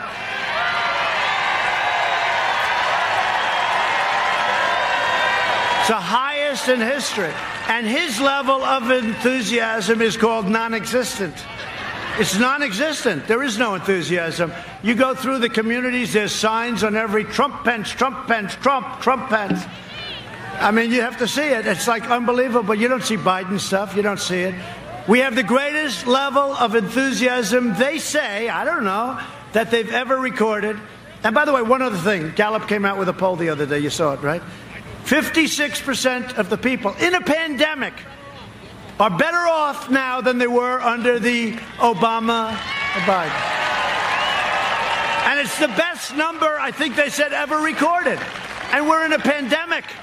It's not anybody's fault, but we're in a pandemic. 56. There's another one that's even more interesting. 62% of the people polled, this was Gallup, I think, 62% of the people polled, right, said they're lying. If that's the case, we're going to have the greatest landslide in history. I don't know if it's true. I don't know if I should be honored by it, but we'll take it. I probably shouldn't be talking about it, but we'll take it. No, did you see that one? 62% of the, because they don't want to be bothered. Just leave me alone. We'll vote for Biden. Who the hell cares? But then they go. I can tell you a lot of people vote for us that you have no idea because they want low taxes. They want a strong military. They want a lot of things that we're doing. Over the next 4 years, we will make America into the manufacturing superpower of the world, and we will end our reliance on China once and for all, which we're already doing. We will hire more police, increase penalties for assaults on law enforcement, and we will ban deadly sanctuary cities. Thank you. We will uphold religious liberty, free speech, and the right to keep and bear arms, your Second Amendment. We will strike down terrorists who threaten our citizens, and we will keep America out of the endless, horrible, ridiculous foreign wars. We will maintain America's unrivaled military might, and we will ensure peace through strength. And that's what we have. We have now the greatest equipment any country has ever possessed. The greatest in the world, all made in the USA, by the way. We've restocked, we've rebuilt, we have the greatest fighter jets, missiles, rockets, ships. We have the greatest military ever. Russia, China, everybody is envious. They know. Everybody is envious. We have the hypersonic missiles that you used to hear about. We didn't have them because other countries were stealing our plans from the Obama administration. But we now have hypersonic missiles. We have the greatest military ever. And we did it very, very quickly. And I only hope to God, you know, our whole nuclear arsenal has been redone. Hope to God we never have to use it. But the fact that we are so strong, when I came here, you heard the story. One of the generals, most highly overrated general I've ever met, actually. He said, "Sir, we have no ammunition." I said, "No president should ever have to hear that. We have no ammunition." Now we have so much ammunition, we don't know what the hell to do with it. All made in the USA. We will end surprise medical billing, require price transparency, already signed, and it kicks in on January 1st, and further reduce the cost of prescription drugs. We will strongly protect Medicare and Social Security, and we will always protect patients with pre-existing conditions. Please remember. And we got rid of the individual mandate from Obamacare, which was a disaster. And if we can end Obamacare, we'll end up with a much better health care at a much lower cost with protection for people with pre-existing conditions. So we'll see how that all works out. America will land the first woman on the moon, and the United States will be the first nation to land an astronaut on Mars, our space center, NASA. By the way, is that a beautiful sight? Look at that plane. I mean, I hate to tell you, but I have the exact same plane at home. It's true. The exact same plane. Except it's a different company that made the engines. I think those are Pratt & Whitney, and I have Rolls-Royce. I'm sorry. No, I have the exact same plane, but that is one of the most beautiful planes. 757, one of the most beautiful planes in the world. That's the smaller version of Air Force One, you know that. See, I'm trying to save a couple of bucks for the contract. We will stop the radical indoctrination of our students and restore patriotic education to our schools. We will teach our children to love our country, honor our history, and always respect our great American flag.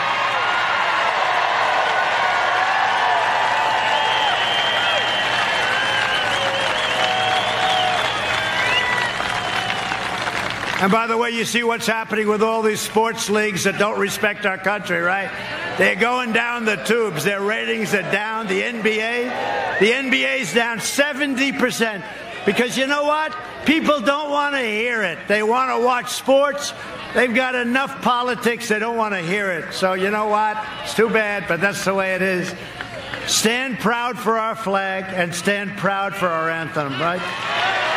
And we will live by the timeless words of our national motto, "In God we trust."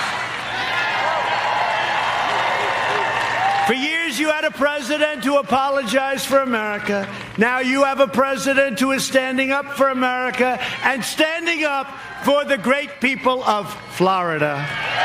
Right? So get your friends.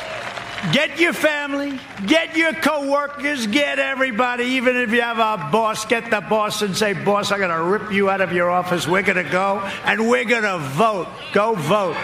It's the most important election in our history. This is more important than 4 years ago.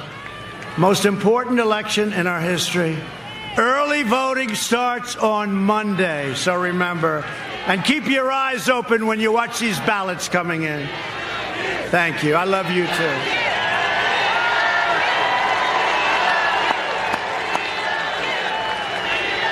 Thank you. Go out and vote. Send in your absentee ballots if you want to do it that way, but make sure it counts. From Tampa to Tallahassee, from Pensacola to Miami, and from Jacksonville to right here in Ocala. I love Ocala. I love this place. I love horses, right? You like horses around here, right? A lot of friends who live here. We inherit the legacy of Florida patriots who gave their blood, sweat, and tears for this beloved nation. We stand on the shoulders of American heroes who crossed the oceans, blazed the trails, settled the continent, tamed the wilderness, laid down the railroads, dug out the Panama Canal, raised up the giant skyscrapers, won 2 world wars, defeated fascism and communism, and from here in this beautiful, wonderful state with that fabulous sun, landed our brave American astronauts on the face of the moon, right?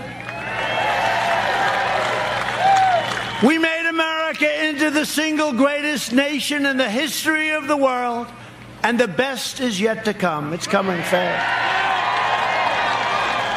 Proud citizens like you help build this country, and together we are taking back our country. We are returning power to you, the American people. That's happening now. With your help, your devotion, and your drive, we are going to keep on working, we are going to keep on fighting, and we are going to keep on winning, winning, winning. We are one movement, one people, one family, and one glorious nation under God. And together with the incredible people of Florida, we have made America wealthy again. We have made America strong again. We have made America proud again. We will make America safe again. And we will make America great again. Thank you very much. Get out and vote.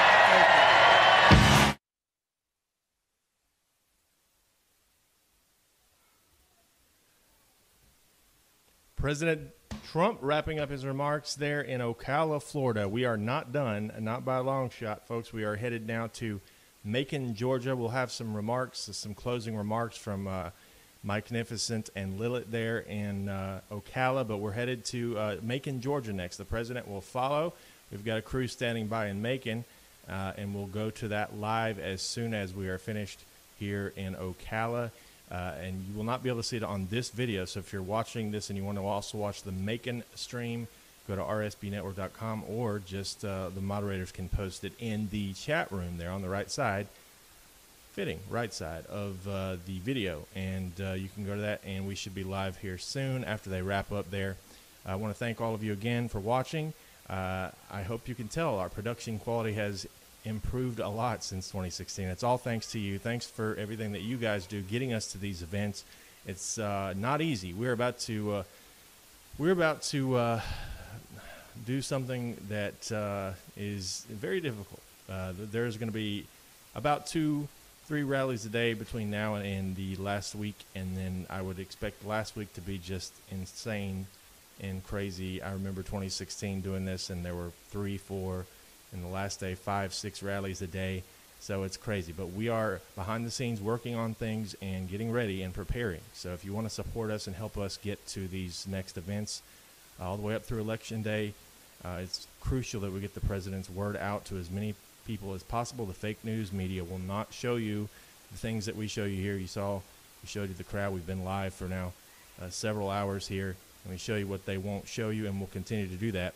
And we will show you the entire speech and the entire program from start to finish. So if you want to keep seeing that, please consider making a donation to our travel fund at rsbnetwork.com/donate. I am going to go here and help the Macon crew get set up. I'm going to turn it back over to Mike and Lilith. By the way, Lilith is doing an amazing job. This is her first rally.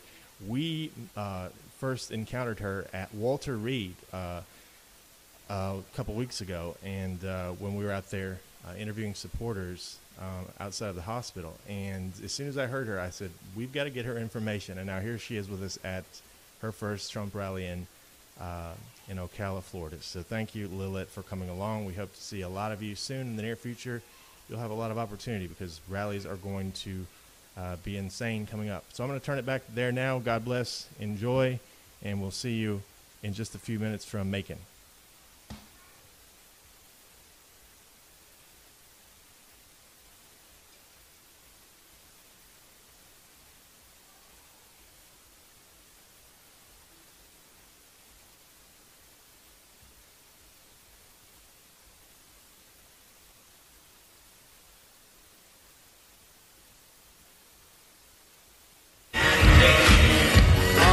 Ladies and gentlemen, President Trump has just delivered remarks in Ocala, Florida to a packed house of 15,000 fired up patriots. They are excited for this president.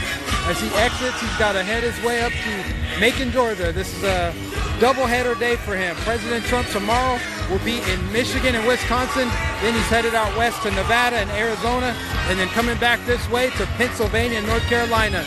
This is a presidential campaign blitz, as we have 18 days, yes, just 18 days until we vote in the most important election of our lifetime.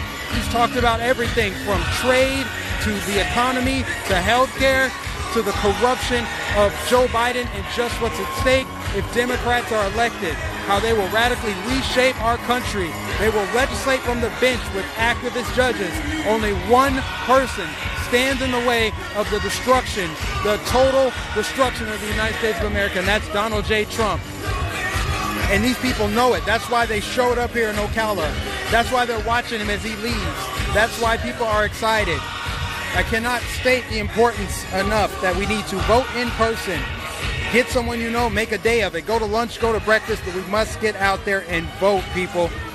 Now, as I said in the beginning, we are almost entirely viewer funded, so your donations go a long way to helping us reach our goal, which is to go to every single President Trump event. Now, I want to tell everybody that's just tuned in or that you've been watching us for the first time, the best way to support us and make sure that true news gets out there, truthful media that's going to cover the president fairly, media that's going to show the line, show the crowd. When the president says turn around and show the crowd, we turn around and we show the crowd. And not only that, we tag him on Twitter. If you guys can do the same thing and retweet him, he will know that there's somebody up here that's reporting on him fairly. We're going to turn this media around. We're going to restore some integrity, some truth to the media. Journalists lying, covering up, protecting Joe Biden. They got a whole PR campaign, Twitter, burying the story of Joe Biden's son, corruption, lies. We're going to expose that. As the people are just loving us over here. We should show them. Don't show me. I'm boring. Show them. Look at all these patriots out here. They know that somebody up here on these risers is telling the truth and exposing the lies. I would say tell the truth and shame the devil. It's not hard to do.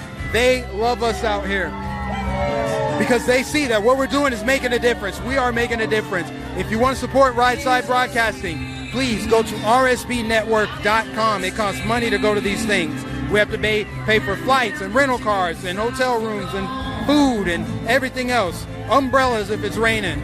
Hats and sunglasses when it's sunny. Your donations go a long way to us doing that, guys. Look at this crowd. Look at these patriots. They love it. They love to see us up here with this hat on. We're the only ones that is going to show you what's going to happen. We're the only ones showing. Look at this. You're not going to get this anywhere else. You're not going to get this coverage on Fox News. Fox News turned their camera off. We're showing you what's exactly happening out here. And these patriots are fired up. So again, your donations will help send us to these events. If you want to win this election, if you want to re-elect the president, you need to support independent media. Go to rsbnetwork.com/donate or mail your checks to 1550 Opelika Road, Opelika Road, Suite 6, Box 344, Auburn, Alabama, 36830. They are so happy. They love us. Love to see it, man. You love to see it. 4 more years. 4 more years. 4 more years. 4 more years. 4 more years. 4 more years. This is my favorite part of the job, guys. You love to see it.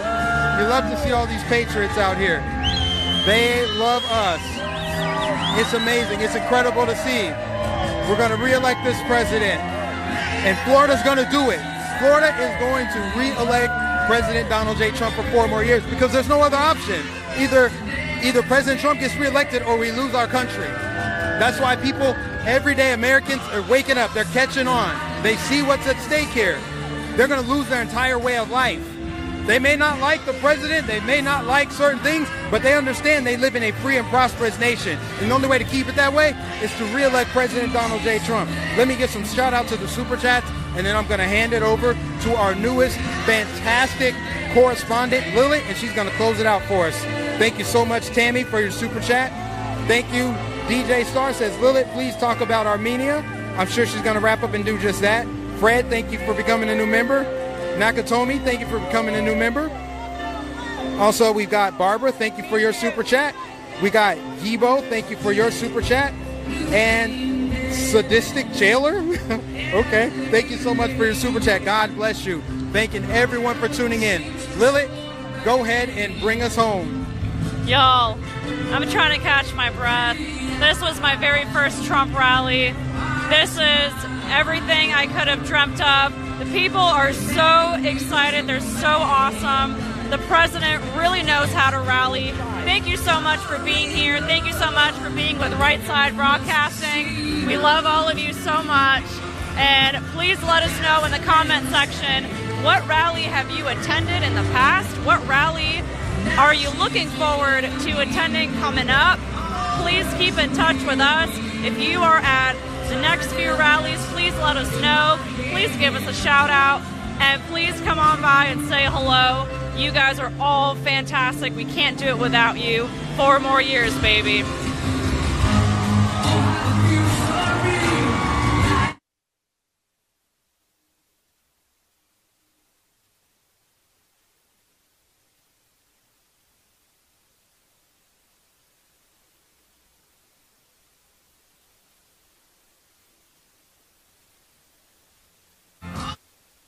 All right, guys. So while we're waiting on coverage for Macon, we're just going to give you extended coverage here. We're going to show you the president as he takes off here.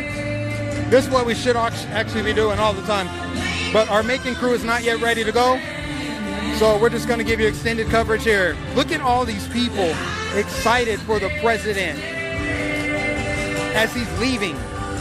Look at it. Look at all the cameras. Look at this. People standing on chairs. This is incredible. I love this. Wonderful. All these patriots out here, they are loving this. Ladies and gentlemen, give it a like. Give us a thumbs up. Support us at Right Side Broadcasting. Support us on Twitter, RSB Network. Go to rsbnetwork.com/donate to support us. Support us on Instagram. Support us on Twitter. If you want to follow me, MikeNificent813 on Twitter. MikeNificent813 on Twitter. You'll find my YouTube link there as well. You can find me on Parler. I'm on BitChute. I'm on Instagram. I'm on all the things. Just search Mikenificent or Mikenificent813. President Trump is leaving Ocala, Florida, and he's headed right up to Macon, Georgia. What an incredible day. Beautiful day. They love it. Again, guys, 18 days. The biggest fish is Florida. 29 electoral votes. This election is for all the marbles. This election is for all the marbles. Either we re-elect this president or the country's going to be reshaped forever, because they've already told us. For all the people all the leftists out there that want to say that it's hyperbolic, Joe Biden literally won't say if he's going to pack the Supreme Court or not, because he is. There's no reason to be fake and pretend like that's not their plan. They're going to make sure that no president ever gets reelected on the opposite side of the political spectrum. That's what authoritarian countries do. That's how dictatorships form. They crack down on religious liberties. They shut down freedom of press. You see that with Twitter. Twitter is now basically a PR team. They are protecting the information. They control the information highway. That's what's happening right now with Twitter and Facebook. We got to speak truth to power against these tyrants.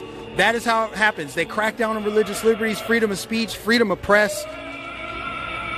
They crack down on your Second Amendment. If you don't have Second Amendment rights, you don't have any other rights. God bless you. All these people out here posing for photos. Yes, thank you. Thank you. It's humbling. It's humbling. It really is humbling to have all these people supporting us. It really is. It's incredible. I love it. There's no greater global position you can be than in the United States of America. And the funny thing about it is, as these liberals and leftists hate this country, why do immigrants cross the ocean to come here? If America sucks and is terrible, why do they do that? But nonetheless, guys, I could go on a tirade forever, but we've got to wrap because we've got to send it to our crew over in Macon, Georgia. God bless you. God bless President Trump. God bless the United States of America. Good night. Okay, everybody, give us just a few minutes. We will be live from Macon in just a few seconds. Go over to that stream now. It's going to be a big one. Good night, everybody.